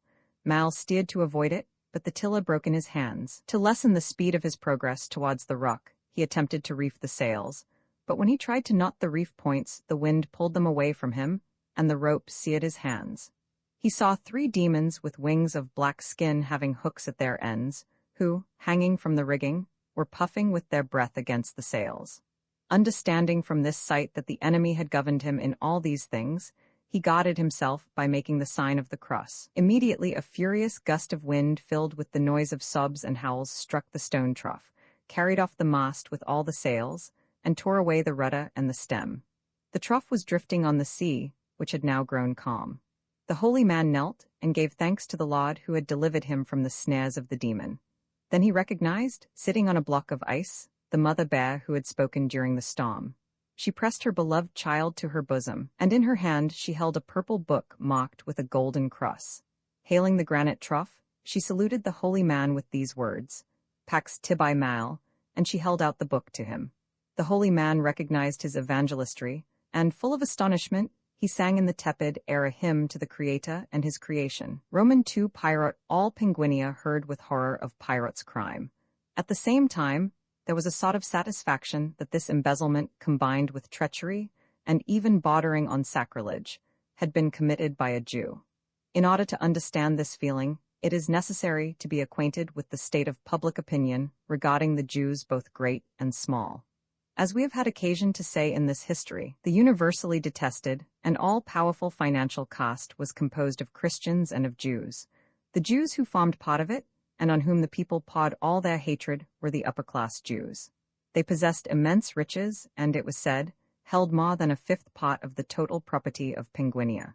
Outside this formidable caste, there was a multitude of Jews of a mediocre condition, who were not more loved than the others, and who were feared much less. In every ordered state, wealth is a sacred thing. In democracies, it is the only sacred thing. Now the Penguin state was democratic. 3 or 4 financial companies exercised a more extensive, and above all, more effective and continuous power than that of the ministers of the Republic. The latter were puppets whom the companies ruled in secret, whom they compelled by intimidation or corruption to favor themselves at the expense of the state, and whom they ruined by calumnies in the press if they remained honest. In spite of the secrecy of the exchequer, enough appeared to make the country indignant, but the middle-class Penguins had, from the greatest to the least of them, been brought up to hold money in great reverence, and as they all had property, either much or little, they were strongly impressed with the solidarity of capital and understood that a small fortune is not safe unless a big one is protected. For these reasons, they conceived a religious respect for the Jews' millions, and self-interest being stronger with them than aversion, they were as much afraid as they were of death to touch a single hair of one of the rich Jews whom they detested. Towards the poorer Jews, they felt less ceremonious, and when they saw any of them down, they trampled on them. That is why the entire nation learnt with thorough satisfaction that the traitor was a Jew. They could take vengeance on all Israel in his person, without any fear of compromising the public credit. That Pirate had stolen the 80,000 trusses of hay nobody hesitated for a moment to believe. No one doubted because the general ignorance in which everybody was concerning the affair did not allow of doubt, for doubt is a thing that demands motives. People do not doubt without reasons in the same way that people believe without reasons. The thing was not doubted because it was repeated everywhere, and, with the public, to repeat is to prove. It was not doubted because people wish to believe Pirate guilty, and one believes what one wishes to believe. Finally, it was not doubted because the faculty of doubt is rare amongst men. Very few minds carry in them its germs, and these are not developed without cultivation. Doubt is singular, exquisite, philosophic, immoral, transcendent, monstrous, full of malignity, injurious to persons and to property, contrary to the good order of governments and to the prosperity of empires, fatal to humanity, destructive of the gods, held in horror by heaven and earth. The mass of the Penguins were ignorant of doubt. It believed in Pirate's guilt, and this conviction immediately became one of its chief national beliefs and an essential truth in its patriotic creed. Pirate was tried secretly and condemned. General Panther immediately went to the Minister of War to tell him the result. Luckily, said he, the judges were certain, for they had no proofs. Proofs, muttered Greytalk. Proofs, what do they prove? There is only one certain, irrefragable proof, the confession of the guilty person. Has Pirate confessed? No, General. He will confess he ought to. Panther, we must induce him. Tell him it is to his interest. Promise him that, if he confesses, he will obtain favors, a reduction of his sentence, full pardon. Promise him that if he confesses his innocence will be admitted, that he will be decorated. Appeal to his good feelings. Let him confess from patriotism, for the flag, for the sake of order, from respect for the hierarchy, at the special command of the Minister of War militarily. But tell me, Panther, has he not confessed already? There are tacit confessions, silence is a confession. But, General, he is not silent, he keeps on squealing like a pig that he is innocent. Panther, the confessions of a guilty man sometimes result from the vehemence of his denials. To deny desperately is to confess. Pirate has confessed, we must have witnesses of his confessions, justice requires them. There was in Western Penguinier a seaport called La Cirque, formed of 3 small bays and formerly greatly frequented by ships, but now solitary and deserted. Gloomy lagoons stretched along its low coasts exhaling a pestilent odor, while fever hovered over its sleepy waters. Here, on the borders of the sea, there was built a high square tower, like the old campanile at Venice, from the side of which, close to the summit, hung an open cage which was fastened by a chain to a transverse beam. In the times of the Draconides, the inquisitors of Alca used to put heretical clergy into this cage. It had been empty for 300 years, but now Pirate was imprisoned in it under the god of 60 waters, who lived in the tower, and did not lose sight of him night or day, spying on him for confessions that they might afterwards report to the Minister of War. For Greytalk, careful and prudent, desired confessions and still further confessions. Greytalk, who was looked upon as a fool, was in reality a man of great ability and full of rare foresight. In the meantime Pirate, burnt by the sun, eaten by mosquitoes, soaked in the rain, hail and snow, frozen by the cold, tossed about terribly by the wind, beset by the sinister croaking of the ravens that perched upon his cage, kept writing down his innocence on pieces torn off his shirt with a toothpick dipped in blood. These rags were lost in the sea, or fell into the hands of the jailers. But Pirate's protests moved nobody, because his confessions had been published. Roman 3 Count de Maubec de la Dentdulinx, the morals of the Jews were not always pure. In most cases they were averse from none of the vices of Christian civilization, but they retained from the patriarchal age a recognition of family, ties, and an attachment to the interests of the tribe. Pirate's brothers, half-brothers, uncles, great-uncles, first, second, and third cousins, nephews and great-nephews, relations by blood and relations by marriage, and all who were related to him to the number of about 700, were at first overwhelmed by the blow that had struck their relative, and they shut themselves up in their houses, covering themselves with ashes and blessing the hand that had chastised them. For 40 days they kept a strict fast. Then they bathed themselves and resolved to search, without rest, at the cost of any toil, and at the risk of every danger, for the demonstration of an innocence which they did not doubt. And how could they have doubted? Pirate's innocence had been revealed to them in the same way that his guilt had been revealed to Christian Penguinias. For these things, being hidden, assume a mystic character and take on the authority of religious truths. The 700 Piratists set to work with as much zeal as prudence and made the most thorough inquiries in secret. They were everywhere, they were seen nowhere. One would have said that, like the pilot of Ulysses, they wandered freely over the earth. They penetrated into the War Office and approached, under different disguises, the judges, the registrars, and the witnesses of the affair. Then Greytalk's cleverness was seen. The witnesses knew nothing. The judges and registrars knew nothing. Emissaries reached even Pirate and anxiously questioned him in his cage amid the prolonged moanings of the sea and the hoarse croaks of the ravens. It was in vain. The prisoner knew nothing. The 700 Piratists could not subvert the proofs of the accusation because they could not know what they were, and they could not know what they were because there were none. Pirate's guilt was indefeasible through its very nullity, and it was with a legitimate pride that Greytalk, expressing himself as a true artist, said one day to General Panther, "This case is a masterpiece. It is made out of nothing." The 700 Piratists despaired of ever clearing up this dark business, when suddenly they discovered, from a stolen letter, that the 80,000 trusses of hay had never existed, that a most distinguished nobleman, Count de Maubec, had sold them to the state, that he had received the price but had never delivered them. Indeed, seeing that he was descended from the richest landed proprietors of ancient Penguinia, the heir of the Maubec of Dentulinx, once the possessors of 4 duchies, 60 counties, and 612 marquisates, baronies, and viscounties, he did not possess as much land as he could cover with his hand, and would not have been able to cut a single day's mowing of forage off his own domains.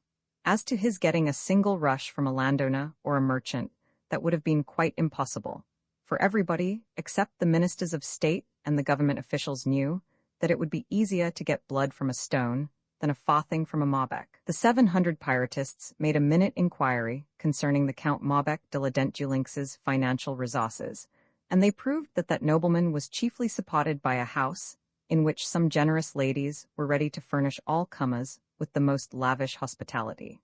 They publicly proclaimed that he was guilty of the theft of the 80,000 trusses of straw for which an innocent man had been condemned and was now imprisoned in the cage. Maubec belonged to an illustrious family which was allied to the Draconides. There is nothing that a democracy esteems more highly than noble birth. Maubec had also served in the Penguin army, and since the Penguins were all soldiers, they loved their army to idolatry. Maubec, on the field of battle, had received the cross, which is a sign of honor among the Penguins, and which they valued even more highly than the embraces of their wives. All Penguinia declared for Maubec, and the voice of the people, which began to assume a threatening tone, demanded severe punishments for the 700 calumniating Pyrotists. Maubec was a nobleman. He challenged the 700 Pyrotists to combat with either sword, saber, pistols, carabines, or sticks. "Vile dogs," he wrote to them in a famous letter, "you have crucified my God, and you want my life too. I warn you that I will not be such a duffer as he was, and that I will cut off your 1400 ears. Accept my boot on your 700 behinds." The chief of the government at the time was a peasant called Robin Mielu, a man pleasant to the rich and powerful, but hard towards the poor, a man of small courage and ignorant of his own interests. In a public declaration, he guaranteed Maubec's innocence and honor, and presented the 700 Pyrotists to the criminal courts where they were condemned, as libelers, to imprisonment, to enormous fines, and to all the damages that were claimed by their innocent victim.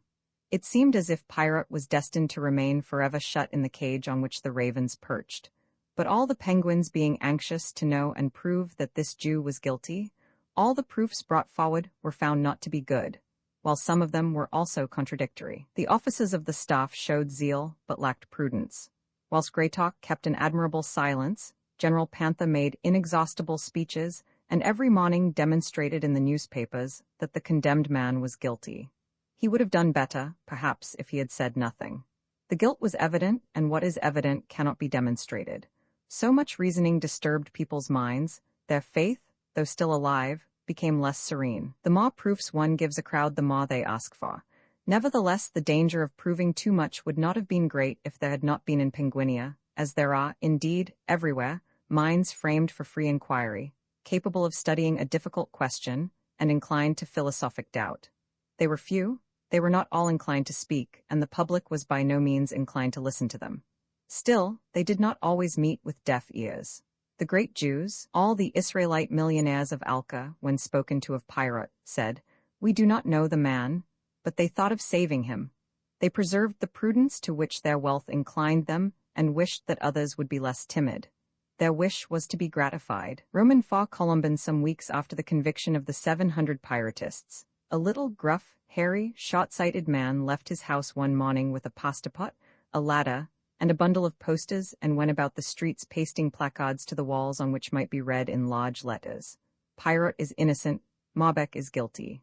He was not a bill poster. His name was Columban, and as the author of 60 volumes on penguin sociology, he was numbered among the most laborious and respected writers in Alca. Having given sufficient thought to the matter, and no longer doubting Pirate's innocence, he proclaimed it in the manner which he thought would be most sensational.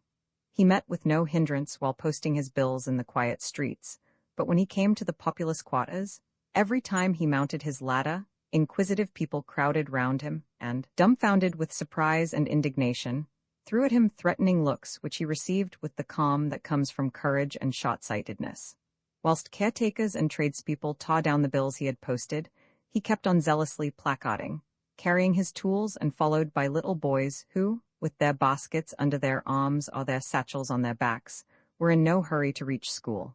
To the mute indignation against him, protests and murmurs were now added. But Colomban did not condescend to see or hear anything. As at the entrance to the Rue Saint-Ambroisia, he was posting one of his squares of paper bearing the words, "Pirot is innocent, Maubec is guilty." The riotous crowd showed signs of the most violent anger. They called after him, "Traitor, thief, rascal, scoundrel." A woman opened a window and emptied a vase full of filth over his head. A cabby sent his hat flying from one end of the street to the other by a blow of his whip amid the cheers of the crowd who now felt themselves avenged. A butcher's boy knocked Colomban with his pasta pot, his brush, and his posters from the top of his ladder into the gutter, and the proud penguins then felt the greatness of their country. Colomban stood up, covered with filth, lame, and with his elbow injured, but tranquil and resolute. "Low brutes," he muttered, shrugging his shoulders. Then he went down on all fours in the gutter to look for his glasses which he had lost in his fall. It was then seen that his coat was split from the collar to the tails, and that his trousers were in rags. The rancor of the crowd grew stronger. On the other side of the street stretched the big Saint-Ambrosian stars. The patriots seized whatever they could lay their hands on from the shop front, and hurled at Colomban oranges, lemons, pots of jam, pieces of chocolate, bottles of liqueurs, boxes of sardines, pots of foie gras, hams, fowls, flasks of oil, and bags of haricots. Covered with the debris of the food, bruised, tattered, lame, and blind, he took to flight, followed by the shop boys, bakers, loafers, citizens, and hooligans whose number increased each moment and who kept shouting, "Duck him! Death to the traitor! Duck him!" This torrent of vulgar humanity swept along the streets and rushed into the Rue Saint-Mal. The police did their duty. From all the adjacent streets constables proceeded, and, holding their scabbards with their left hands, they went at full speed in front of the pursuers. They were on the point of grabbing Colomban in their huge hands when he suddenly escaped them by falling through an open manhole to the bottom of a sewer. He spent the night there in the darkness, sitting close by the dirty water amidst the fat and slimy rats.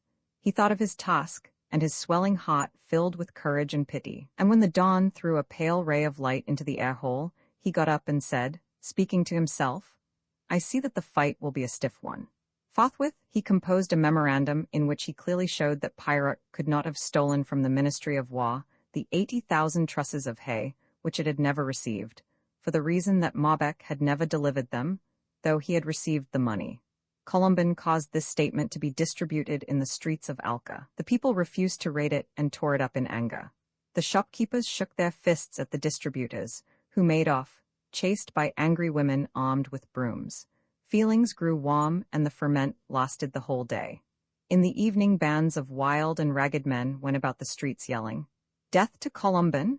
The patriots snatched whole bundles of the memorandum from the newsboys and burned them in the public squares, dancing wildly round these bonfires with girls whose petticoats were tied up to their waists.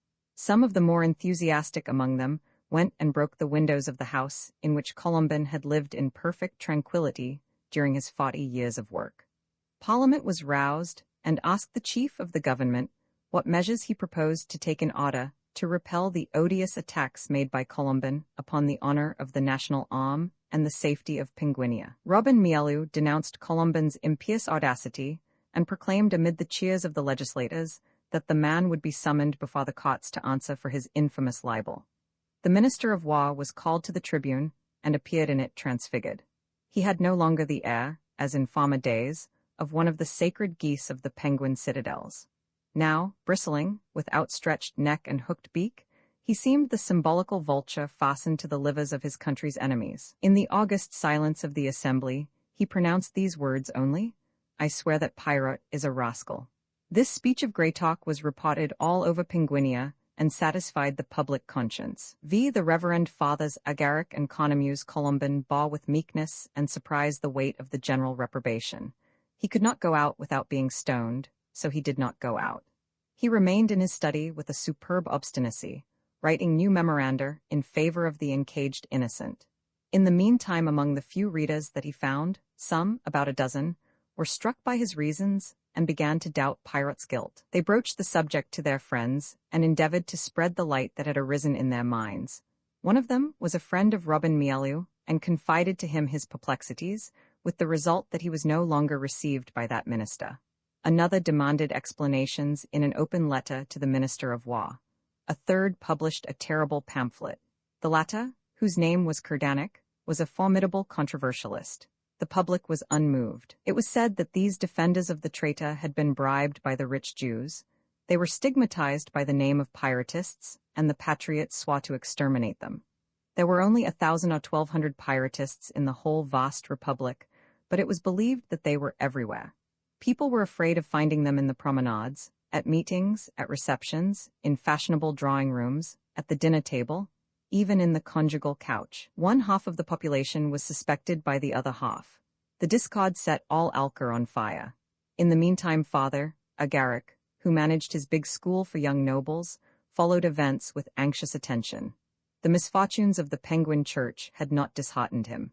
He remained faithful to Prince Crucho and preserved the hope of restoring the heir of the Draconides to the Penguin throne.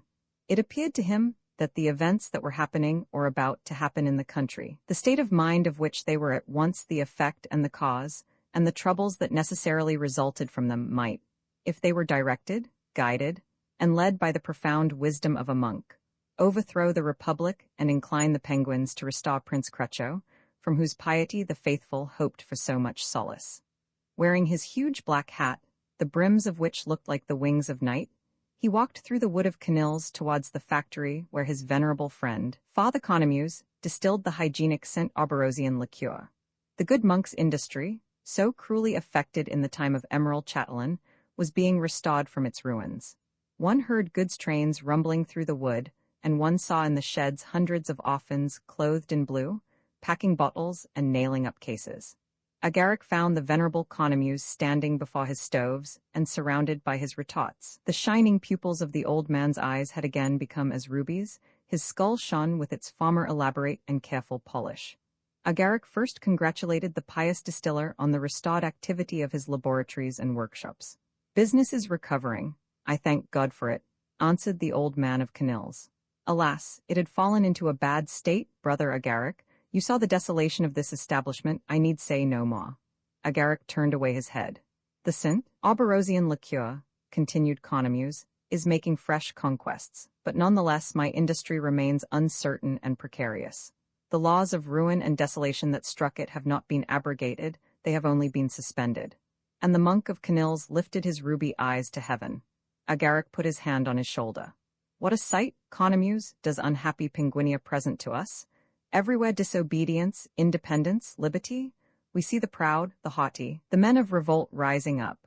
After having braved the divine laws, they now rear themselves against human laws. So true is it that in order to be a good citizen, a man must be a good Christian.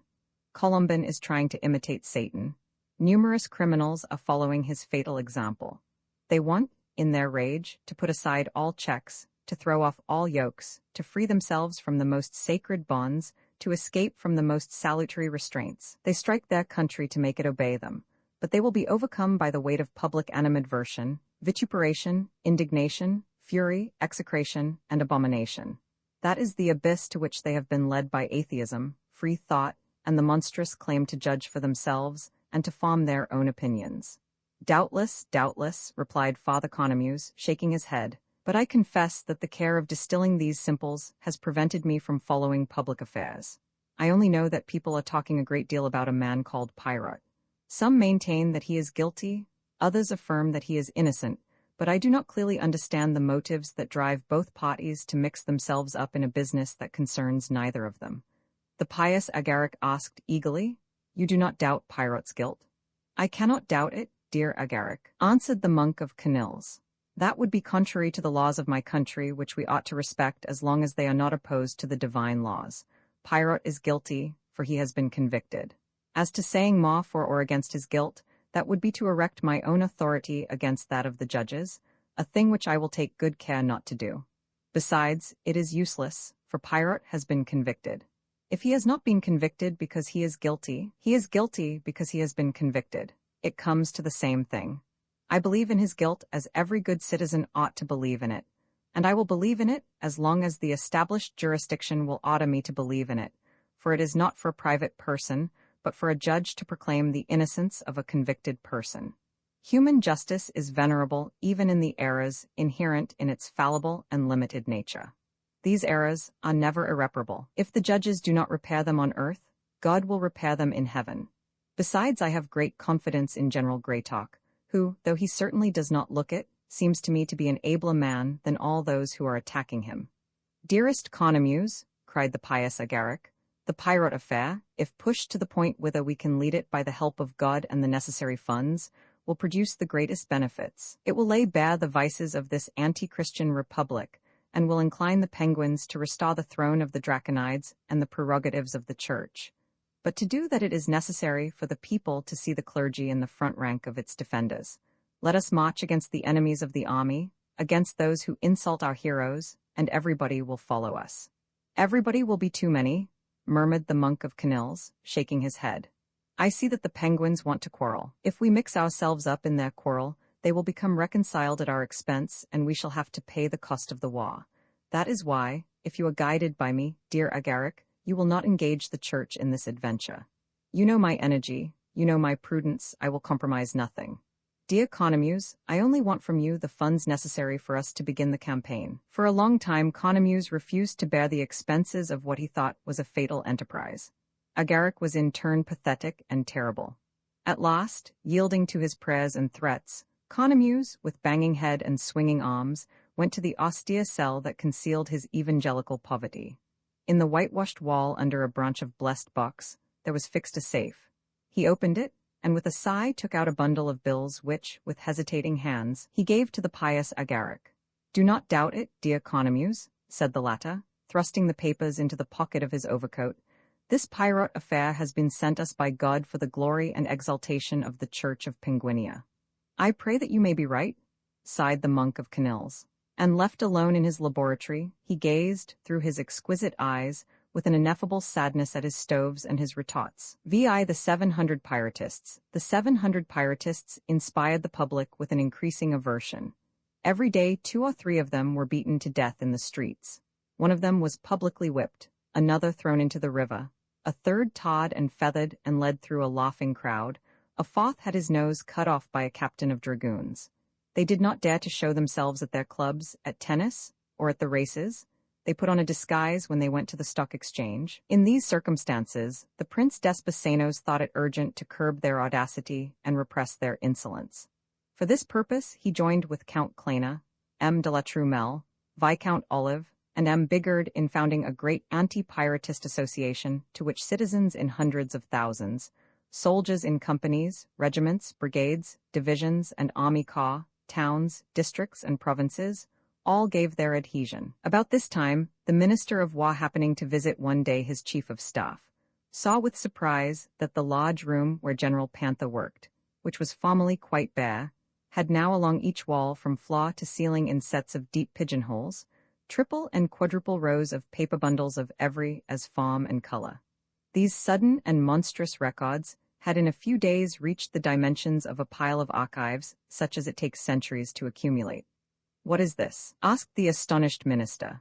Proofs against pirate, answered General Panther with patriotic satisfaction. We had not got them when we convicted him, but we have plenty of them now. The door was open, and Greytalk saw coming up the staircase a long file of porters who were unloading heavy bales of papers in the hall, and he saw the lift slowly rising heavily loaded with paper packets. What are those others? Said he. They are fresh proofs against pirate that are now reaching us, said Panther. I have asked for them in every county of Penguinia, in every staff office, and in every court in Europe. I have ordered them in every town in America and in Australia, and in every factory in Africa, and I am expecting bales of them from Bremen, and a shipload from Melbourne. And Panther turned towards the Minister of War the tranquil and radiant look of a hero.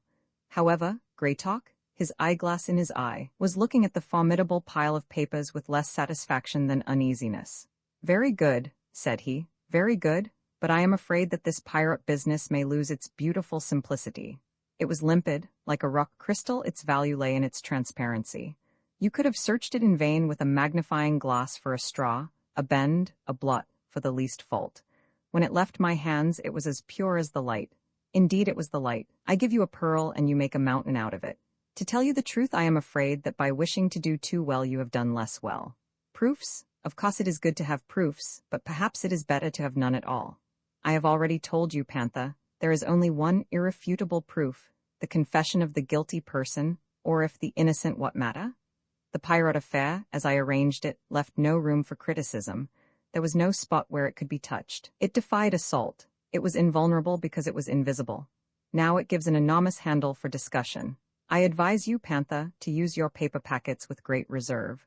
I should be particularly grateful if you would be more sparing of your communications to journalists. You speak well, but you say too much. Tell me, Panther, are there any forged documents among these? There are some adapted ones. That is what I meant. There are some adapted ones, so much the better. As proofs, forged documents, in general, are better than genuine ones. First of all, because they have been expressly made to suit the needs of the case, to order and measure, and therefore they are fitting and exact.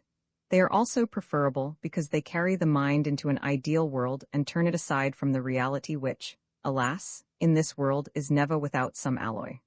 Nevertheless, I think I should have preferred, Panther, that we had no proofs at all. The first act of the Anti-Piratist Association was to ask the government immediately to summon the 700 piratists and their accomplices before the High Court of Justice as guilty of high treason.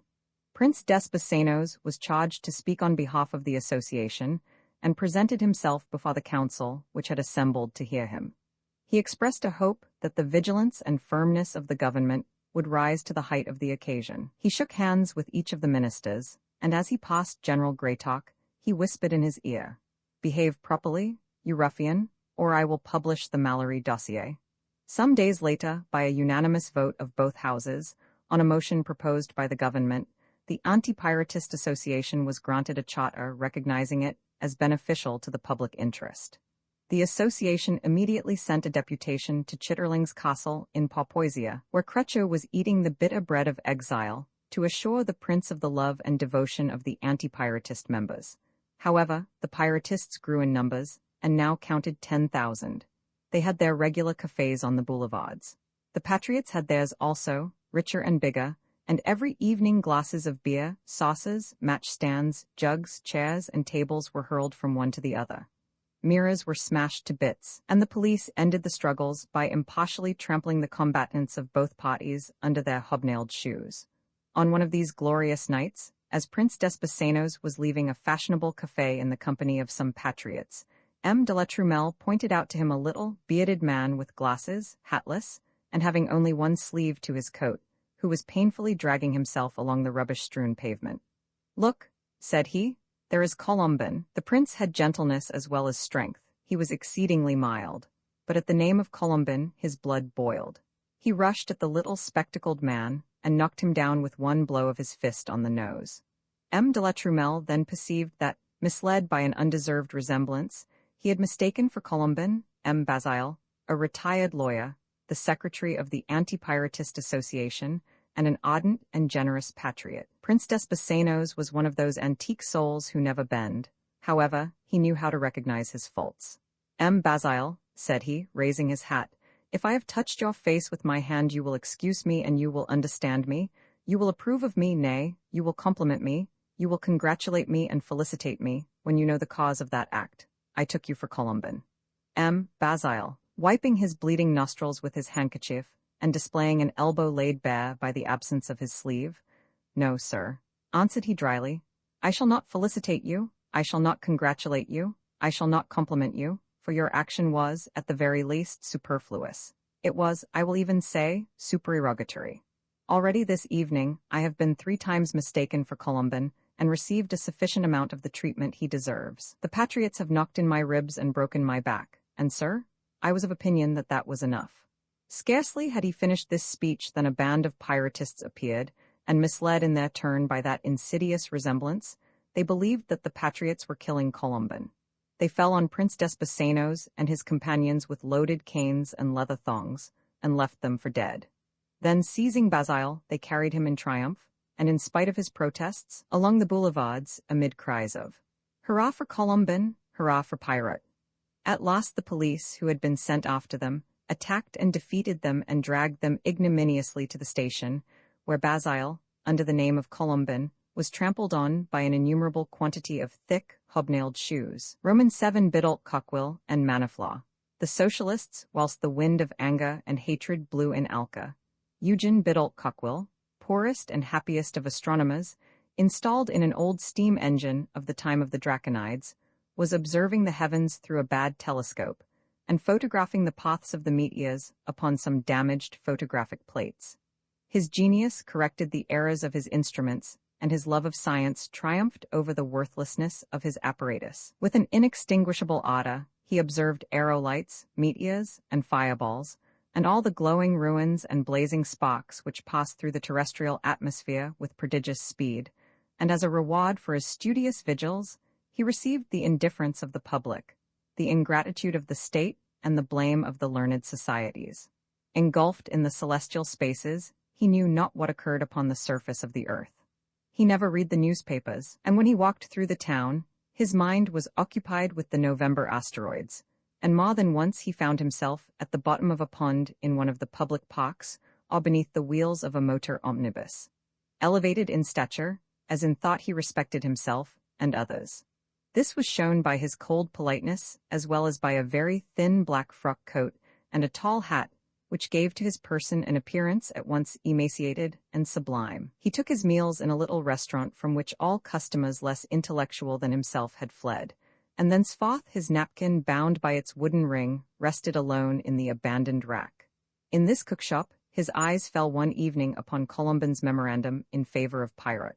He read it as he was cracking some bad nuts, and suddenly, exalted with astonishment, admiration, horror, and pity, he forgot all about falling meteors and shooting stars, and saw nothing but the innocent man hanging in his cage exposed to the winds of heaven and the ravens perching upon it. That image did not leave him. For a week he had been obsessed by the innocent convict, when, as he was leaving his cookshop, he saw a crowd of citizens entering a public house in which a public meeting was going on. He went in. The meeting was disorderly. They were yelling, abusing one another, and knocking one another down in the smoke-laden hall. The Piratists and the anti-Piratists spoke in turn, and were alternately cheered and hissed at. An obscure and confused enthusiasm moved the audience.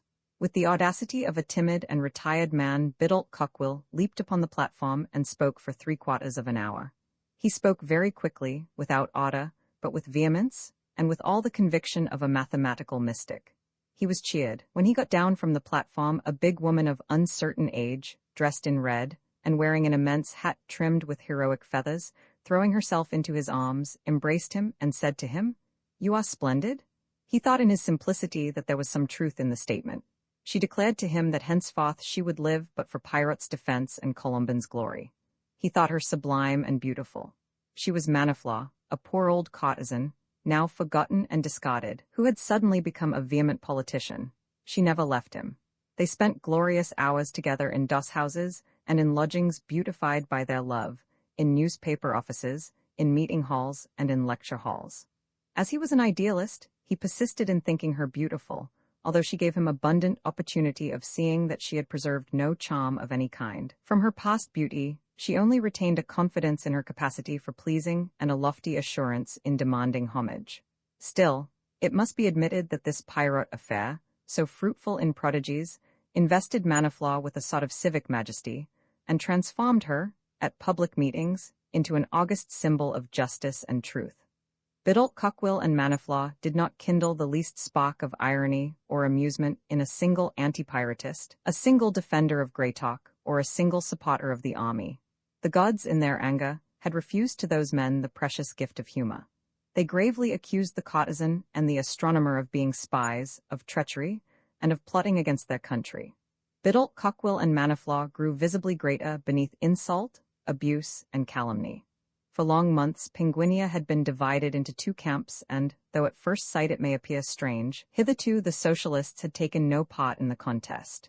Their groups comprised almost all the manual workers in the country, necessarily scattered, confused, broken up, and divided, but formidable. The Pirate affair threw the group leaders into a singular embarrassment. They did not wish to place themselves either on the side of the financiers or on the side of the army. They regarded the Jews, both great and small, as their uncompromising opponents. Their principles were not at stake, nor were their interests concerned in the affair. Still, the greater number felt how difficult it was growing for them to remain aloof from struggles in which all Penguinia was engaged. Their leaders called a sitting of their federation at the Rue de la Queue du Diabolson. Mal, to take into consideration the conduct they ought to adopt in the present circumstances and in future eventualities. Comrade Phoenix was the first to speak. "A crime," said he, "the most odious and cowardly of crimes, a judicial crime, has been committed. Military judges, coerced or misled by their superior officers, have condemned an innocent man to an infamous and cruel punishment. Let us not say that the victim is not one of our own party, that he belongs to a caste which was, and always will be, our enemy. Our party is the party of social justice. It can look upon no iniquity with indifference. It would be a shame for us if we left it to Kerdanic, a radical, to Colomban, a member of the middle classes, and to a few moderate Republicans, alone to proceed against the crimes of the army. If the victim is not one of us, his executioners are our brother's executioners, and before Greytalk struck down this soldier, he shot our comrades who were on strike. Comrades, by an intellectual, moral and material effort you must rescue Pirate from his torment, and in performing this generous act, you are not turning aside from the liberating and revolutionary task you have undertaken, for Pirate has become the symbol of the oppressed and of all the social iniquities that now exist. By destroying one you make all the others tremble." When Phoenix ended, Comrade Sappa spoke in these terms: "You are advised to abandon your task in order to do something with which you have no concern. Why throw yourselves into a conflict where, on whatever side you turn, you will find none but your natural, uncompromising, even necessary opponents? Are the financiers to be less hated by us than the army? What inept and criminal generosity is it that hurries you to save those 700 piratists whom you will always find confronting you in the social war? It is proposed that you act the part of the police for your enemies, and that you ought to re-establish for them the order which their own crimes have disturbed. Magnanimity pushed to this degree changes its name. Comrades, there is a point at which infamy becomes fatal to a society. Penguin society is being strangled by its infamy, and you are requested to save it, to give it air that it can breathe. This is simply turning you into ridicule. Leave it to smother itself, and let us gaze at its lost convulsions with joyful contempt, only regretting that it has so entirely corrupted the soil on which it has been built that we shall find nothing but poisoned mud on which to lay the foundations of a new society." When Sappa had ended his speech, Comrade Lapison pronounced these few words: "Phoenix calls us to Pirate's help for the reason that Pirate is innocent. It seems to me that that is a very bad reason. If Pirate is innocent, he has behaved like a good soldier and has always conscientiously worked at his trade, which principally consists in shooting the people. That is not a motive to make the people brave all dangers in his defense. When it is demonstrated to me that Pirate is guilty and that he stole the army hay, I shall be on his side." Comrade Larrivee afterwards spoke.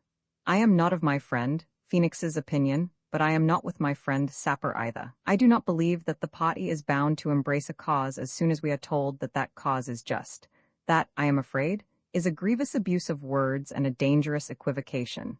For social justice is not revolutionary justice. They are both in perpetual antagonism. To serve the one is to oppose the other. As for me, my choice is made. I am for revolutionary justice as against social justice. Still, in the present case, I am against abstention. I say that when a lucky chance brings us an affair like this, we should be fools not to profit by it. How? We are given an opportunity of striking terrible, perhaps fatal, blows against militarism. And am I to fold my arms? I tell you, comrades, I am not a fakir. I have never been a fakir, and if there are fakirs here, let them not count on me. To sit in meditation is a policy without results, and one which I shall never adopt. A party like ours ought to be continually asserting itself. It ought to prove its existence by continual action. We will intervene in the Pirate affair, but we will intervene in it in a revolutionary manner.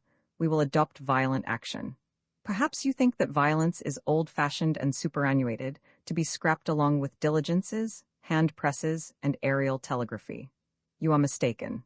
Today, as yesterday, nothing is obtained except by violence. It is the one efficient instrument. The only thing necessary is to know how to use it. You ask what will our action be? I will tell you.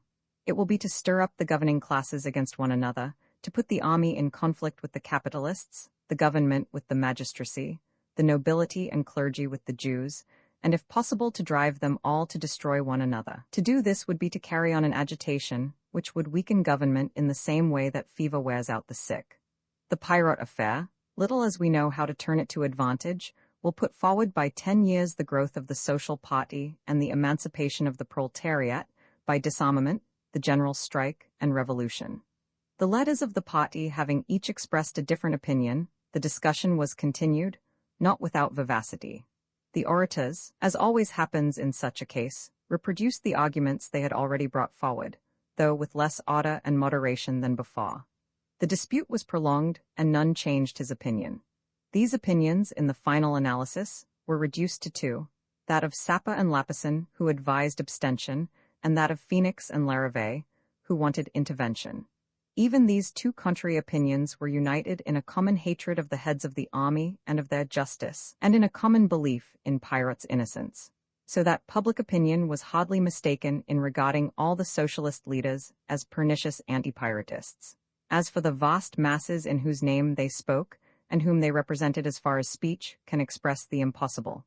As for the proletarians whose thought is difficult to know, and who do not know it themselves, it seemed that the pirate affair did not interest them. It was too literary for them, it was in too classical a style, and had an upper-middle class and high finance tone about it that did not please them much. Roman 8 The Columban trial. When the Columban trial began, the piratists were not many more than 30,000, but they were everywhere, and might be found even among the priests and millionaires. What injured them most was the sympathy of the rich Jews. On the other hand, they derived valuable advantages from their feeble number. In the first place, there were among them fewer fools than among their opponents, who were overburdened with them. Comprising but a feeble minority, they cooperated easily, acted with harmony, and had no temptation to divide and thus counteract one another's efforts. Each of them felt the necessity of doing the best possible, and was the more careful of his conduct as he found himself more in the public eye. Finally, they had every reason to hope that they would gain fresh adherents, while their opponents, having had everybody with them at the beginning, could only decrease. Summoned before the judges at a public sitting, Columban immediately perceived that his judges were not anxious to discover the truth. As soon as he opened his mouth, the president ordered him to be silent in the superior interests of the state. For the same reason, which is the supreme reason, the witnesses for the defense were not heard. General Panther, the chief of the staff, appeared in the witness box, in full uniform, and decorated with all his orders. He deposed as follows: The infamous Columban states that we have no proofs against Pirate. He lies, we have them. I have in my archives 732 square yards of them, which at £500 each make £366,000. That superior officer afterwards gave, with elegance and ease, a summary of those proofs. They are of all colors and all shades, said he in substance. They are of every form, pot, crown, sovereign, grape, dovecot, grand eagle, etc. The smallest is less than the 100th part of a square inch, the largest measures 70 yards long by 90 yards broad. At this revelation the audience shuddered with horror. Greytalk came to give evidence in his turn. Simpler, and perhaps greater, he wore a grey tunic and held his hands joined behind his back. I leave, said he calmly, and in a slightly raised voice, I leave to M. Columban the responsibility for an act that has brought our country to the brink of ruin. The pirate affair is secret. It ought to remain secret. If it were divulged, the cruelest ills, wars, pillages, depredations, fires, massacres, and epidemics would immediately burst upon Penguinia. I should consider myself guilty of high treason if I uttered another word. Some persons known for their political experience, among others M. Bigard, considered the evidence of the Minister of War as abler and of greater weight than that of his Chief of Staff. The evidence of Colonel de Boisjoli made a great impression. One evening at the Ministry of War, said that officer, the attaché of a neighboring power told me that while visiting his sovereign's stables, he had once admired some soft and fragrant hay, of a pretty green color, the finest hay he had ever seen. Where did it come from? I asked him. He did not answer, but there seemed to me no doubt about its origin. It was the hay pirate had stolen. Those qualities of verdure, softness, and aroma are those of our national hay. The forage of the neighboring power is gray and brittle. It sounds under the fork and smells of dust. One can draw one's own conclusions. Lieutenant Colonel Hastings said in the witness box, amid hisses, that he did not believe Pirate guilty. He was immediately seized by the police and thrown into the bottom of a dungeon where, amid vipers, toads, and broken glass, he remained insensible both to promises and threats. The usher called, Count Pierre Maubec de la Dentdulinx. There was deep silence, and a stately but ill-dressed nobleman, whose moustaches pointed to the skies and whose dark eyes shot forth flashing glances, was seen advancing toward the witness box. He approached Colombin and casting upon him a look of ineffable disdain. "My evidence?" said he. "Here it is, you excrement." At these words, the entire hall burst into enthusiastic applause and jumped up, moved by one of those transports that stir men's hearts and rouse them to extraordinary actions.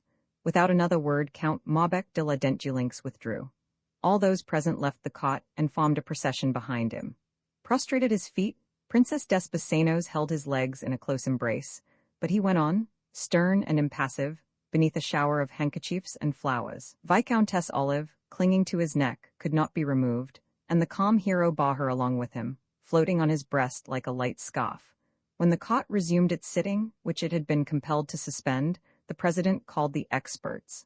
Vermiat, the famous expert in handwriting, gave the results of his researches. "Having carefully studied," said he, "the papers found in Pirot's house, in particular his account book and his laundry books, I noticed that, though apparently not out of the common, they formed an impenetrable cryptogram, the key to which, however, I discovered. The traitor's infamy is to be seen in every line. In this system of writing the words 3 glasses of beer and 20 francs for a delmine, I have delivered 30,000 trusses of hay to a neighboring power. From these documents, I have even been able to establish the composition of the hay delivered by this officer. The words waistcoat, drawers, pocket handkerchief, collars, drink, tobacco, cigars, mean clover, meadow grass, lucerne, burnet, oats, ryegrass, vernal grass, and common cat's tail grass. And these are precisely the constituents of the hay furnished by Count Maubec to the Penguin cavalry." In this way, Pirot mentioned his crimes in a language that he believed would always remain indecipherable. One is confounded by so much astuteness and so great a want of conscience. Colombin, pronounced guilty without any extenuating circumstances, was condemned to the severest penalty. The judges immediately signed a warrant consuming him to solitary confinement.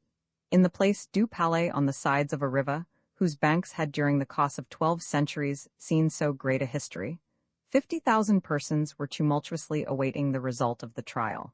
Here were the heads of the Anti-Pyrotist Association, among whom might be seen Prince Desposenos, Count Cléna, Viscount Olive, and M. de la Trumelle.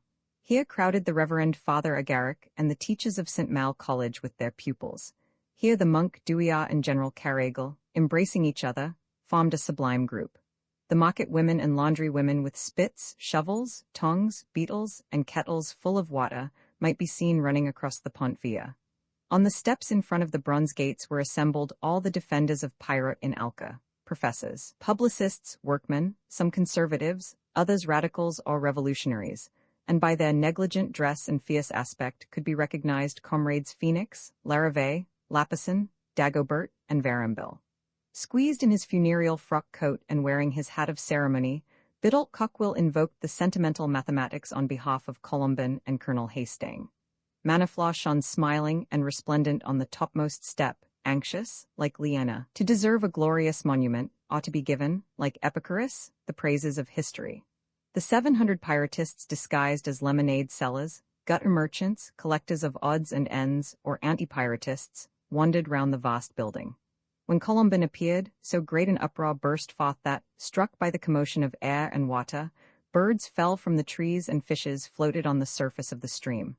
On all sides there were yells. "Duck Colombin, duck him, duck him." There were some cries of justice and truth, and a voice was even heard shouting, "Down with the army." This was the signal for a terrible struggle. The combatants fell in thousands, and their bodies formed howling and moving mounds on top of which fresh champions gripped each other by the throats. Women, eager, pale, and disheveled, with clenched teeth and frantic nails, rushed on the man, in transports that, in the brilliant light of the public square, gave to their faces expressions unsurpassed even in the shade of curtains and in the hollows of pillows. They were going to seize Colombin, to bite him, to strangle, dismember and rend him, when Maniflaw, tall and dignified in her red tunic, stood forth, serene and terrible, confronting these furies who recoiled from before her in terror. Colomban seemed to be saved. His partisans succeeded in clearing a passage for him through the Place du Palais, and in putting him into a cab stationed at the corner of the Pont Via. The horse was already in full trot when Prince Despesenos, Count Cléna, and M. de la Trumelle knocked the driver off his seat. Then, making the animal back and pushing the spokes of the wheels, they ran the vehicle on to the parapet of the bridge, whence they overturned it into the river amid the cheers of the delirious crowd. With a resounding splash, a jet of water rose upwards, and then nothing but a slight eddy was to be seen on the surface of the stream. Almost immediately, comrades Dagobert and Varambille, with the help of the 700 disguised piratists, sent Prince Despesenos head foremost into a river-laundry in which he was lamentably swallowed up. Serene night descended over the Place du Palais, and shed silence and peace upon the frightful ruins with which it was strewed. In the meantime, Colomban, 3,000 yards down the stream, cowering beside a lame old horse on a bridge, was meditating on the ignorance and injustice of crowds. "The business," said he to himself, "is even more troublesome than I believed. I foresee fresh difficulties." He got up and approached the unhappy animal. "What have you, poor friend, done to them?" said he. "It is on my account they have used you so cruelly." He embraced the unfortunate beast and kissed the white star on his forehead. Then he took him by the bridle and led him, both of them limping, trough the sleeping city to his house, where sleep soon allowed them to forget mankind. Roman 9 Father Douillard, in their infinite gentleness, and at the suggestion of the common father of the faithful, the bishops, canons, vicars, curates, abbots, and friars of Penguinia resolved to hold a solemn service in the cathedral of Alca, and to pray that divine mercy would deign to put an end to the troubles that distracted one of the noblest countries in Christendom, and grant to repentant Penguinia pardon for its crimes against God and the ministers of religion. The ceremony took place on the 15th of June. General Carregal, surrounded by his staff, occupied the churchwarden's pew. The congregation was numerous and brilliant. According to M. Biggard's expression, it was both crowded and select. In the front rank was to be seen M. de la Berthiace, Chamberlain to His Highness Prince Crucho. Near the pulpit, which was to be ascended by the Reverend Father Douillard of the Order of St. Francis, were gathered, in an attitude of attention with their hands crossed upon their wands of office, the great dignitaries of the Anti-Piratist Association, Viscount Olive, M. de la Trumelle, Count Cléna, the Duc d'Ampoule, and Prince Despesenos. Father Agaric was in the apse with the teachers and pupils of St. Mal College. The right-hand transept and aisle were reserved for officers and soldiers in uniform, this side being thought the more honorable, since the Lord leaned his head to the right when he died on the cross. The ladies of the aristocracy, and among them Countess Cléna, Viscountess Olive, and Princess Despesenos, occupied reserved seats. In the immense building and in the square outside were gathered 20,000 clergy of all sorts, as well as 30,000 of the laity. After the expiatory and propitiatory ceremony, the Reverend Father Douillard ascended the pulpit. The sermon had at first been entrusted to the Reverend Father Agaric, but in spite of his merits, he was thought unequal to the occasion in zeal and doctrine, and the eloquent Capuchin friar, who for 6 months had gone through the barracks preaching against the enemies of God and authority, had been chosen in his place. The Reverend Father Douillard, taking as his text, "He hath put down the mighty from their seat," established that all temporal power has God as its principle and its end, and that it is ruined and destroyed when it turns aside from the path that Providence has traced out for it, and from the end to which he has directed it. Applying these sacred rules to the government of Penguinia, he drew a terrible picture of the evils that the country's rulers had been unable either to prevent or to foresee. "The first author of all these miseries and degradations, my brethren," said he, "is only too well known to you. He is a monster whose destiny is providentially proclaimed by his name, for it is derived from the Greek word, pyros, which means fire. Eternal wisdom warns us by this etymology that a Jew was to set ablaze the country that had welcomed him. He depicted the country, persecuted by the persecutors of the church, and crying in its agony, 'O woe, O glory! Those who have crucified my God are crucifying me.'" At these words, a prolonged shudder passed through the assembly. The powerful orator excited still greater indignation when he described the proud and crime-stained Colomban, plunged into the stream, all the waters of which could not cleanse him. He gathered up all the humiliations and all the perils of the Penguins in order to reproach the President of the Republic and his Prime Minister with them. "That minister," said he, "having been guilty of degrading cowardice in not exterminating the 700 Piratists with their allies and defenders, as Saul exterminated the Philistines at Gibeah, has rendered himself unworthy of exercising the power that God delegated to him, and every good citizen ought henceforth to insult his contemptible government. Heaven will look favorably on those who despise him. He hath put down the mighty from their seat. God will depose these pusillanimous chiefs, and will put in their place strong men who will call upon him. I tell you, gentlemen, I tell you officers, non-commissioned officers, and soldiers who listen to me, I tell you, general of the Penguin armies, the hour has come. If you do not obey God's orders, if in his name you do not depose those now in authority, if you do not establish a religious and strong government in Penguinia, God will nonetheless destroy what he has condemned. He will nonetheless save his people. He will save them, but if you are wanting, he will do so by means of a humble artisan or a simple corporal. Hasten, the hour will soon be past. Excited by this ardent exhortation, the 60,000 people present rose up trembling and shouting, to arms, death to the Piratists, hurrah for Crucho. And all of them, monks, women, soldiers, noblemen, citizens, and loafers, who were gathered beneath the superhuman arm uplifted in the pulpit, struck up the hymn, Let us save Penguinia. They rushed impetuously from the basilica and marched along the quays to the Chamber of Deputies. Left alone in the deserted nave, the wise Conomus, lifting his arms to heaven, murmured in broken accents, Agnosco fortunam ecclesiae penguicani? I see but too well whither this will lead us. The attack which the crowd made upon the Legislative Palace was repulsed. Vigorously charged by the police and Alcan guards, the assailants were already fleeing in disorder, when the socialists, running from the slums and led by comrades Phoenix, Dagobert, Lapisson, and Varambil, threw themselves upon them and completed their discomfiture. De la Trumelle and Dampoule were taken to the police station. Prince Desposenos, after a valiant struggle, fell upon the bloody pavement with a fractured skull. In the enthusiasm of victory, the comrades, mingled with an innumerable crowd of paper sellers and gut merchants, ran through the boulevards all night, carrying, Maniflore in triumph, and breaking the mirrors of the cafes and the glasses of the street lamps amid cries of "Down with Crucho! Hurrah for the social revolution!" The anti-piratists in their turn upset the newspaper kiosks and tore down the hoardings. These were spectacles of which cool reason cannot approve, and they were fit causes for grief to the municipal authorities, who desired to preserve the good order of the roads and streets. But what was sadder for a man of heart was the sight of the canting humbugs, who, from fear of blows, kept at an equal distance from the two camps, and who, although they allowed their selfishness and cowardice to be visible, claimed admiration for the generosity of their sentiments and the nobility of their souls. They rubbed their eyes with onions, gaped like whitings, blew violently into their handkerchiefs, and, bringing their voices out of the depths of their stomachs, groaned forth, "O penguins, cease these fratricidal struggles, cease to rend your mother's bosom." As if men could live in society without disputes and without quarrels, and as if civil discords were not the necessary conditions of national life and progress.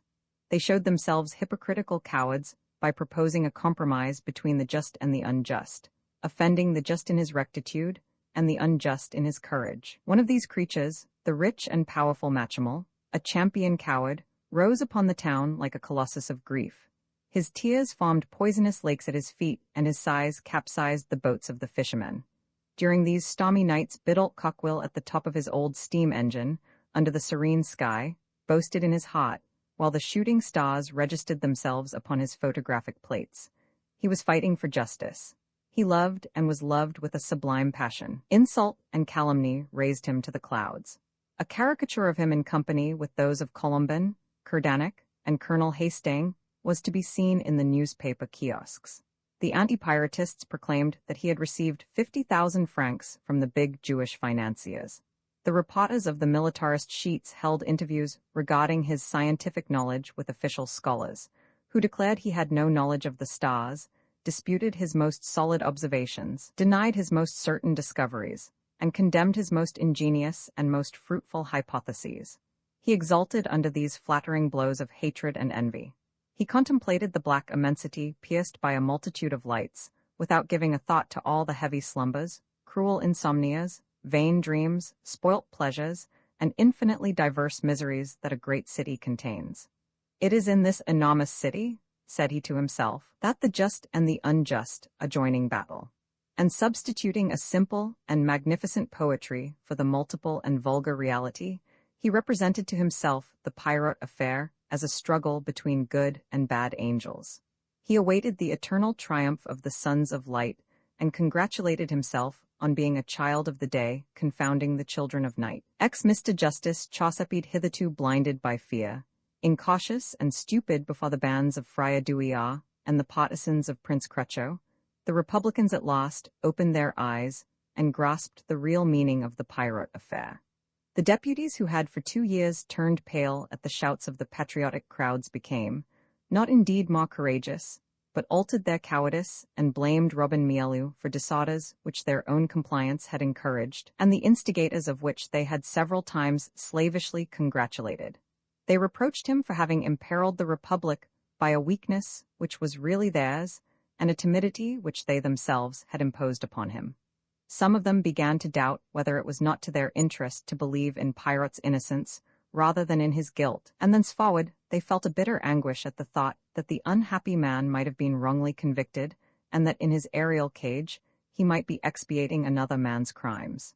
"I cannot sleep on account of it," was what several members of Minister Guillemet's majority used to say, but these were ambitious to replace their chief. These generous legislators overthrew the cabinet, and the President of the Republic put in Robin Mielu's place, a patriarchal Republican with a flowing beard, La Trinité by name, who, like most of the Penguins, understood nothing about the affair, but thought that too many monks were mixed up in it. General Greytalk, before leaving the Ministry of War, gave his final advice to Paryla, the chief of the staff. "I go and you remain," said he, as he shook hands with him. "The Pirate affair is my daughter. I confide her to you. She is worthy of your love and your care. She is beautiful. Do not forget that her beauty loves the shade, is leased with mystery, and likes to remain veiled. Great her modesty with gentleness. Too many indiscreet looks have already profaned her charms. Pantha, you desired proofs and you obtained them. You have many, perhaps too many, in your possession. I see that there will be many tiresome interventions and much dangerous curiosity. If I were in your place, I would tear up all those documents. Believe me, the best of proofs is none at all. That is the only one which nobody discusses." Alas, General Panther did not realize the wisdom of this advice. The future was only too thoroughly to justify Greytalk's perspicacity. La Trinité demanded the documents belonging to the Pirate affair. Paynish, his Minister of War, refused them in the superior interests of the national defense, telling him that the documents under General Panther's care formed the hugest mass of archives in the world. La Trinité studied the case as well as he could, and without penetrating to the bottom of the matter, suspected it of irregularity. Conformably to his rights and prerogatives, he then ordered a fresh trial to be held. Immediately, Paynish, his Minister of War, accused him of insulting the army and betraying the country and flung his portfolio at his head. He was replaced by a second, who did the same.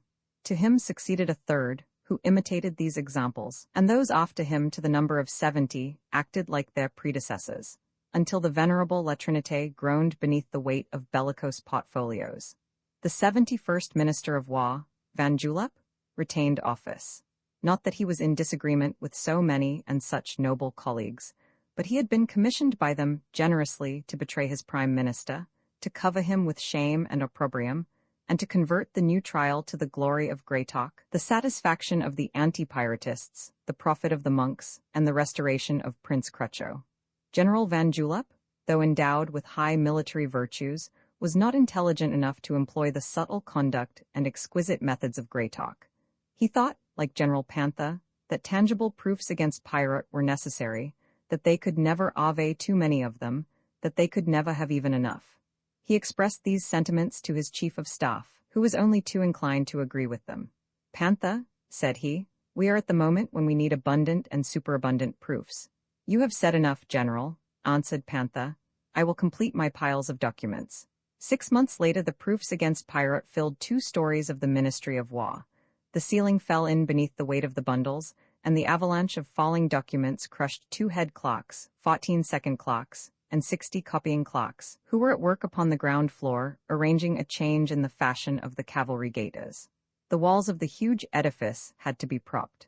Passers-by saw with amazement enormous beams and monstrous stanchions, which reared themselves obliquely against the noble front of the building, now tottering and disjointed, and blocked up the streets, stopped the carriages, and presented to the motor omnibuses an obstacle against which they dashed with their loads of passengers. The judges who had condemned Pirate were not, properly speaking, judges but soldiers. The judges who had condemned Columbin were real judges, but of inferior rank, wearing seedy black clothes like church verges, unlucky wretches of judges, miserable judgelings. Above them were the superior judges who wore ermine robes over their black gowns. These, renowned for their knowledge and doctrine, formed a court whose terrible name expressed power. It was called the Court of Appeal, Cassation, so as to make it clear that it was the hammer suspended over the judgments and decrees of all other jurisdictions. One of these superior red judges of the Supreme Court, called Chaucepid, led a modest and tranquil life in a suburb of Alca. His soul was pure, his heart honest, his spirit just. When he had finished studying his documents, he used to play the violin and cultivate hyacinths. Every Sunday, he dined with his neighbors, the Mesdemoiselles Helbevaux. His old age was cheerful and robust, and his friends often praised the amenity of his character. For some months, however, he had been irritable and touchy, and when he opened a newspaper, his broad and ruddy face would become covered with dolorous wrinkles and darkened with an angry purple. Pirate was the cause of it. Justice Chaucepid could not understand how an officer could have committed so black a crime as to hand over 80,000 trusses of military hay to a neighboring and hostile power. And he could still less conceive how a scoundrel should have found official defenders in Penguinia.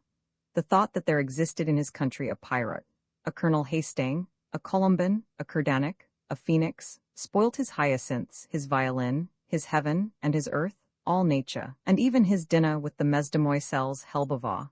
In the meantime, the pirate case, having been presented to the Supreme Court by the Keeper of Seals, it fell to Chaucepid to examine it and cover its defects, in case any existed.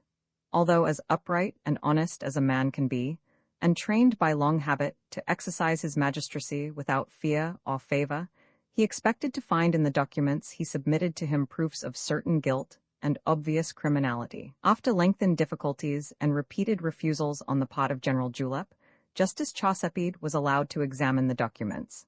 Numbered and initialed, they ran to the number of 14,626,312. As he studied them, the judge was at first surprised, then astonished, then stupefied, amazed, and, if I dare say so, flabbergasted. He found among the documents prospectuses of new fancy shops, newspapers, fashion plates, paper bags, old business letters, exercise books, brown paper, green paper for rubbing parquet floors, playing cards, diagrams, 6,000 copies of The Key to Dreams, but not a single document in which any mention was made of Pirate. Roman 11 conclusion: the appeal was allowed, and Pirate was brought down from his cage. But the anti-Piratists did not regard themselves as beaten. The military judges retried Pirate. Greytalk, in this second affair, surpassed himself. He obtained a second conviction. He obtained it by declaring that the proofs communicated to the Supreme Court were worth nothing, and that great care had been taken to keep back the good ones, since they ought to remain secret. In the opinion of connoisseurs, he had never shown so much address. On leaving the court, as he passed through the vestibule with a tranquil step, and his hands behind his back, amidst a crowd of sightseers, a woman dressed in red and with her face covered by a black veil rushed at him, brandishing a kitchen knife. "Die, scoundrel!" she cried. It was Manaflaw. Before those present could understand what was happening, the general seized her by the wrist, and with apparent gentleness, squeezed it so forcibly that the knife fell from her aching hand. Then he picked it up and handed it to Manaflaw. "Madam," said he with a bow, "you have dropped a household utensil." He could not prevent the heroine from being taken to the police station, but he had her immediately released, and afterwards he employed all his influence to stop the prosecution. The second conviction of Pirate was Greytalk's last victory. Justice Chaucepid, who had formerly liked soldiers so much, and esteemed their justice so highly, being now enraged with the military judges, quashed their judgments as a monkey cracks nuts. He rehabilitated Pirate a second time. He would, if necessary, have rehabilitated him 500 times. Furious at having been cowards, and at having allowed themselves to be deceived and made game of, the Republicans turned against the monks and clergy. The deputies passed laws of expulsion, separation, and spoliation against them. What Father Conomus had foreseen took place. That good monk was driven from the wood of Canils. Treasury officers confiscated his retots and his stills, and the liquidators divided amongst them his bottles of St. Obrosian liqueur. The pious distiller lost the annual income of 3,500,000 francs that his products procured for him. Father Agaric went into exile, abandoning his school into the hands of laymen, who soon allowed it to fall into decay. Separated from its foster mother, the state, the Church of Penguinia withered like a plucked flower. The victorious defenders of the innocent man now abused each other and overwhelmed each other reciprocally with insults and calumnies. The vehement Kerdanic hurled himself upon Phoenix as if ready to devour him. The wealthy Jews and the 700 Pyrotists turned away with disdain from the socialist comrades whose aid they had humbly implored in the past. "We know you no longer," said they. "To the devil with you and your social justice. Social justice is the defense of property." Having been elected a deputy and chosen to be the leader of the new majority, Comrade Larrivée was appointed by the Chamber and public opinion to the premiership. He showed himself an energetic defender of the military tribunals that had condemned Pirot.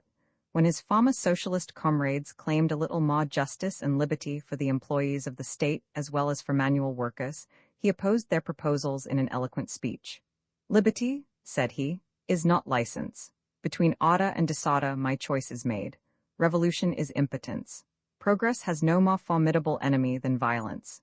Gentlemen, those who, as I am, are anxious for reform, ought to apply themselves before everything else to cure this agitation, which enfeebles government just as fever exhausts those who are ill. It is time to reassure honest people." This speech was received with applause. The government of the Republic remained in subjection to the great financial companies.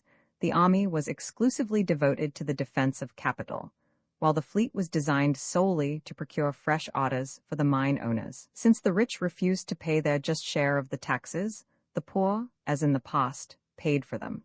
In the meantime, from the height of his old steam line, beneath the crowded stars of night, Biddulph Cockwill gazed sadly at the sleeping city. Manaflaw had left him. Consumed with a desire for fresh devotions and fresh sacrifices, she had gone in company with a young Bulgarian to bear justice and vengeance to Sofia. He did not regret her, having perceived after the affair that she was less beautiful in form and in thought than he had at first imagined. His impressions had been modified in the same direction concerning many other forms and many other thoughts, and what was cruelest of all to him, he regarded himself as not so great, not so splendid, as he had believed. And he reflected, "You considered yourself sublime when you had but candor and goodwill.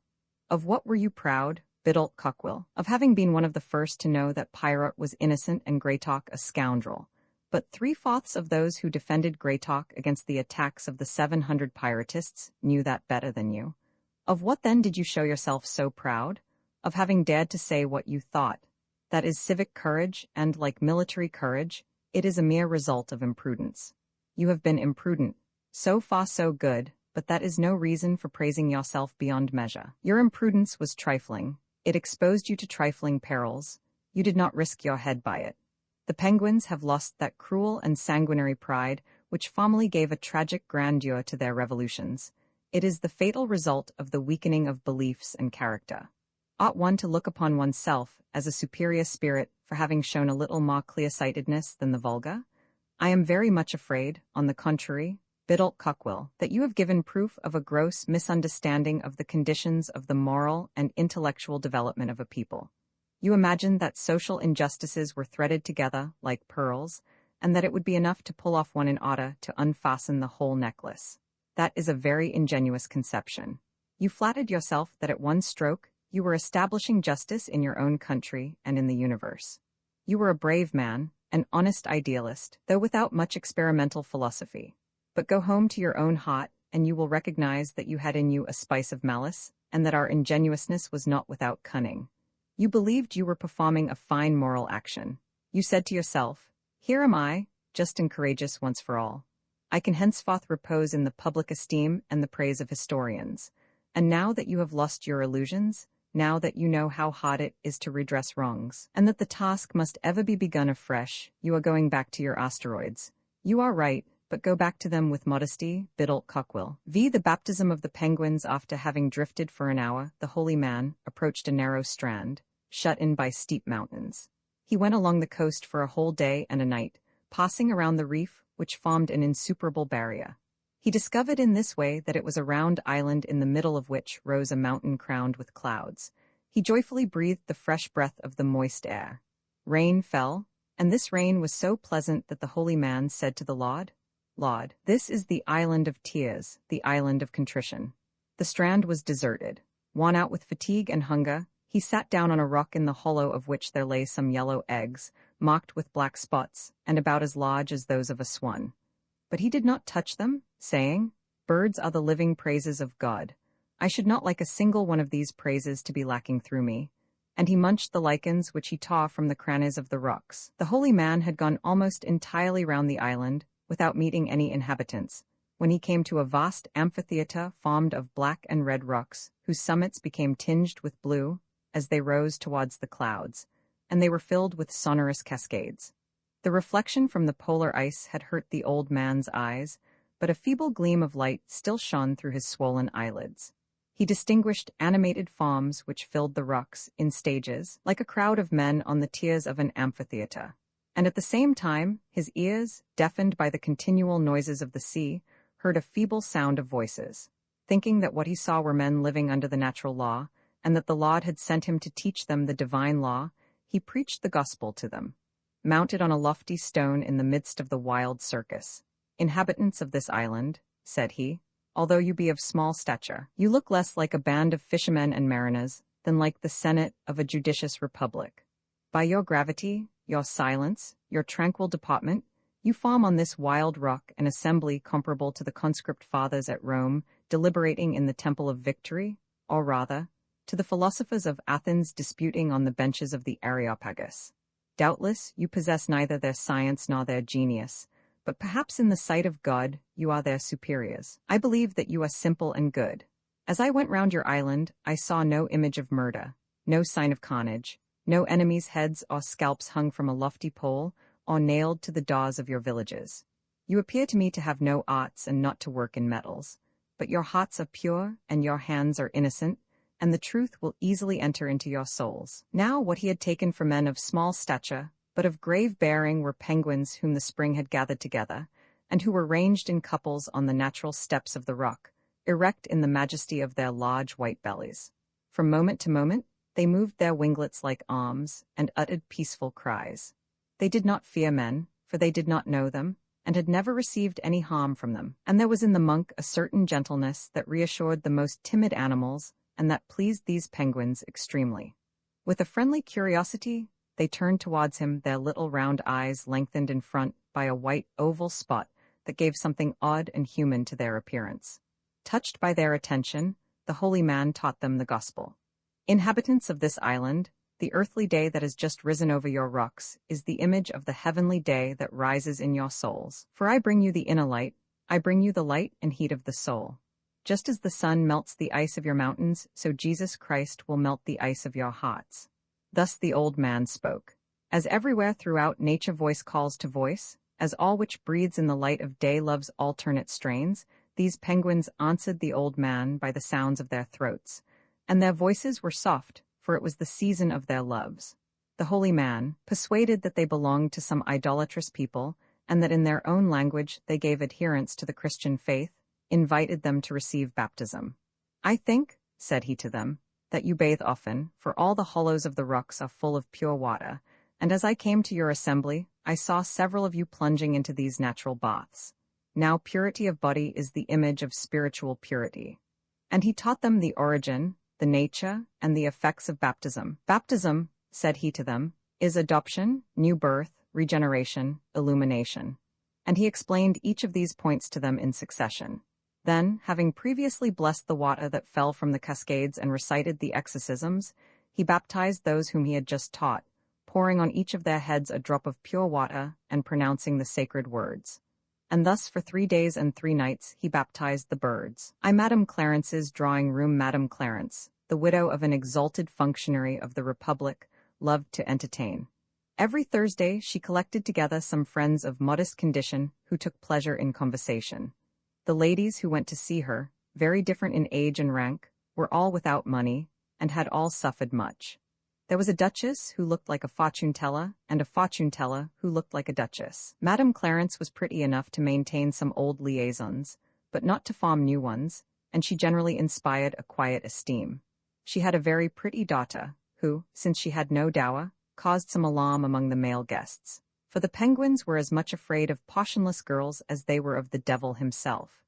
Eveline Clarence, noticing their reserve and perceiving its cause, used to hand them their tea with an air of disdain. Moreover, she seldom appeared at the parties and talked only to the ladies or the very young people.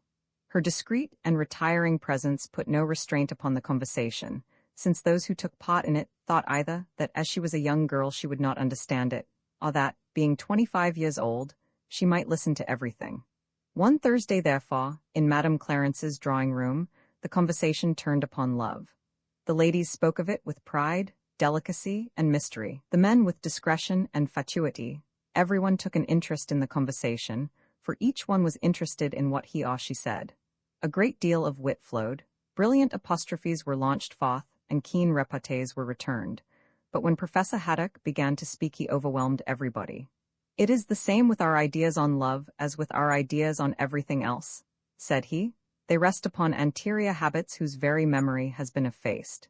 In morals, the limitations that have lost their grounds for existing, the most useless obligations, the cruelest and most injurious restraints, are because of their profound antiquity and the mystery of their origin, the least disputed and the least disputable as well as the most respected, and they are those that cannot be violated without incurring the most severe blame. All morality relative to the relations of the sexes is founded on this principle, that a woman once obtained belongs to the man, that she is his property like his horse or his weapons. And this having ceased to be true, absurdities result from it, such as the marriage or contract of sale of a woman to a man, with clauses restricting the right of ownership, introduced as a consequence of the gradual diminution of the claims of the possessor. The obligation imposed on a girl that she should bring her virginity to her husband comes from the times when girls were married immediately they were of a marriageable age.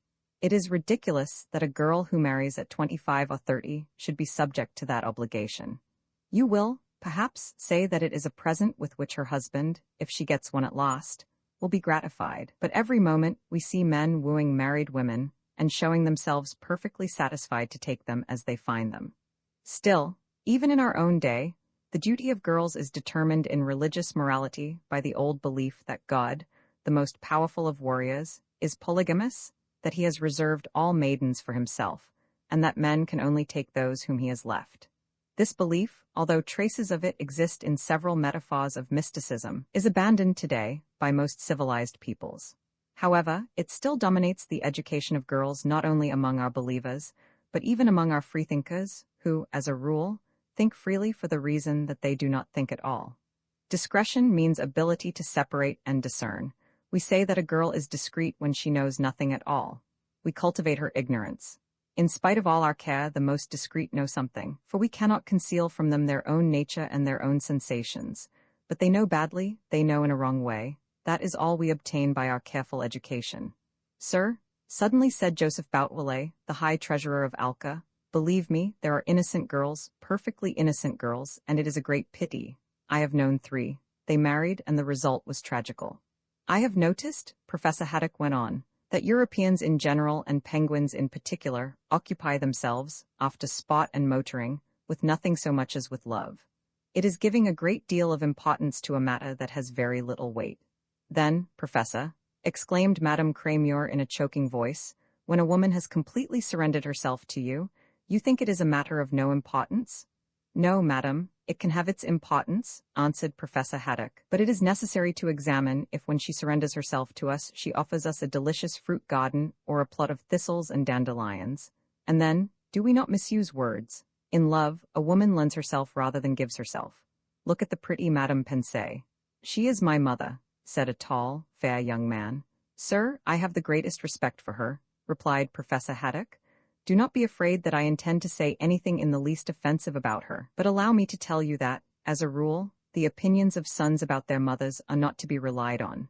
They do not bear enough in mind that a mother is a mother only because she loved, and that she can still love. That, however, is the case, and it would be deplorable were it otherwise. I have noticed, on the contrary, that daughters do not deceive themselves about their mother's faculty for loving or about the use they make of it. They are rivals, they have their eyes upon them. The insupportable professor spoke a great deal longer, adding indecorum to awkwardness, and impertinence to incivility, accumulating incongruities, despising what is respectable, respecting what is despicable. But no one listened to him further. During this time, in a room that was simple without grace, a room sad for the want of love, a room which, like all young girls' rooms, had something of the cold atmosphere of a place of waiting about it, Eveline Clarence turned over the pages of club annuals and prospectuses of charities in order to obtain from them some acquaintance with society. Being convinced that her mother, shut up in her own intellectual but poor world, could neither bring her out or push her into prominence, she decided that she herself would seek the best means of winning a husband. At once calm and obstinate, without dreams or illusions, and regarding marriage as but a ticket of admission or a passport, she kept before her mind a clear notion of the hazards, difficulties, and chances of her enterprise. She had the art of pleasing and a coldness of temperament that enabled her to turn it to its fullest advantage. Her weakness lay in the fact that she was dazzled by anything that had an aristocratic air. When she was alone with her mother, she said, "Mamma, we will go tomorrow to Father Douillard's retreat, Roman II, the Charity of St. Auberosier, every Friday evening, at 9 o'clock. The choicest of Alcan society, assembled in the aristocratic church of St. Mal for the Reverend Father Douillard's retreat. Prince and Princess des Bassanos, Viscount and Viscountess Olive, M. and Madame Bigard, Monsieur and Madame de la Trumelle were never absent. The flower of the aristocracy might be seen there, and fair Jewish baronesses also adorned it by their presence, for the Jewish baronesses of Alca were Christians. This retreat, like all religious retreats, had for its object to procure for those living in the world opportunities for recollection, so that they might think of their eternal salvation. It was also intended to draw down upon so many noble and illustrious families the benediction of St. Auberosier, who loves the penguins. The Reverend Father Douillard strove for the completion of his task with a truly apostolical zeal. He hoped to restore the prerogatives of St. Auberosier as the patron saint of Penguinia, and to dedicate to her a monumental church on one of the hills that dominate the city. His efforts had been crowned with great success, and for the accomplishing of this national enterprise, he had already united more than 100,000 adherents and collected more than 20 millions of francs. It was in the choir of St. Mal's that St. Auberosier's new shrine, shining with gold, sparkling with precious stones, and surrounded by tapers and flowers, had been erected. The following account may be read in the history of the miracles of the patron saint of Alca by the Abbé Plantain. The ancient shrine had been melted down during the Terror, and the precious relics of the saint thrown into a fire that had been lit on the Place de Grève. But a poor woman of great piety, named Rauquin, went by night at the peril of her life to gather up the calcined bones and the ashes of the blessed saint. She preserved them in a jam-pot, and when religion was again restored, brought them to the venerable curé of St. Mal's. The woman ended her days piously as a vendor of tapers and custodian of seats in the saint's chapel. It is certain that in the time of Father Douillard, although faith was declining, the cult of St. Auberosier, which for 300 years had fallen under the criticism of Canon Princeau and the silence of the doctors of the Church, recovered and was surrounded with more pomp, more splendor, and more fervor than ever. The theologians did not now subtract a single iota from the legend. They held as certainly established all the facts related by Abbot Simplicissimus, and in particular declared, on the testimony of that monk, that the devil, assuming a monk's form, had carried off the saint to a cave, and had there striven with her until she overcame him. Neither places nor dates caused them any embarrassment. They paid no heed to exegesis, and took good care not to grant as much to science as Canon Princeau had formerly conceded. They knew too well whither that would lead. The church shone with lights and flowers. An operatic tenor sang the famous canticle of St. Auberosier, Virgin of Paradise, come in the dusky night, and on us shed thy beams of light. Mademoiselle Clarence sat beside her mother and in front of Viscount Cléna. She remained kneeling during a considerable time, for the attitude of prayer is natural to discreet virgins, and it shows off their figures. The Reverend Father Douillard ascended the pulpit. He was a powerful orator and could, at once melt, surprise, and rouse his hearers. Women complained only that he fulminated against vice with excessive harshness and in crude terms that made them blush. But they liked him none the less for it.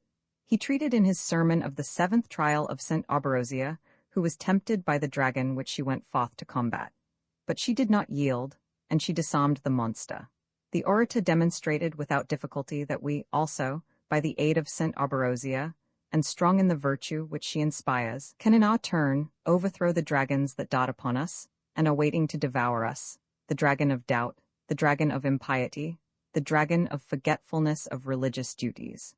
He proved that the charity of St. Auberosia was a work of social regeneration, and he concluded by an ardent appeal to the faithful to become instruments of the divine mercy, eager upholders and supporters of the charity of St. Auberosia, and to furnish it with all the means which it required to take its flight and bear its salutary fruits. 13 After the ceremony, the Reverend Father Douillard remained in the sacristy, at the disposal of those of the faithful who desired information concerning the charity, or who wished to bring their contributions. Mademoiselle Clarence wished to speak to Father Douillard, so did Viscount Cléna. The crowd was large, and a queue was formed. By chance, Viscount Cléna and Mademoiselle Clarence were side by side, and possibly they were squeezed a little closely to each other by the crowd. Eveline had noticed this fashionable young man, who was almost as well known as his father in the world of sport. Cléna had noticed her, and as he thought her pretty, he bowed to her, then apologized and pretended to believe that he had been introduced to the ladies, but could not remember where. They pretended to believe it also. He presented himself the following week at Madame Clarence's, thinking that her house was a bit fast, a thing not likely to displease him, and when he saw Eveline again, he felt he had not been mistaken, and that she was an extremely pretty girl. Viscount Cléna had the finest motor car in Europe. For 3 months he drove the Clarences every day over hills and plains, through woods and valleys. They visited famous sites and went over celebrated castles. He said to Eveline all that could be said, and did all that could be done to overcome her resistance. She did not conceal from him that she loved him, that she would always love him, and love no one but him. She remained grave and trembling by his side. To his devouring passion, she opposed the invincible defense of a virtue conscious of its danger. At the end of 3 months, after having gone up hill and downhill, turned sharp corners, and negotiated level crossings, and experienced innumerable breakdowns, he knew her as well as he knew the flywheel of his car, but not much better. He employed surprises, adventures, sudden stoppages in the depths of forests and before hotels, but he had advanced no farther. He said to himself that it was absurd. Then, taking her again in his car, he set off at 50 miles an hour, quite prepared to upset her in a ditch or to smash himself and her against a tree. One day, having come to take her on some excursion, he found her more charming than ever, and more provoking. He darted upon her, as a storm falls upon the reeds that border a lake. She bent with adorable weakness beneath the breath of the storm, and 20 times was almost carried away by its strength, but 20 times she arose, supple and, bowing to the wind. After all these shocks, one would have said that a light breeze had barely touched her charming stem. She smiled as if ready to be plucked by a bold hand. Then her unhappy aggressor, desperate, enraged, and 3 parts mad, fled so as not to kill her, mistook the door, went into the bedroom of Madame Clarence, whom he found putting on her hat in front of a wardrobe, seized her, flung her on the bed, and possessed her before she knew what had happened. The same day Eveline, who had been making inquiries, learned that Viscount Cléna had nothing but debts, lived on money given him by an elderly lady, and promoted the sale of the latest models of a motorcar manufacturer. They separated with common accord, and Eveline began again, disdainfully, to serve tea to her mother's guests. Roman 3 Hippolyte Serres in Madame Clarence's drawing-room. The conversation turned upon love, and many charming things were said about it. Love is a sacrifice, sighed Madame Crémieux. I agree with you, replied M. Boutwillet with animation, but Professor Haddock soon displayed his fastidious insolence.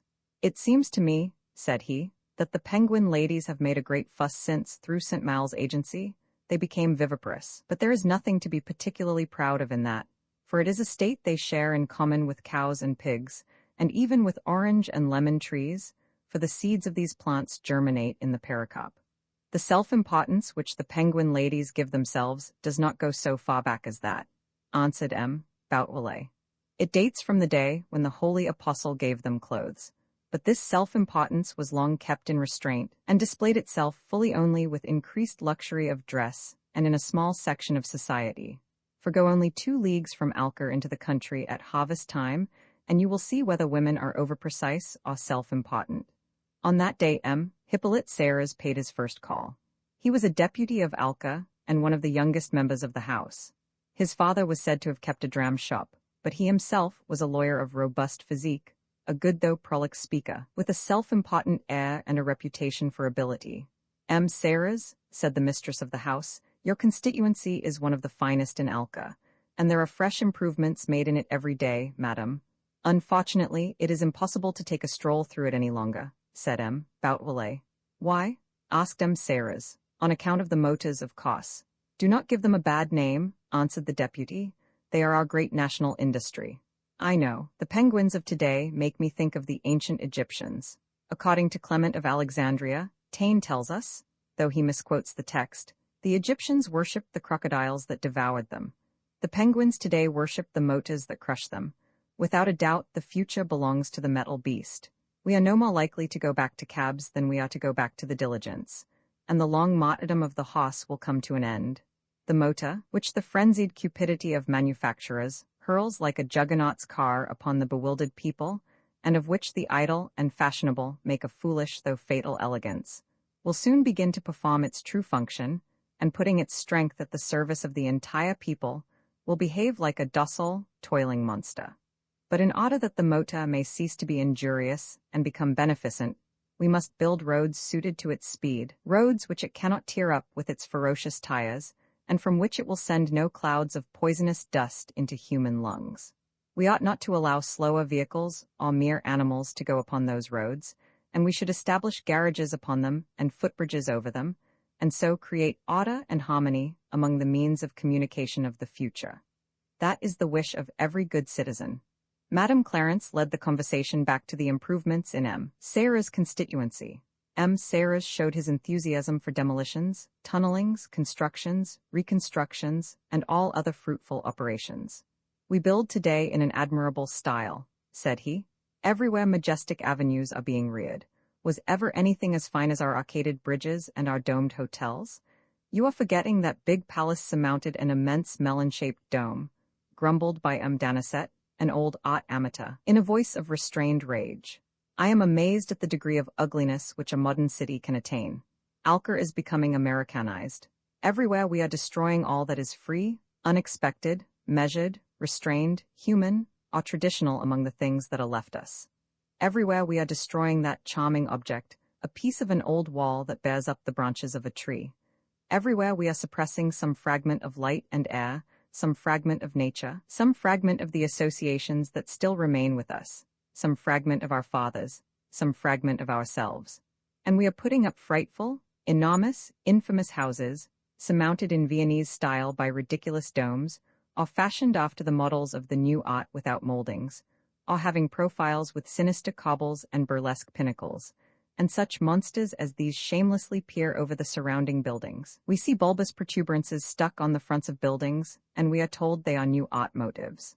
I have seen the new art in other countries, but it is not so ugly as with us. It has fancy and it has simplicity. It is only in our own country that by a sad privilege we may behold the newest and most diverse styles of architectural ugliness. Not an enviable privilege. Are you not afraid?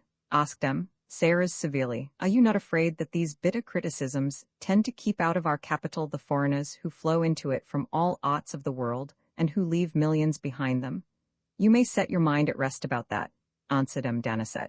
Foreigners do not come to admire our buildings. They come to see our courtesans, our dressmakers, and our dancing saloons. We have one bad habit, sighed Serres. It is that we calumniate ourselves. Madame Clarence, as an accomplished hostess, thought it was time to return to the subject of love and asked Jumel his opinion of Leon Blum's recent book in which the author complained that an irrational custom, went on Professor Haddock, prevents respectable young ladies from making love, a thing they would enjoy doing, whilst mercenary girls do it too much and without getting any enjoyment out of it. It is indeed deplorable. But Leon Blum need not fret too much. If the evil exists, as he says it does, in our middle-class society, I can assure him that everywhere else he would see a consoling spectacle. Among the people, the mass of the people through town and country, girls do not deny themselves that pleasure. It is depravity, said Madame Crémieux, and she praised the innocence of young girls in terms full of modesty and grace. It was charming to hear her. Professor Haddock's views on the same subject were, on the contrary, painful to listen to. Respectable young girls, said he, are guarded and watched over. Besides, men do not, as a rule, pursue them much, either through probity, or from a fear of grave responsibilities, or because the seduction of a young girl would not be to their credit. Even then, we do not know what really takes place, for the reason that what is hidden is not seen. This is a condition necessary to the existence of all society. The scruples of respectable young girls could be more easily overcome than those of married women if the same pressure were brought to bear on them, and for this there are two reasons. They have more illusions, and their curiosity has not been satisfied. Women, for the most part, have been so disappointed by their husbands that they have not courage enough to begin again with somebody else. I myself have been met by this obstacle several times in my attempts at seduction. At the moment when Professor Haddock ended his unpleasant remarks, Mademoiselle Eveline Clarence entered the drawing-room and listlessly handed about tea with that expression of bottom which gave an oriental charm to her beauty. For my part, said Hippolyte Serres, looking at her, I declare myself the young lady's champion. He must be a fool, thought the girl.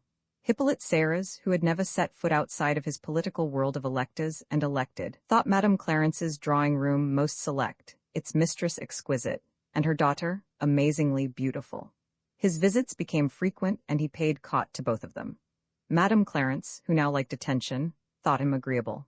Eveline showed no friendliness towards him, and treated him with a hauteur and disdain that he took for aristocratic behavior and fashionable manners, and he thought all the more of her on that account. This busy man taxed his ingenuity to please them, and he sometimes succeeded. He got them cards for fashionable functions and boxes at the opera.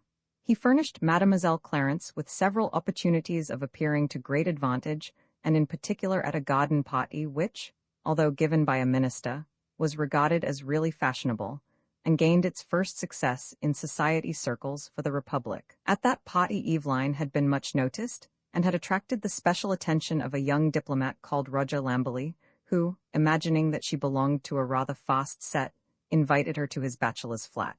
She thought him handsome and believed him rich, and she accepted. A little moved, almost disquieted, she very nearly became the victim of her daring, and only avoided defeat by an offensive measure audaciously carried out. This was the most foolish escapade in her unmarried life. Being now on friendly terms with ministers and with the president, Eveline continued to wear her aristocratic and pious affectations, and these won for her the sympathy of the chief personages in the anticlerical and democratic republic. Hippolyte Serres, seeing that she was succeeding and doing him credit, liked her still more. He even went so far as to fall madly in love with her. Henceforth, in spite of everything, she began to observe him with interest, being curious to see if his passion would increase. He appeared to her without elegance or grace, and not well-bred, but active, clear-sighted, full of resource, and not too great a bore. She still made fun of him, but he had now won her interest. One day she wished to test him. It was during the elections when members of Parliament were, as the phrase runs, requesting a renewal of their mandates. He had an opponent who, though not dangerous at first and not much of an orator, was rich, and was reported to be gaining votes every day. Hippolyte Serres, banishing both dull security and foolish alarm from his mind, redoubled his care. His chief method of action was by public meetings at which he spoke vehemently against the rival candidate. His committee held huge meetings on Saturday evenings and at 3 o'clock on Sunday afternoons. One Sunday, as he called on the Clarences, he found Eveline alone in the drawing-room. He had been chatting for about 20 or 25 minutes when, taking out his watch, he saw that it was 2:45. The young girl showed herself amiable, engaging, attractive, and full of promises.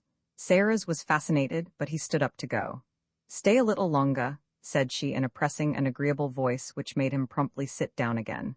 She was full of interest, of abandon, curiosity, and weakness. He blushed, turned pale, and again got up.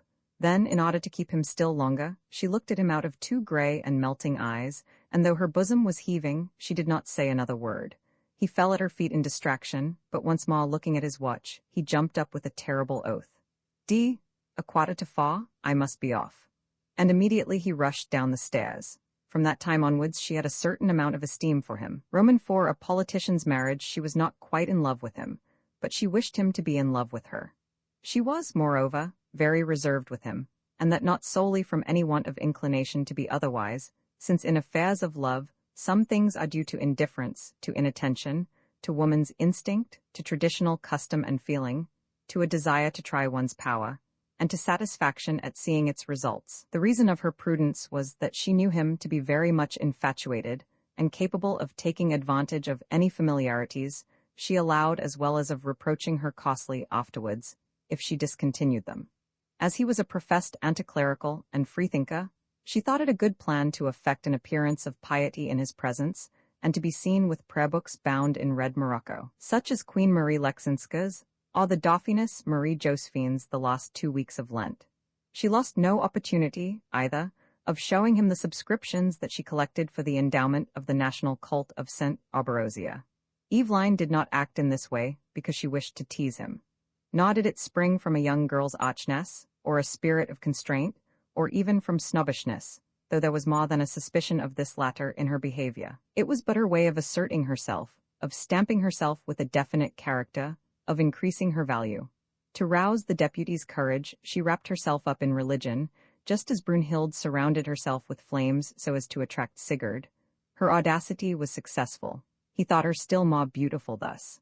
Clericalism was in his eyes a sign of good form. Serres was re-elected by an enormous majority, and returned to a house which showed itself more inclined to the left, more advanced, and, as it seemed, more eager for reform than its predecessor. Perceiving at once that so much zeal was but intended to hide a fear of change, and a sincere desire to do nothing, he determined to adopt a policy that would satisfy these aspirations. At the beginning of the session he made a great speech, cleverly thought out and well arranged, dealing with the idea that all reform ought to be put off for a long time. He showed himself heated, even fervid, holding the principle that an orator should recommend moderation with extreme vehemence. He was applauded by the entire assembly. The Clarences listened to him from the president's box, and Eveline trembled in spite of herself at the solemn sound of the applause. On the same bench, the fair Madame Pensée shivered at the intonations of his virile voice. As soon as he descended from the tribune, Serres, even while the audience were still clapping, went without a moment's delay to salute the Clarences in their box. Eveline saw in him the beauty of success, and as he leaned towards the ladies, wiping his neck with his handkerchief, and receiving their congratulations with an air of modesty, though not without a tinge of self-conceit, the young girl glanced towards Madame Pensée, and saw her, palpitating and breathless, drinking in the hero's applause with her head thrown backwards. It seemed as if she were on the point of fainting. Eveline immediately smiled tenderly on M. Serres. The Alcan deputy's speech had a great vogue. In political spheres it was regarded as extremely able. "We have at last heard an honest pronouncement," said the chief moderate journal. "It is a regular program," they said in the House. It was agreed that he was a man of immense talent. Hippolyte Serres had now established himself as leader of the radicals, socialists, and anticlericals, and they appointed him president of their group, which was then the most considerable in the House. He thus found himself marked out for office in the next ministerial combination. After a long hesitation, Eveline Clarence accepted the idea of marrying M. Hippolyte Serres. The great man was a little common for her taste. Nothing had yet proved that he would one day reach the point where politics bring in large sums of money. But she was entering her 27th year, and knew enough of life to see that she must not be too fastidious or show herself too difficult to please. Hippolyte Serres was celebrated. Hippolyte Serres was happy. He was no longer recognizable. The elegance of his clothes and deportment had increased tremendously. He wore an undue number of white gloves. Now that he was too much of a society man, Eveline began to doubt if it was not worse than being too little of one. Madame Clarence regarded the engagement with favor. She was reassured concerning her daughter's future, and pleased to have flowers given her every Thursday for her drawing-room. The celebration of the marriage raised some difficulties. Eveline was pious and wished to receive the benediction of the church. Hippolyte Serres, tolerant but a freethinker, wanted only a civil marriage. There were many discussions and even some violent scenes upon the subject. The last took place in the young girl's room at the moment when the invitations were being written. Eveline declared that if she did not go to church, she would not believe herself married. She spoke of breaking off the engagement and of going abroad with her mother, or of retiring into a convent. Then she became tender, weak, suppliant. She sighed, and everything in her virginal chamber sighed in chorus. The holy water font, the palm branch above her white bed, the books of devotion on their little shelves, and the blue and white statuette of St. Arborosia chaining the dragon of Cappadocia, that stood upon the marble mantelpiece. Hippolyte Serres was moved, softened, melted. Beautiful in her grief, her eyes shining with tears, her wrists girt by a rosary of lapis lazuli and, so to speak, chained by her faith, she suddenly flung herself at Hippolyte's feet, and disheveled, almost dying, she embraced his knees. He nearly yielded. A religious marriage, he muttered. A marriage in church, I could make my constituents stand that, but my committee would not swallow the matter so easily. Still, I'll explain it to them. Toleration, social necessities. They all send their daughters to Sunday school. But as for office, my dear, I am afraid we are going to drown all hope of that in your holy water. At these words she stood up grave, generous, resigned, conquered also in her turn. My dear, I insist no longer. Then we won't have a religious marriage, it will be better, much better not. Very well, but be guided by me. I am going to try and arrange everything both to your satisfaction and mine. She sought the Reverend Father Douillat and explained the situation. He showed himself even more accommodating and yielding than she had hoped. Your husband is an intelligent man, a man of order and reason. He will come over to us. You will sanctify him.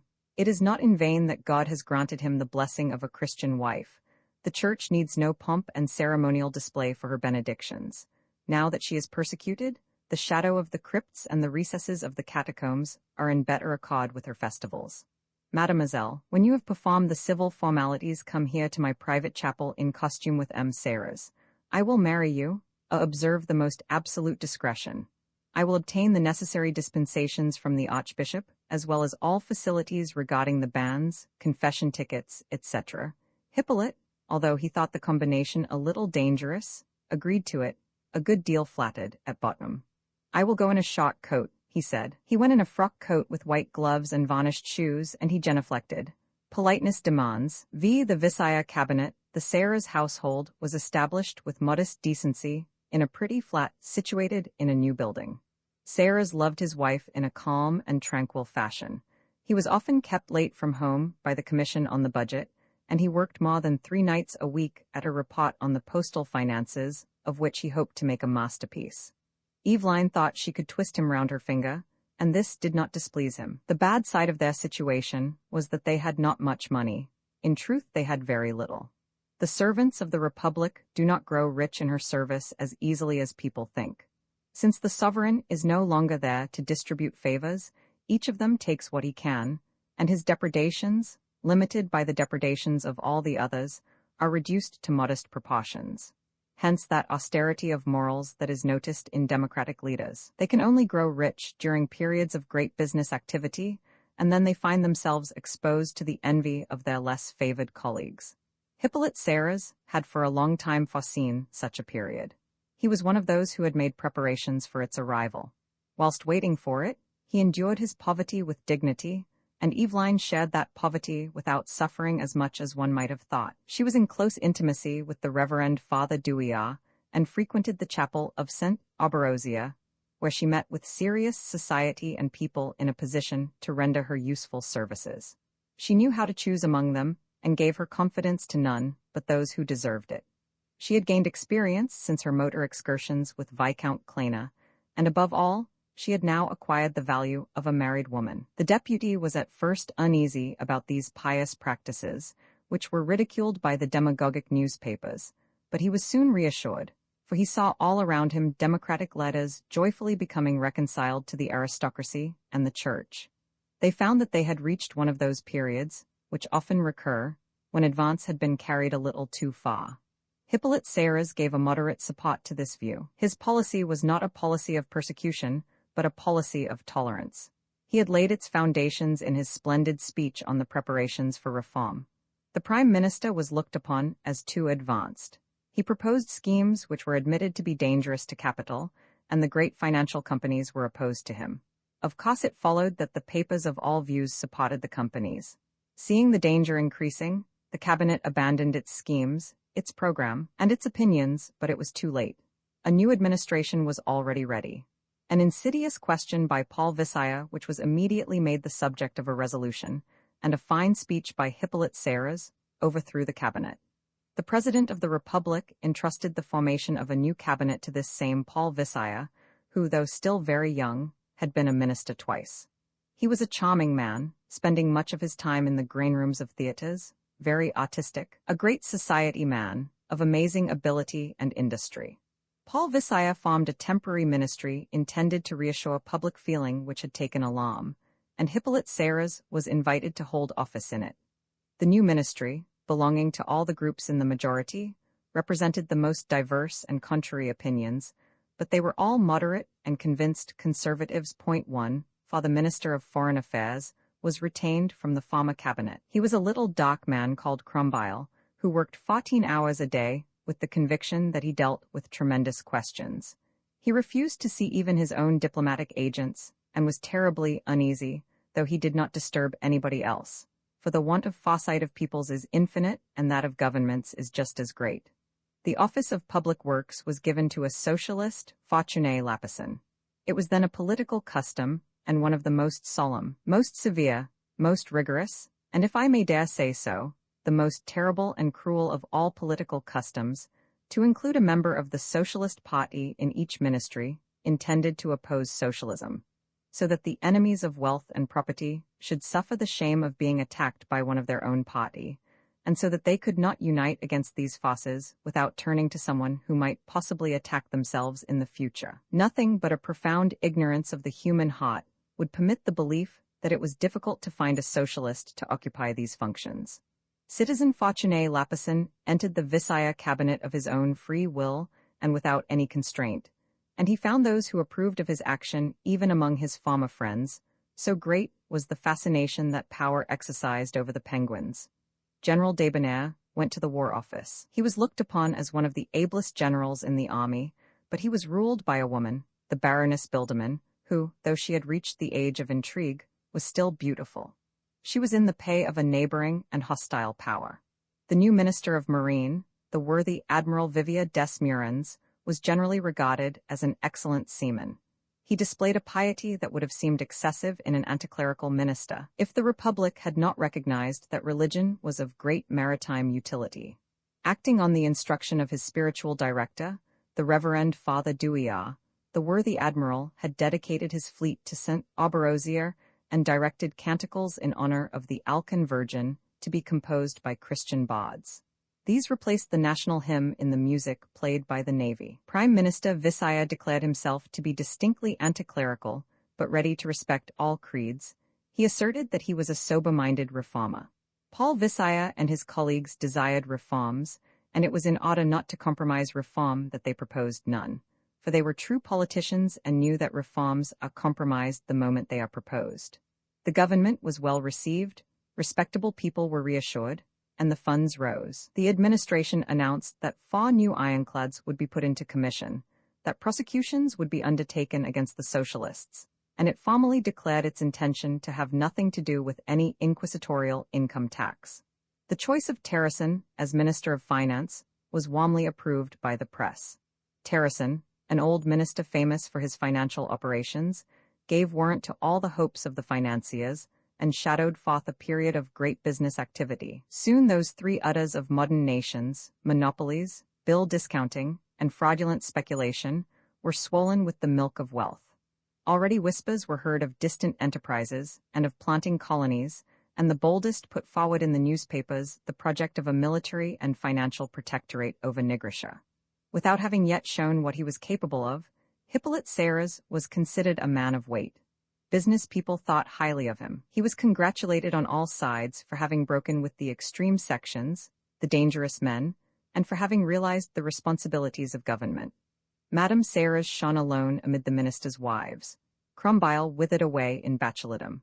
Paul Visaya had married money in the person of Mademoiselle Blampignon, an accomplished, estimable, and simple lady who was always ill, and whose feeble health compelled her to stay with her mother in the depths of a remote province. The other ministers' wives were not born to charm the sight, and people smiled when they read that Madame Laboulette had appeared at the presidency ball wearing a headdress of birds of paradise.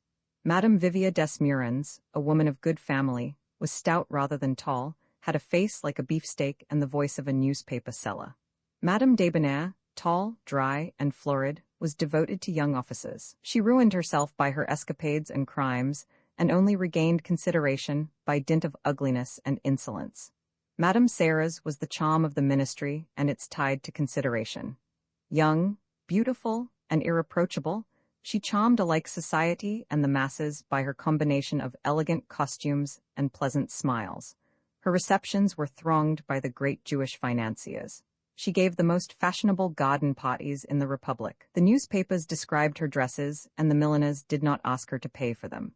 She went to Mass, she protected the chapel of St. Auberosia from the ill will of the people, and she aroused in aristocratic hearts the hope of a fresh concordat.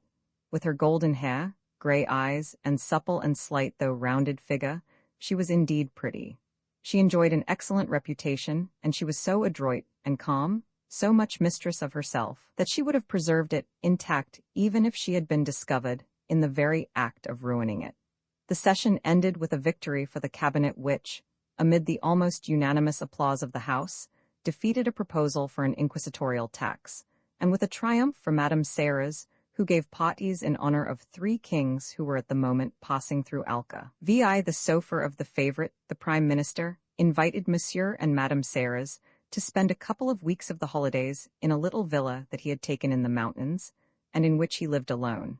The deplorable health of Madame Paul Visaya did not allow her to accompany her husband, and she remained with her relatives in one of the southern provinces. The villa had belonged to the mistress of one of the last kings of Alca. The drawing-room retained its old furniture, and in it was still to be found the sofa of the favorite. The country was charming. A pretty blue stream, the Azel, flowed at the foot of the hill that dominated the villa. Hippolyte Serres loved fishing. When engaged at this monotonous occupation, he often formed his best parliamentary combinations and his happiest oratorical inspirations.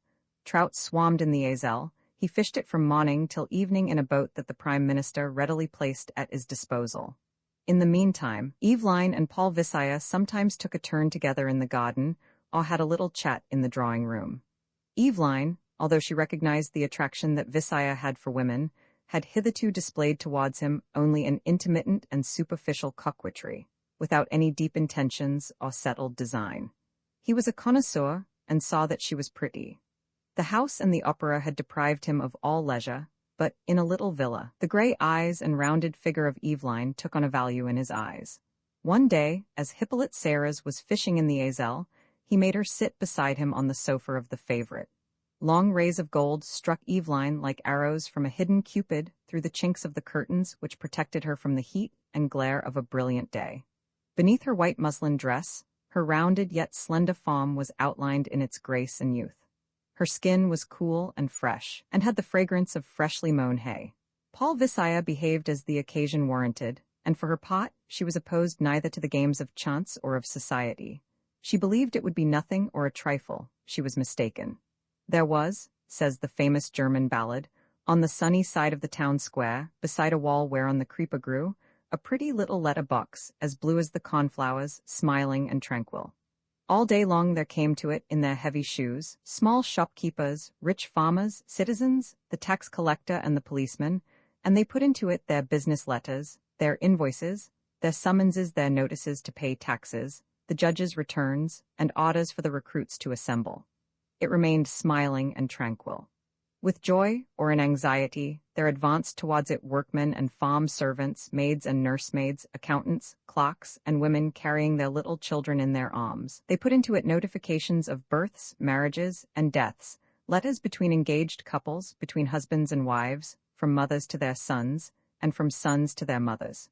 It remained smiling and tranquil. At twilight, young lads and young girls slipped furtively to it, and put in love letters, some moistened with tears that blotted the ink, others with a little circle to show the place to kiss, all of them very long. It remained smiling and tranquil. Rich merchants came themselves through excessive carefulness at the hour of daybreak, and put into it registered letters, and letters with 5 red seals, full of banknotes or checks on the great financial establishments of the empire. It remained smiling and tranquil. But one day, Gaspard, whom it had never seen, and whom it did not know from Adam, came to put in a letter, of which nothing is known but that it was folded like a little hat. Immediately the pretty letterbox fell into a swoon. Henceforth it remains no longer in its place. It runs through streets, fields, and woods, girdled with ivy and crowned with roses. It keeps running up hill and down dale. The country policeman surprises it sometimes, amidst the con, in Gaspar's arms, kissing him upon the mouth. Paul Visaya had recovered all his customary nonchalance. Eveline remained stretched on the divan of the favorite in an attitude of delicious astonishment. The Reverend Father Douillard, an excellent moral theologian, and a man who in the decadence of the Church has preserved his principles, was very right to teach, in conformity with the doctrine of the Fathers, that while a woman commits a great sin by giving herself for money, she commits a much greater one by giving herself for nothing. For in the first case she acts to support her life, and that is sometimes not merely excusable but pardonable, and even worthy of the divine grace. For God forbids suicide, and is unwilling that his creatures should destroy themselves. Besides, in giving herself in order to live, she remains humble, and derives no pleasure from it, a thing which diminishes the sin. But a woman who gives herself for nothing sins with pleasure and exults in her fault. The pride and delight with which she burdens her crime increase its load of moral guilt. Madame Hippolyte Serra's example shows the profundity of these moral truths. She perceived that she had senses. A second was enough to bring about this discovery, to change her soul, to alter her whole life. To have learned to know herself was at first a delight.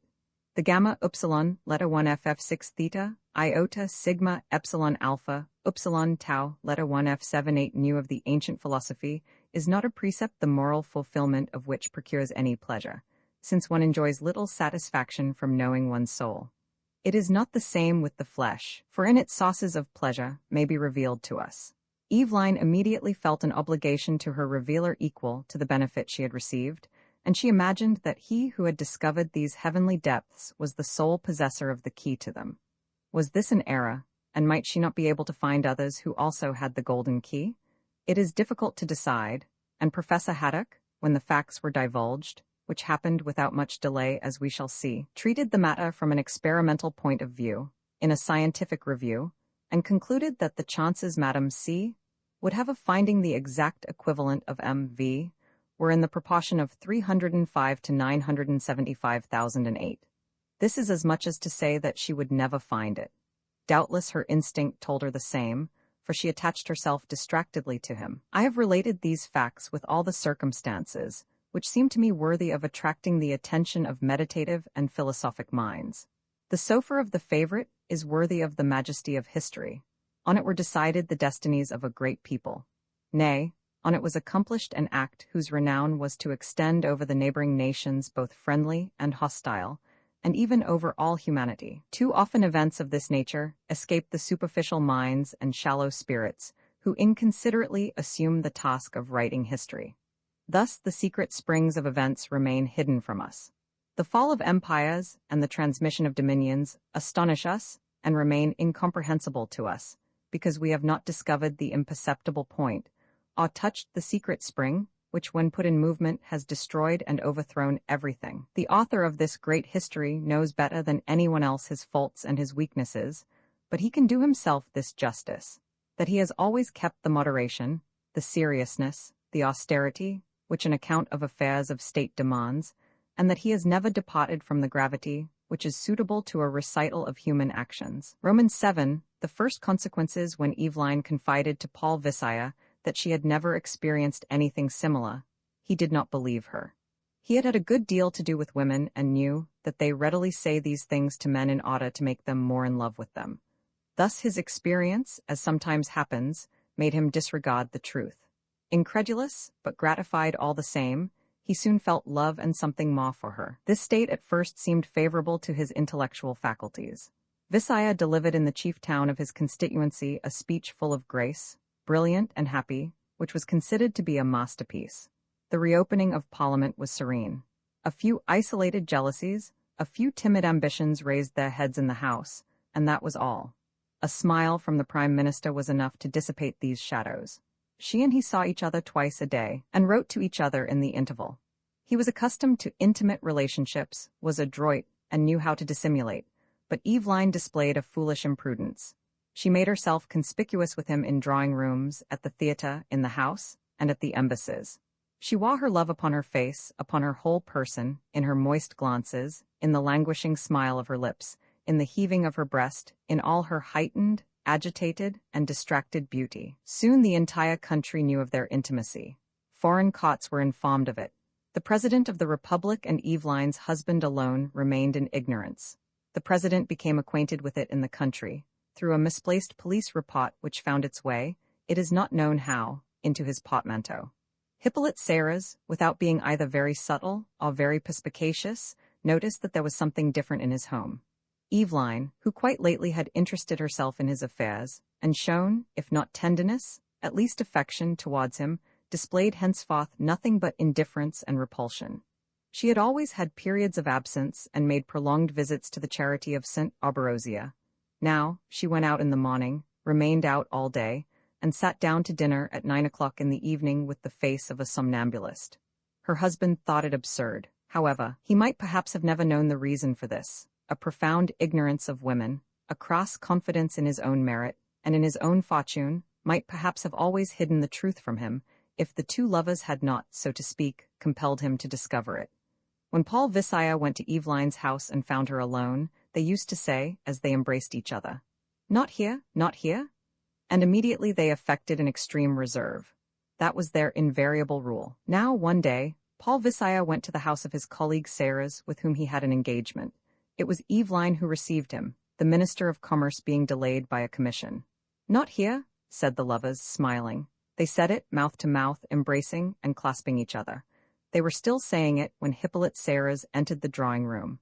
Paul Visaya did not lose his presence of mind. He declared to Madame Serres that he would give up his attempt to take the dust out of her eye. By this attitude he did not deceive the husband, but he was able to leave the room with some dignity. Hippolyte Serres was thunderstruck. Eveline's conduct appeared incomprehensible to him. He asked her what reasons she had for it. Why? He kept repeating continually, why? She denied everything, not to convince him, for he had seen them, but from expediency and good taste, and to avoid painful explanations. Hippolyte Serres suffered all the tortures of jealousy. He admitted it to himself. He kept saying inwardly, "I am a strong man, I am clad in armor, but the wound is underneath, it is in my heart." And turning towards his wife, who looked beautiful in her guilt, he would say, "It ought not to have been with him." He was right, Eveline ought not to have loved in government circles. He suffered so much that he took up his revolver, exclaiming, "I will go and kill him." But he remembered that a minister of commerce cannot kill his own prime minister, and he put his revolver back into his drawer. The weeks passed without calming his sufferings. Each morning he buckled his strong man's armor over his wound and sought in work and fame the peace that fled from him. Every Sunday he inaugurated busts, statues, fountains, artesian wells, hospitals, dispensaries, railways, canals, public markets, drainage systems, triumphal arches, and slaughterhouses, and delivered moving speeches on each of these occasions. His fervid activity devoured whole piles of documents. He changed the colors of the postage stamps 14 times in 1 week. Nevertheless, he gave vent to outbursts of grief and rage that drove him insane. For whole days, his reason abandoned him. If he had been in the employment of a private administration, this would have been noticed immediately. But it is much more difficult to discover insanity or frenzy in the conduct of affairs of state. At that moment, the government employees were forming themselves into associations and federations amid a ferment that was giving alarm both to the Parliament and to public feeling. The postmen were especially prominent in their enthusiasm for trade unions. Hippolyte Serres informed them in a circular that their action was strictly legal. The following day, he sent out a second circular forbidding all associations of government employees as illegal. He dismissed 180 postmen, reinstated them, reprimanded them, and awarded them gratuities. At cabinet councils, he was always on the point of bursting forth. The presence of the head of the state scarcely restrained him within the limits of the decencies, and as he did not dare to attack his rival, he consoled himself by heaping invectives upon General Debonair, the respected Minister of War. The general did not hear them, for he was deaf and occupied himself in composing verses for the Baroness Bildermann. Hippolyte Serres offered an indistinct opposition to everything the Prime Minister proposed. In a word, he was a madman. One faculty alone escaped the ruin of his intellect. He retained his parliamentary sense, his consciousness of the temper of majorities, his thorough knowledge of groups, and his certainty of the direction in which affairs were moving. Roman 8 further consequences, the session ended calmly, and the ministry saw no dangerous signs upon the benches where the majority sat. It was visible, however, from certain articles in the moderate journals, that the demands of the Jewish and Christian financiers were increasing daily, that the patriotism of the banks required a civilizing expedition to Nigrisha, and that the steel trusts, eager in the defense of our coasts and colonies, were crying out for armored cruisers, and still more armored cruisers. Rumors of war began to be heard. Such rumors sprang up every year as regularly as the trade winds. Serious people paid no heed to them, and the government usually let them die away from their own weakness unless they grew stronger and spread. For in that case, the country would be alarmed. The financiers only wanted colonial wars, and the people did not want any wars at all. It loved to see its government proud and even insolent, but at the least suspicion that a European war was brewing, its violent emotion would quickly have reached the house. Paul Visaya was not uneasy. The European situation was, in his view, completely reassuring. He was only irritated by the maniacal silence of his Minister of Foreign Affairs. That gnome went to the cabinet meetings with a portfolio bigger than himself stuffed full of papers, said nothing, refused to answer all questions, even those asked him by the respected President of the Republic, and, exhausted by his obstinate labors, took a few moments' sleep in his armchair, in which nothing but the top of his little black head was to be seen above the green tablecloth. In the meantime, Hippolyte Serres became a strong man again. In company with his colleague Lapison, he formed numerous intimacies with ladies of the theatre. They were both to be seen at night entering fashionable restaurants in the company of ladies whom they overtopped by their lofty stature and their new hats, and they were soon reckoned amongst the most sympathetic frequenters of the boulevards. Fortuné Lapison had his own wound beneath his armor. His wife, a young milliner whom he carried off from a marquis, had gone to live with a chauffeur. He loved her still, and could not console himself for her loss, so that very often in the private room of a restaurant, in the midst of a group of girls who laughed and ate crayfish, the two ministers exchanged a look full of their common sorrow and wiped away an unbidden tear. Hippolyte Serres, although wounded to the heart, did not allow himself to be beaten. He swore that he would be avenged. Madame Paul Visaya, whose deplorable health forced her to live with her relatives in a distant province, received an anonymous letter specifying that Paul Visaya, who had not a halfpenny when he married her, was spending her dowry on a married woman, e.c., that he gave this woman 30,000 franc motorcars and pearl necklaces costing 25,000 francs, and that he was going straight to dishonor and ruin. Madame Paul Visaya read the letter, fell into hysterics, and handed it to her father. "I am going to box your husband's ears," said Blampignon. "He is a blackguard who will land you both in the workhouse unless we look out. He may be prime minister, but he won't frighten me." When he stepped off the train, Blampignon presented himself at the Ministry of the Interior and was immediately received. He entered the prime minister's room in a fury. "I have something to say to you, sir." And he waved the anonymous letter. Paul Visaya welcomed him, smiling. "You are welcome, my dear father. I was going to write to you." "Yes, to tell you of your nomination to the rank of Officer of the Legion of Honor. I signed the patent this morning." Blampignon thanked his son-in-law warmly and threw the anonymous letter into the fire. He returned to his provincial house and found his daughter fretting and agitated. "Well, I saw your husband. He is a delightful fellow. But then, you don't understand how to deal with him." About this time, Hippolyte Serres learned through a little scandalous newspaper. It is always through the newspapers that ministers are informed of the affairs of state, that the prime minister dined every evening with Mademoiselle Lycian of the Folies Dramatiques, whose charms seemed to have made a great impression on him. Thenceforth, Serres took a gloomy joy in watching his wife. She came in every evening to dine or dress with an air of agreeable fatigue and the serenity that comes from enjoyment. Thinking that she knew nothing, he sent her anonymous communications. She read them at the table before him and remained still listless and smiling. He then persuaded himself that she gave no heed to these vague reports, and that in order to disturb her, it would be necessary to enable her to verify her lover's infidelity and treason for herself. There were at the ministry a number of trustworthy agents charged with secret inquiries regarding the national defense. They were then employed in watching the spies of a neighboring and hostile power who had succeeded in entering the postal and telegraphic service. Serres ordered them to suspend their work for the present and to inquire where, When, and how, the Minister of the Interior saw Mademoiselle Lycian. The agents performed their missions faithfully and told the minister that they had several times seen the Prime Minister with a woman, but that she was not Mademoiselle Lycian. Hippolyte Serres asked them nothing further. He was right. The loves of Paul Visaya and Lycian were but an alibi invented by Paul Visaya himself, with Eveline's approval, for his fame was rather inconvenient to her, and she sighed for secrecy and mystery. They were not shadowed by the agents of the Ministry of Commerce alone. They were also followed by those of the Prefect of Police, and even by those of the Minister of the Interior, who disputed with each other the honor of protecting their chief.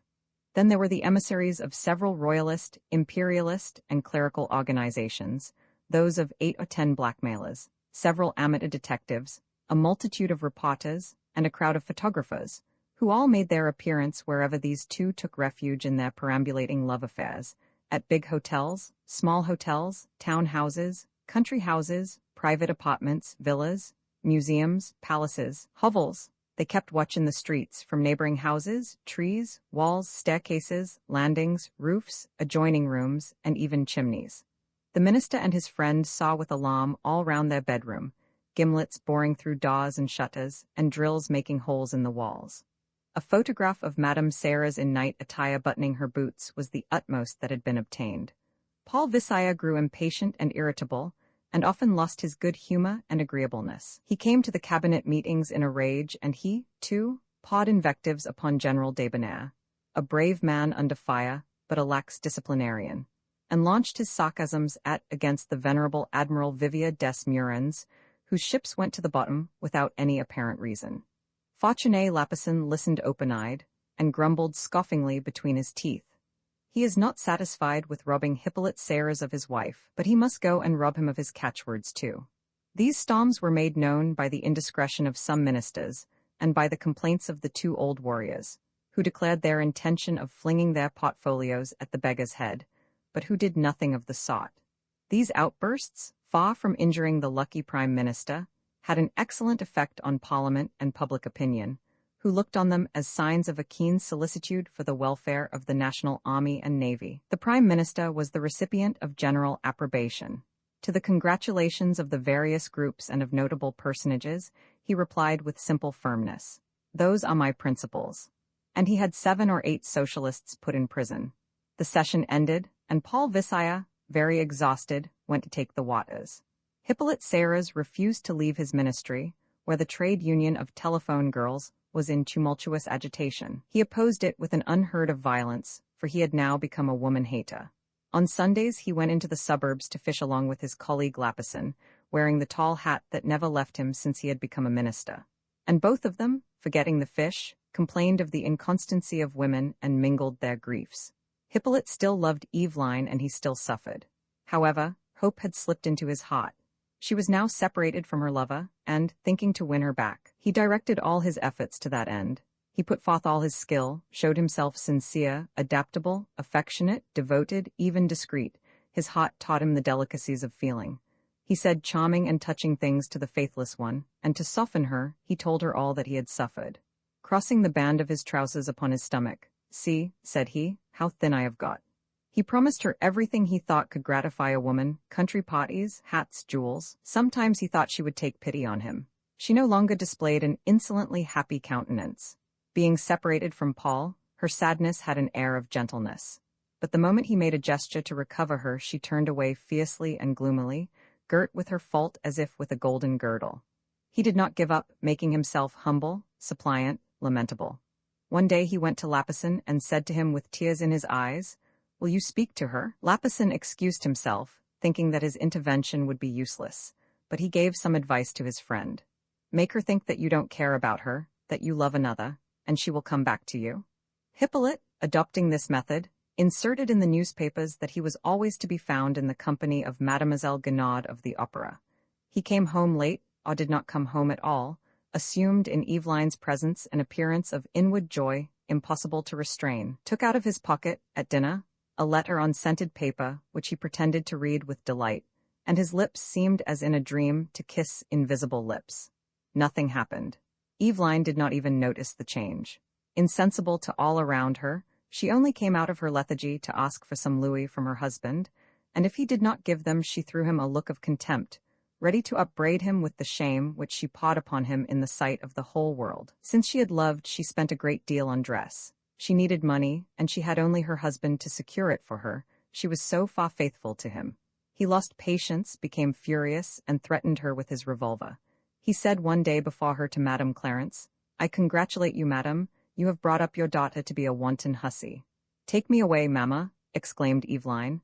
"I will get a divorce?" He loved her more ardently than ever. In his jealous rage, suspecting her, not without probability, of sending and receiving letters, he swore that he would intercept them, re-established a censorship over the post, threw private correspondence into confusion, delayed stock exchange quotations, prevented assignations, brought about bankruptcies, thwarted passions, and caused suicides.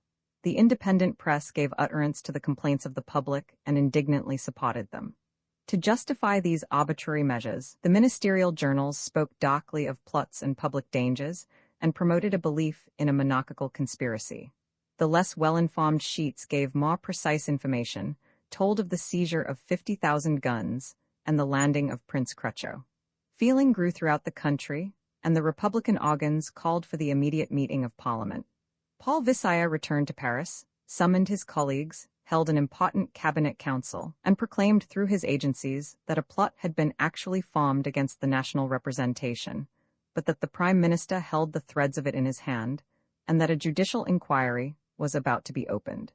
He immediately ordered the arrest of 30 socialists, and whilst the entire country was acclaiming him as its savior, baffling the watchfulness of his 600 detectives, he secretly took Eveline to a little house near the Northern Railway station, where they remained until night. After their departure, the maid of their hotel, as she was putting their room in order, saw 7 little crosses traced by a hairpin on the wall at the head of the bed. That is all that Hippolyte Serres obtained as a reward of his efforts. Roman 9, the final consequences jealousy, is a virtue of democracies, which preserves them from tyrants. Deputies began to envy the Prime Minister his golden key. For a year, his domination over the beauteous Madame Serres had been known to the whole universe. The provinces, whither news and fashions only arrive after a complete revolution of the earth round the sun, were at last informed of the illegitimate loves of the cabinet. The provinces preserve an austere morality. Women are more virtuous there than they are in the capital. Various reasons have been alleged for this: education, example, simplicity of life.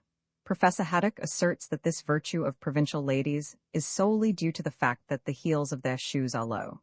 "A woman," said he, in a learned article in the Anthropological Review, "a woman attracts a civilized man in proportion as her feet make an angle with the ground. If this angle is as much as 35 degrees, the attraction becomes acute, for the position of the feet upon the ground determines the whole carriage of the body, and it results that provincial women, since they wear low heels, are not very attractive and preserve their virtue with ease." These conclusions were not generally accepted. It was objected that under the influence of English and American fashions, low heels had been introduced generally without producing the results attributed to them by the learned professor.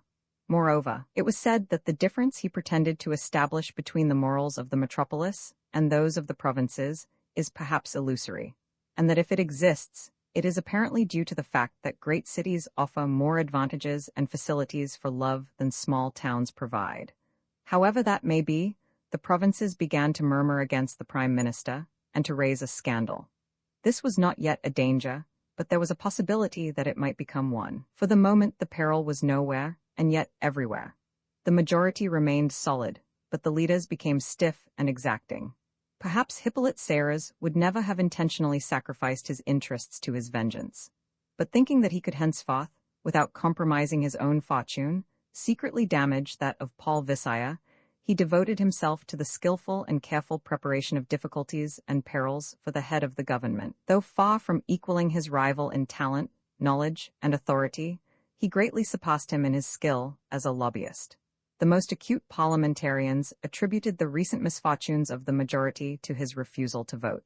At committees, by a calculated imprudence, he favored motions which he knew the Prime Minister could not accept.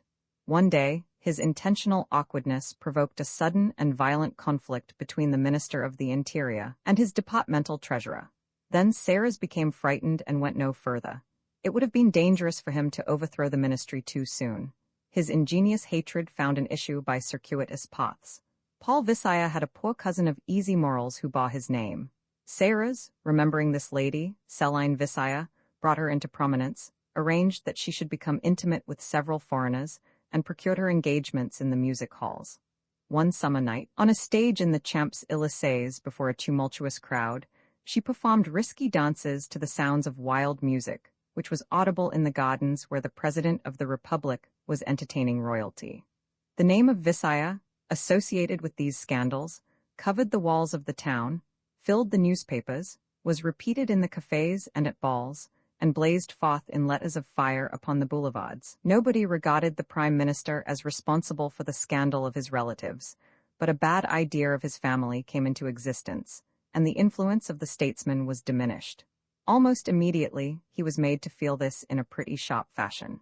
One day in the House, on a simple question, Labelet, the Minister of Religion and Public Worship, who was suffering from an attack of liver, and beginning to be exasperated by the intentions and intrigues of the clergy, threatened to close the chapel of St. Auberosia and spoke without respect of the National Virgin.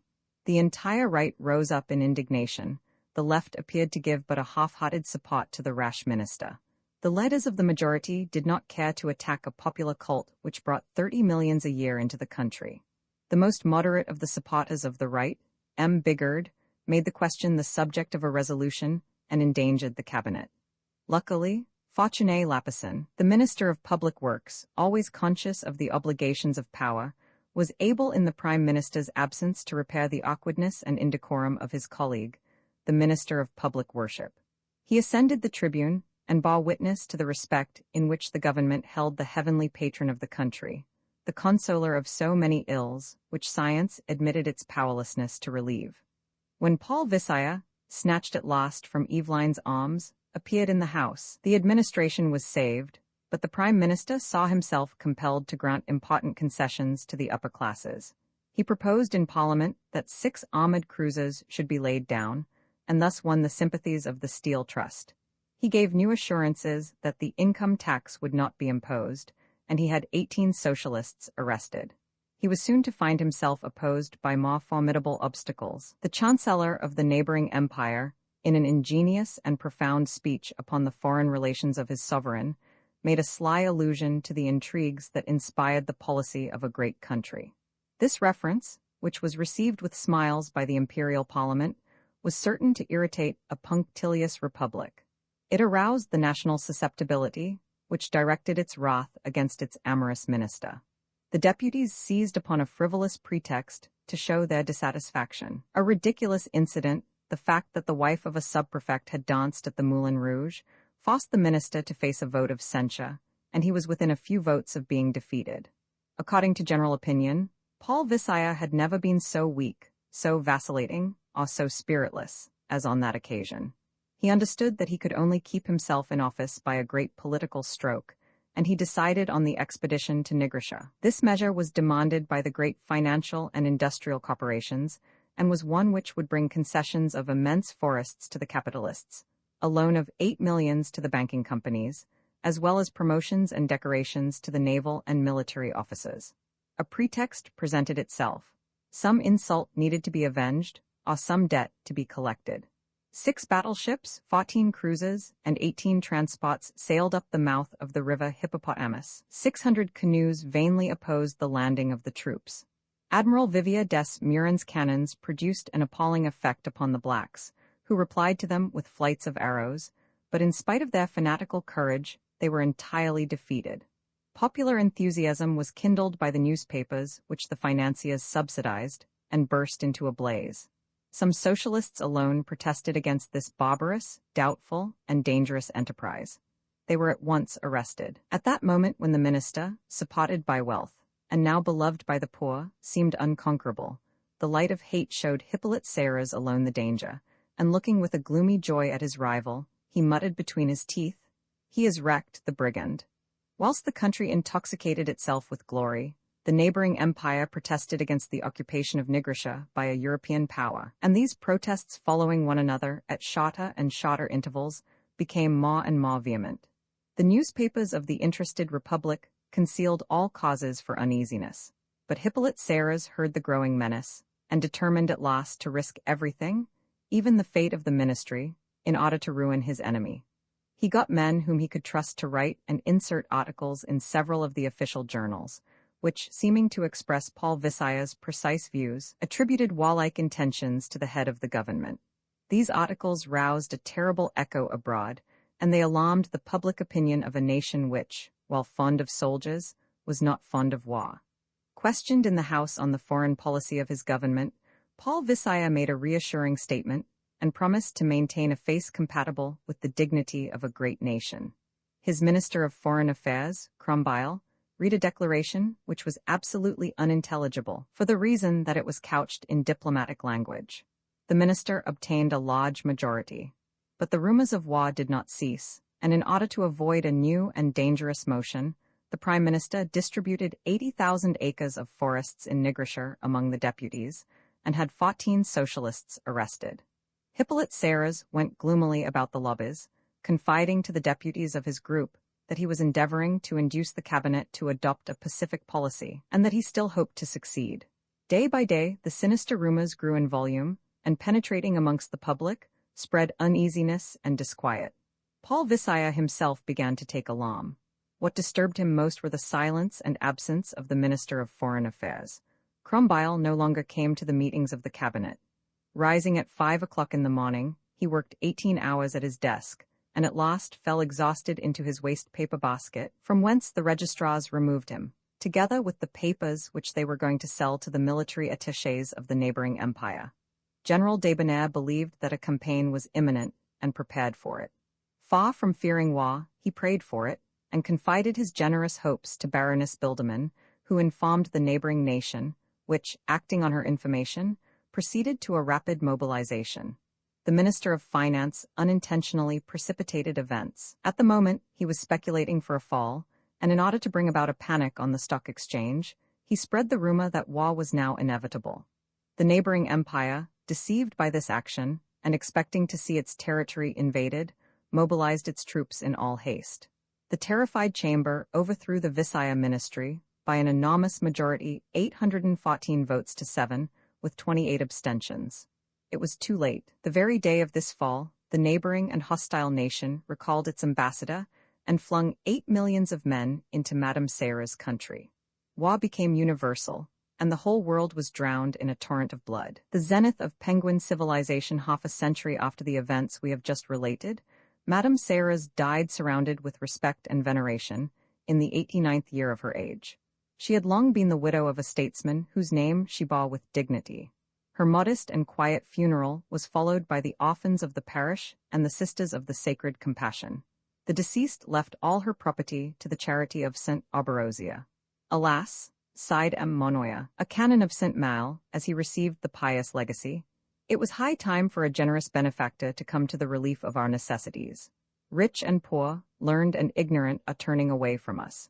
And when we try to lead back these misguided souls, neither threats nor promises, neither gentleness nor violence, nor anything else is now successful. The Penguin clergy pine in desolation. Our country priests, reduced to following the humblest of trades, are shoeless, and compelled to live upon such scraps as they can pick up. In our ruined churches the rain of heaven falls upon the faithful, and during the holy offices they can hear the noise of stones falling from the arches. The tower of the cathedral is tottering and will soon fall. St. Auberosia is forgotten by the Penguins, her devotion abandoned, and her sanctuary deserted. On her shrine, bereft of its gold and precious stones, the spider silently weaves her web. Hearing these lamentations, Pierre Mille, who at the age of 98 years had lost nothing of his intellectual and moral power, asked the canon if he did not think that St. Auberosia would one day rise out of this wrongful oblivion. I hardly dare to hope so, sighed M. Monoya. It is a pity, answered Pierre Mille. Auberosia is a charming figure and her legend is a beautiful one. I discovered the other day, by the merest chance, one of her most delightful miracles, the miracle of Jean Vial. Would you like to hear it, M. Monoya? I should be very pleased, M. Mille.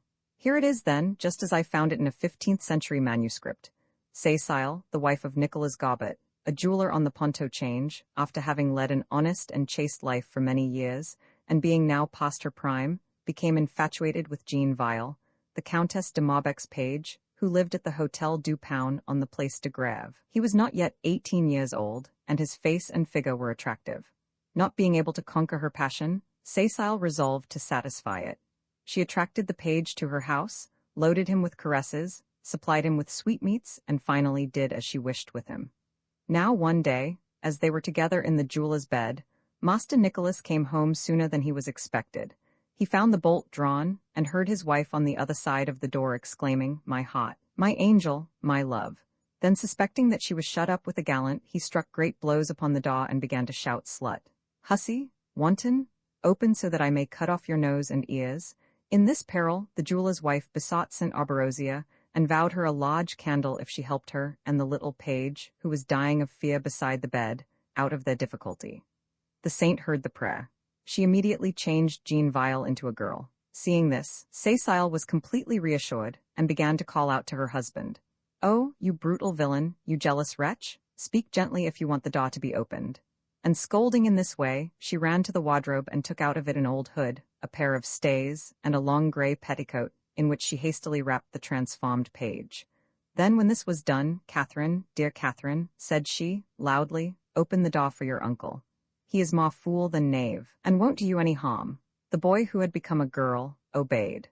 Master Nicholas entered the room and found in it a young maid whom he did not know, and his wife in bed. "Big booby," said the latter to him, "don't stand gaping at what you see." Just as I had come to bed because had a stomach ache, I received a visit from Catherine, the daughter of my sister Jean de Palaiseau, with whom we quarreled 15 years ago. Kiss your niece. She is well worth the trouble. The jeweler gave Vile a hug, and from that moment wanted nothing so much as to be alone with her a moment, so that he might embrace her as much as he liked.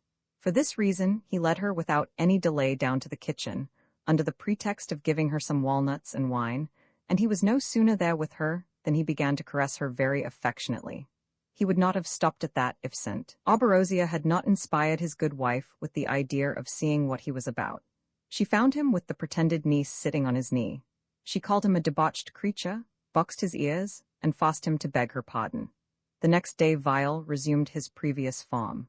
Having heard this story, the venerable Canon Monnoye thanked Pierre Mill for having told it, and taking up his pen, began to write out a list of horses that would win at the next race meeting, for he was a bookmaker's clerk. In the meantime, Penguinia gloried in its wealth. Those who produced the things necessary for life wanted them, those who did not produce them had more than enough. But these, as a member of the Institute said, are necessary economic fatalities. The great Penguin people had no longer either traditions, intellectual culture, or arts. The progress of civilization manifested itself among them by murderous industry, infamous speculation, and hideous luxury. Its capital assumed, as did all the great cities of the time, a cosmopolitan and financial character. An immense and regular ugliness reigned within it. The country enjoyed perfect tranquility. It had reached its zenith. Vi an assembly in paradise, when the baptism of the penguins was known in paradise, it caused neither joy nor sorrow, but an extreme surprise. The Lord himself was embarrassed. He gathered an assembly of clerics and doctors, and asked them whether they regarded the baptism as valid. "It is void," said St. Patrick. "Why is it void?" asked St. Gal, who had evangelized the people of Cornwall, and had trained the holy Mal for his apostolical labors. "The sacrament of baptism," answered St. Patrick, "is void when it is given to birds, just as the sacrament of marriage is void when it is given to a eunuch." But St. Gal replied, "What relation do you claim to establish between the baptism of a bird and the marriage of a eunuch? There is none at all. Marriage is, if I may say so, a conditional, a contingent sacrament. The priest blesses an event beforehand. It is evident that if the act is not consummated, the benediction remains without effect. That is obvious. I have known on earth, in the town of Antrim, a rich man named Sadoc, who, living in concubinage with a woman, caused her to be the mother of 9 children. In his old age, yielding to my reproofs, he consented to marry her, and I blessed their union. Unfortunately, Sadoc's great age prevented him from consummating the marriage. A short time afterwards he lost all his property, and Germaine, that was the name of the woman, not feeling herself able to endure poverty, asked for the annulment of a marriage which was no reality. The Pope granted her request, for it was just. So much for marriage. But baptism is conferred without restrictions or reserves of any kind. There is no doubt about it, what the penguins have received is a sacrament. Called to give his opinion, Pope St. Damascus expressed himself in these terms: in order to know if a baptism is valid and will produce its result, that is to say, sanctification, it is necessary to consider who gives it and not who receives it. In truth, the sanctifying virtue of this sacrament results from the exterior act by which it is conferred, without the baptized person cooperating in his own sanctification by any personal act. If it were otherwise, it would not be administered to the newly born. And there is no need, in order to baptize, to fulfill any special condition. It is not necessary to be in a state of grace. It is sufficient to have the intention of doing what the Church does, to pronounce the consecrated words, and to observe the prescribed forms. Now we cannot doubt that the Venerable Mal has observed these conditions. Therefore the penguins are baptized. Do you think so? Asked St. Guinole. And what then do you believe that baptism really is? Baptism is the process of regeneration by which man is born of water and of the Spirit. For having entered the water covered with crimes, he goes out of it a neophyte, a new creature, abounding in the fruits of righteousness. Baptism is the seed of immortality. Baptism is the pledge of the resurrection. Baptism is the burying with Christ in his death and participation in his departure from the sepulchre. That is not a gift to bestow upon birds. Reverend Fathers, let us consider. Baptism washes away original sin. Now the penguins were not conceived in sin. It removes the penalty of sin. Now the penguins have not sinned. It produces grace and the gift of virtues, uniting Christians to Jesus Christ as the members to the body, and it is obvious to the senses that penguins cannot acquire the virtues of confessors, of virgins, and of widows, or receive grace and be united to St. Damascus did not allow him to finish. That proves, said he warmly, that the baptism was useless. It does not prove that it was not effective. But by this reasoning, said St. Guinole, one might baptize in the name of the Father, of the Son, and of the Holy Ghost by aspersion or immersion, not only a bird or a quadruped, but also an inanimate object, a statue, a table, a chair, etc. That animal would be Christian, that idol, that table would be Christian? It is absurd. St. Augustine began to speak. There was a great silence.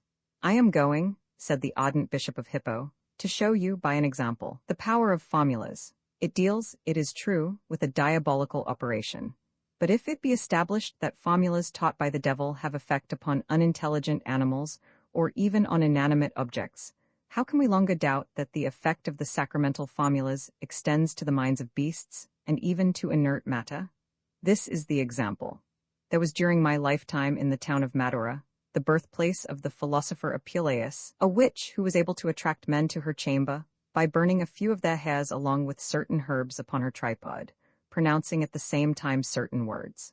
Now one day when she wished by this means to gain the love of a young man, she was deceived by her maid, and instead of the young man's hairs, she burned some hairs pulled from a leather bottle, made out of a goatskin that hung in a tavern. During the night the leather bottle, full of wine, capered through the town up to the witch's door. This fact is undoubted, and in sacraments as in enchantments, it is the form which operates. The effect of a divine formula cannot be less in power and extent than the effect of an infernal formula. Having spoken in this fashion, the great St. Augustine sat down amidst applause. One of the blessed, of an advanced age and having a melancholy appearance, asked permission to speak. No one knew him. His name was Probus, and he was not enrolled in the canon of the saints. I beg the company's pardon, said he. I have no halo, and I gained eternal blessedness without any eminent distinction. But after what the great St. Augustine has just told you, I believe it right to impart a cruel experience, which I had, relative to the conditions necessary for the validity of a sacrament. The Bishop of Hippo is indeed right in what he said. A sacrament depends on the form. Its virtue is in its form. Its vice is in its form. Listen, confessors and pontiffs, to my woeful story. I was a priest in Rome under the rule of the Emperor Gordianus. Without desiring to recommend myself to you for any special merit, I may say that I exercised my priesthood with piety and zeal. For 40 years, I served the church of St. Modestus beyond the walls. My habits were regular. Every Saturday, I went to a tavern keeper called Barges, who dwelt with his wine jars under the Pater Capena, and from him I bought the wine that I consecrated daily throughout the week. During that long space of time, I never failed for a single morning to consecrate the holy sacrifice of the Mass. However, I had no joy, and it was with a heart oppressed by sorrow that, on the steps of the altar, I used to ask, "Why art thou so heavy, O my soul, and why art thou so disquieted within me?" The faithful whom I invited to the holy table gave me cause for affliction, for having, so to speak, the host that I administered still upon their tongues. They fell again into sin just as if the sacrament had been without power or efficacy. At last, I reached the end of my earthly trials, and failing asleep in the Lord, I awoke in this abode of the elect. I learned then from the mouth of the angel who brought me here, that Barges, the tavern-keeper of the Pater Capena, had sold for wine a decoction of roots and barks in which there was not a single drop of the juice of the grape. I had been unable to transmute this vile brew into blood, for it was not wine, and wine alone is changed into the blood of Jesus Christ. Therefore all my consecrations were invalid, and unknown to us. My faithful and myself had for 40 years been deprived of the sacrament, and were in fact in a state of excommunication. This revelation threw me into a stupor which overwhelms me even today in this abode of bliss. I go all through paradise without ever meeting a single one of those Christians whom formerly I admitted to the holy table in the Basilica of the Blessed Modestus.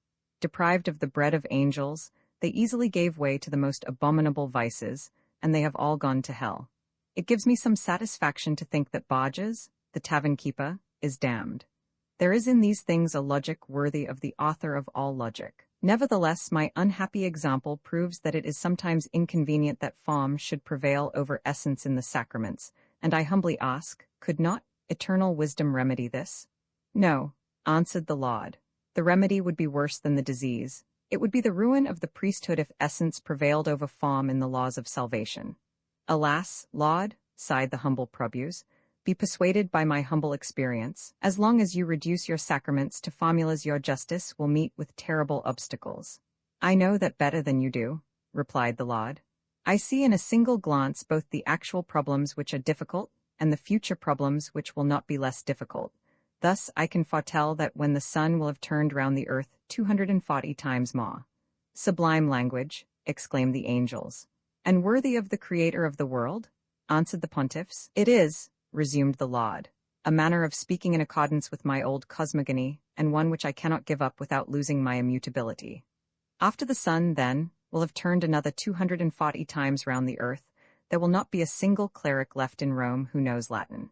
When they sing their litanies in the churches, people will invoke Oracle, Rogel, and Totichel, and as you know, these are devils and not angels. Many robbers desiring to make their communions, but fearing that before obtaining pardon, they would be forced to give up the things they had robbed to the church, will make their confessions to traveling priests, who, ignorant of both Italian and Latin, and only speaking the patois of their village, will go through cities and towns selling the remission of sins for a base price, often for a bottle of wine. Probably we shall not be inconvenienced by those absolutions, as they will want contrition to make them valid, but it may be that their baptisms will cause us some embarrassment.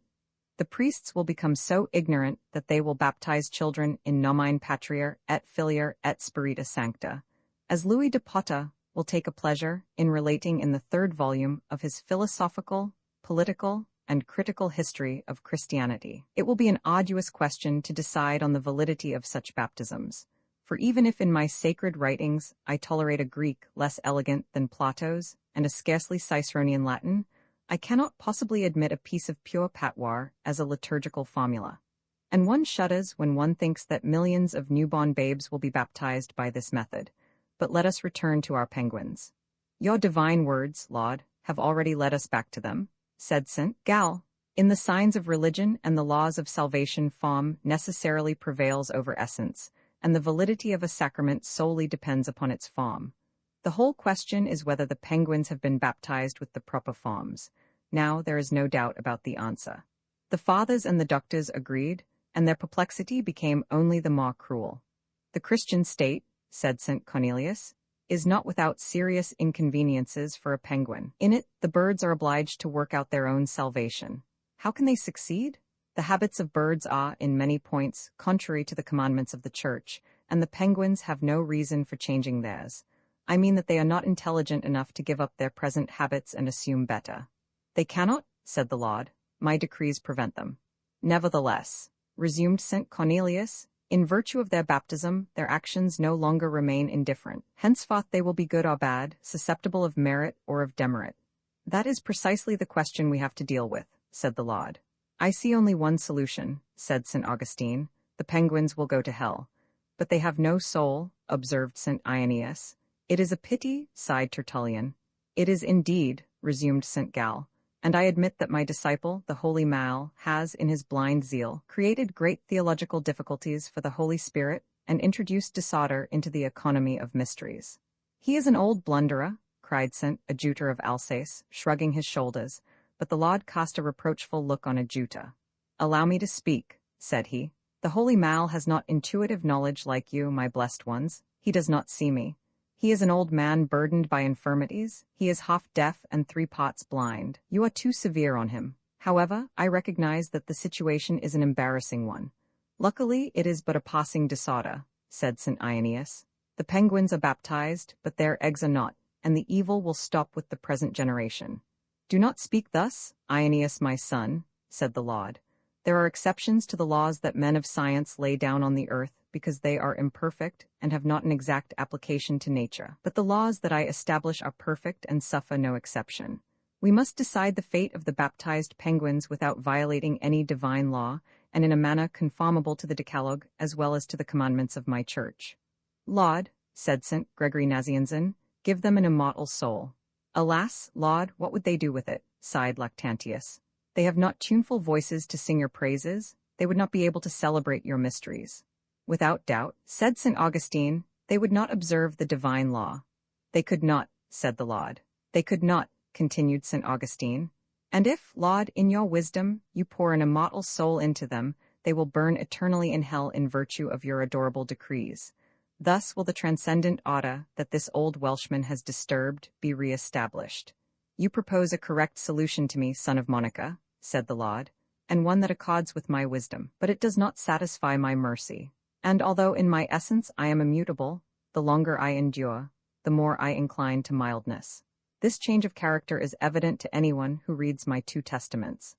As the discussion continued without much light being thrown upon the matter, and as the blessed showed a disposition to keep repeating the same thing, it was decided to consult St. Catherine of Alexandria. This is what was usually done in such cases. St. Catherine, while on earth, had confounded 50 very learned doctors. She knew Plato's philosophy in addition to the Holy Scriptures, and she also possessed a knowledge of rhetoric, vi an assembly in paradise continuation and end. St. Catherine entered the assembly, her head encircled by a crown of emeralds, sapphires, and pearls, and she was clad in a robe of cloth of gold. She carried at her side a blazing wheel, the image of the one whose fragments had struck her persecutors. The Lord having invited her to speak, she expressed herself in these terms: Lord, in order to solve the problem you deign to submit to me, I shall not study the habits of animals in general, nor those of birds in particular. I shall only remark to the doctors, confessors, and pontiffs gathered in this assembly that the separation between man and animal is not complete, since there are monsters who proceed from both. Such are chimeras, half nymphs and half serpents. Such are the 3 Gorgons and the Capripes. Such are the Scylas and the Sirens who sing in the sea. These have a woman's breast and a fish's tail. Such also are the centaurs, men down to the waist, and the remainder horses. They are a noble race of monsters. One of them, as you know, was able, guided by the light of reason alone, to direct his steps towards eternal blessedness, and you sometimes see his heroic bosom prancing on the clouds. Chiron, the centaur, deserved for his works on the earth to share the abode of the blessed. He it was who gave Achilles his education, and that young hero, when he left the centaur's hands, lived for 2 years, dressed as a young girl, among the daughters of King Lycomedes. He shared their games and their bed without allowing any suspicion to arise that he was not a young virgin like them. Chiron, who taught him such good morals, is, with the Emperor Trajan, the only righteous man who obtained celestial glory by following the law of nature, and yet he was but half human. I think I have proved by this example that, to reach eternal blessedness, it is enough to possess some parts of humanity, always on the condition that they are noble. And what Chiron, the centaur, could obtain without having been regenerated by baptism, Would not the penguins deserve too, if they became half penguins and half men? That is why, Laud, I entreat you to give old Mal's penguins a human head and breast, so that they can praise you worthily. And grant them also an immortal soul, but one of small size. Thus Catherine spoke, and the fathers, doctors, confessors, and pontiffs heard her with a murmur of approbation. But St. Anthony, the hermit, arose and stretching two red and knotty arms towards the Most High. Do not so, O Lord God, he cried, in the name of your holy Paraclete, do not so. He spoke with such vehemence that his long white beard shook on his chin like the empty nosebag of a hungry horse. Lord, do not so. Birds with human heads exist already. St. Catherine has told us nothing new. The imagination groups and compares, it never creates, replied St. Catherine dryly. They exist already, continued St. Anthony, who would listen to nothing. They are called harpies, and they are the most obscene animals in creation. One day as I was having supper in the desert with the abbot St. Paul, I placed the table outside my cabin under an old sycamore tree. The harpies came and sat in its branches. They deafened us with their shrill cries and cast their excrement over all our food. The clamor of the monsters prevented me from listening to the teaching of the abbot St. Paul, and we ate birds' dung with our bread and lettuces. Laud, it is impossible to believe that harpies could give thee worthy praise. Truly in my temptations I have seen many hybrid beings, not only women serpents and women fishes, but beings still more confusedly formed, such as men whose bodies were made out of a pot, a bell, a clock, a cupboard full of food and crockery, or even out of a house with doors and windows through which people engaged in their domestic tasks could be seen. Eternity would not suffice were I to describe all the monsters that assailed me in my solitude, from whales rigged like ships to a shower of red insects, which changed the water of my fountain into blood. But none were as disgusting as the harpies whose offal polluted the leaves of my sycamore. Harpies, observed Lactantius, are female monsters with birds' bodies. They have a woman's head and breast. Their forwardness, their shamelessness, and their obscenity proceed from their female nature, as the poet Virgil demonstrated in his Aeneid. They share the curse of Eve. Let us not speak of the curse of Eve, said the Laud. The second Eve has redeemed the first. Paul Orosius, the author of a universal history that Bossuet was to imitate in later years, arose and prayed to the Laud. Laud, hear my prayer and Antony's. Do not make any more monsters like the centaurs, sirens, and fauns, whom the Greeks, those collectors of fables, loved. You will derive no satisfaction from them. Those species of monsters have pagan inclinations, and their double nature does not dispose them to purity of morals. The bland Lactantius replied in these terms. He who has just spoken is assuredly the best historian in paradise, for Herodotus, Thucydides, Polybius, Livy, Velleius Paterculus, Cornelius Nepos, Suetonius, Manetho, Diodorus Siculus, Dion Cassius, and Lampridius are deprived of the sight of God, and Tacitus suffers in hell the torments that are reserved for blasphemers. But Paul Orosius does not know heaven as well as he knows the earth, for he does not seem to bear in mind that the angels, who proceed from man and bird, are purity itself. We are wondering, said the Eternal, what have we to do with all those centaurs, harpies, and angels? We have to deal with penguins. You have spoken to the point, Laud, said the chief of the 50 doctors, who, during their mortal life, had been confounded by the Virgin of Alexandria, and I dare express the opinion that, in order to put an end to the scandal by which heaven is now stirred, old Mal's penguins should, as St. Catherine, who confounded us, has proposed, be given half of a human body with an eternal soul proportioned to that half. At this speech, there arose in the assembly a great noise of private conversations and disputes of the doctors. The Greek fathers argued with the Latins concerning the substance, nature, and dimensions of the soul that should be given to the penguins. Confessors and pontiffs, exclaimed the Laud, do not imitate the conclaves and synods of the earth, and do not bring into the church triumphant those violences that trouble the church militant. For it is but too true that in all the councils held under the inspiration of my spirit, in Europe, in Asia, and in Africa, fathers have torn the beards and scratched the eyes of other fathers. Nevertheless, they were infallible, for I was with them. Order being restored, old Hermes arose and slowly uttered these words. I will praise you, Laud, for that you caused my mother, Sapphira, to be born amidst your people, in the days when the dew of heaven refreshed the earth, which was in travail with its Saviour. And will praise you, Laud, for having granted to me to see with my mortal eyes the apostles of your divine Son. And I will speak in this illustrious assembly, because you have willed that truth should proceed out of the mouths of the humble. And I will say, change these penguins to men. It is the only determination conformable to your justice and your mercy." Several doctors asked permission to speak, others began to do so. No one listened, and all the confessors were tumultuously shaking their palms and their crowns. The Lord, by a gesture of his right hand, appeased the quarrels of his elect. "Let us not deliberate any longer," said he. "The opinion broached by gentle old Hermas is the only one conformable to my eternal designs. These birds will be changed into men. I foresee in this several disadvantages. Many of those men will commit sins they would not have committed as penguins. Truly, their fate through this change will be far less enviable than if they had been without this baptism and this incorporation into the family of Abraham. But my foreknowledge must not encroach upon their free will. In order not to impair human liberty, I will be ignorant of what I know. I will thicken upon my eyes the veils I have pierced, and in my blind clear-sightedness, I will let myself be surprised by what I have foreseen." And immediately calling the archangel Raphael, "Go and find the holy Mal," said he to him. "Inform him of his mistake and tell him, armed with my name, to change these penguins into men." Roman 8 Metamorphosis of the Penguins. The archangel, having gone down into the island of the penguins, found the holy man asleep in the hollow of a rock surrounded by his new disciples. He laid his hand on his shoulder, and having waked him, said in a gentle voice, "Mal, fear not."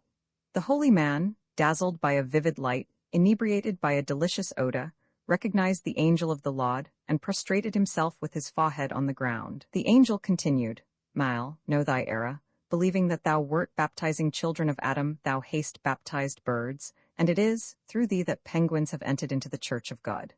At these words the old man remained stupefied, and the angel resumed, "Arise, Mal, arm thyself with the mighty name of the Lord, and say to these birds, Be ye men."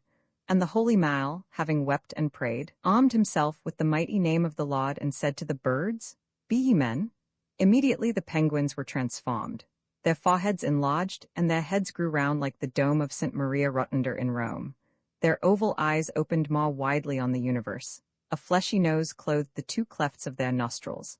Their beaks were changed into mouths, and from their mouths went forth speech.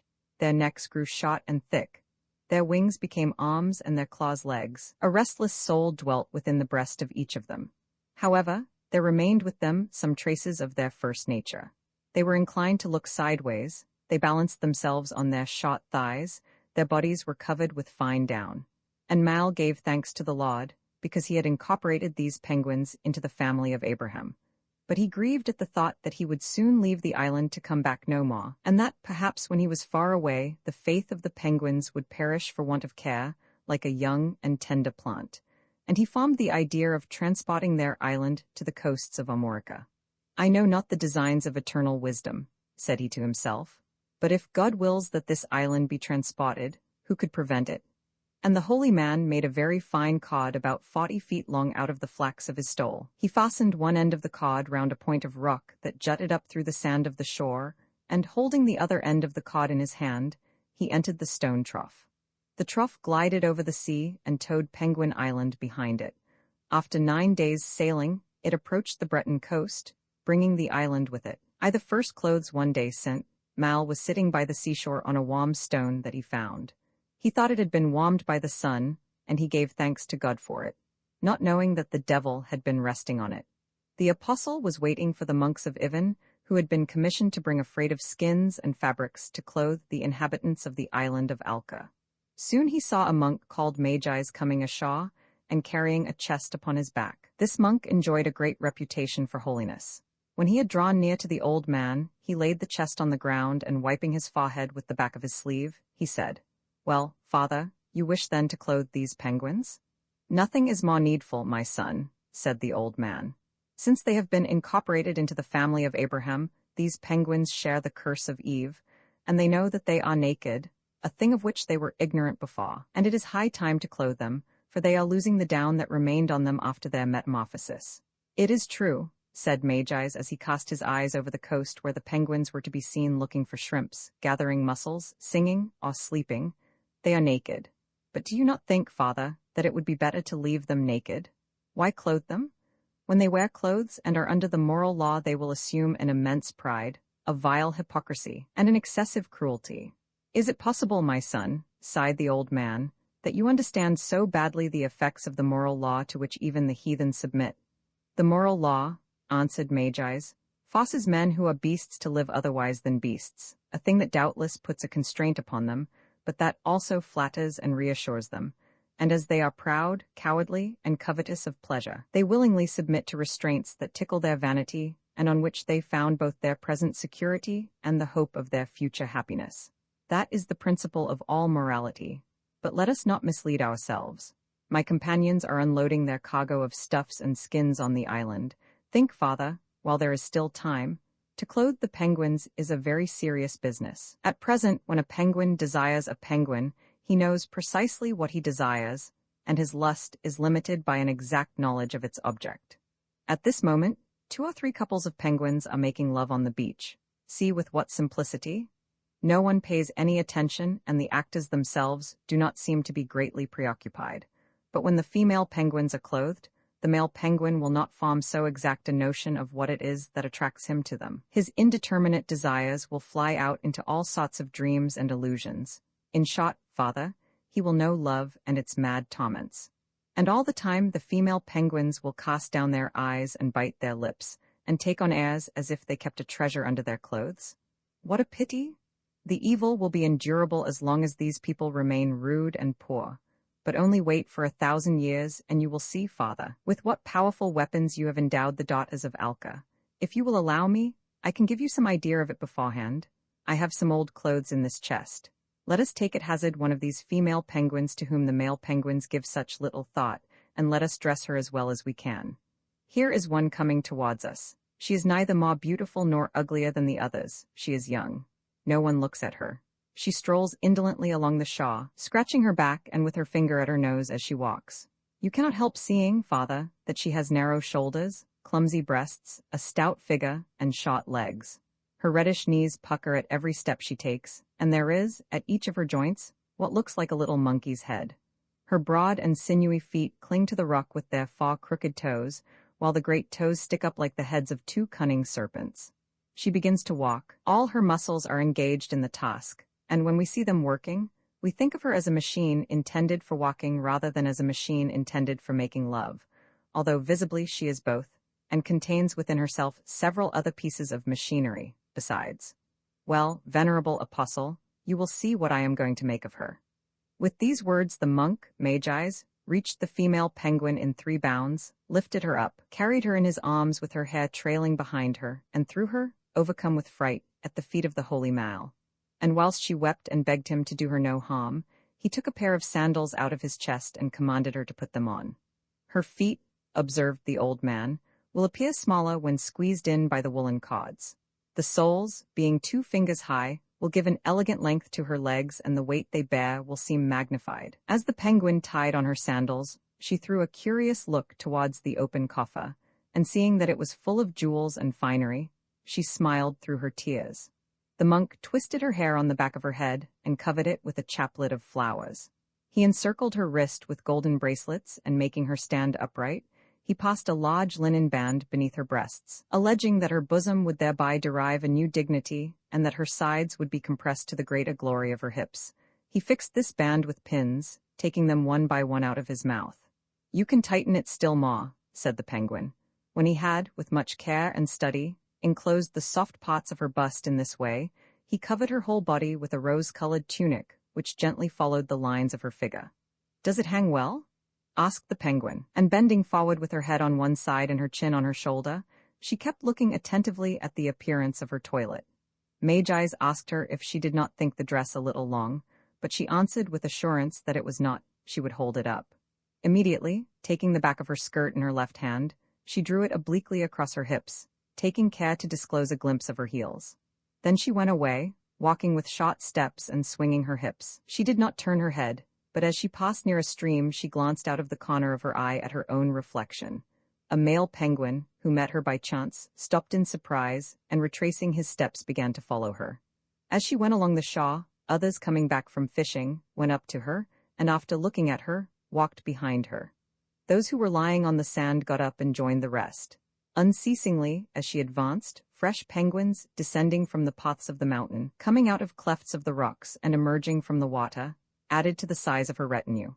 And all of them, men of ripe age with vigorous shoulders and hairy breasts, agile youths, old men shaking the multitudinous wrinkles of their rosy and white-haired skins, or dragging their legs thinner and drier than the juniper staff that served them as a third leg, hurried on, panting and emitting an acrid odor and hoarse gasps. Yet she went on peacefully and seemed to see nothing. "Father," cried Magi's, "notice how each one advances with his nose pointed towards the center of gravity of that young damsel now, that the center is covered by a garment. The sphere inspires the meditations of geometers by the number of its properties. When it proceeds from a physical and living nature, it acquires new qualities, and in order that the interest of that figure might be fully revealed to the penguins, it was necessary that, ceasing to see it distinctly with their eyes, they should be led to represent it to themselves in their minds. I myself feel at this moment irresistibly attracted towards that penguin. Whether it be because her skirt gives more importance to her hips, and that in its simple magnificence, it invests them with a synthetic and general character, and allows only the pure idea, the divine principle, of them to be seen. Whether this be the cause I cannot say, but I feel that if I embraced her, I would hold in my hands the heaven of human pleasure. It is certain that modesty communicates an invincible attraction to women. My uneasiness is so great that it would be vain for me to try to conceal it." He spoke, and gathering up his habit, he rushed among the crowd of penguins, pushing, jostling, trampling, and crushing, until he reached the daughter of Alca, whom he seized and suddenly carried in his arms into a cave that had been hollowed out by the sea. Then the penguins felt as if the sun had gone out. And the holy Mal knew that the devil had taken the features of the monk, Magi's, in order that he might give clothes to the daughter of Alca. He was troubled in spirit, and his soul was sad. As with slow steps he went towards his hermitage, he saw the little penguins of 6 and 7 years of age, tightening their waists with belts made of seaweed, and walking along the shore to see if anybody would follow them.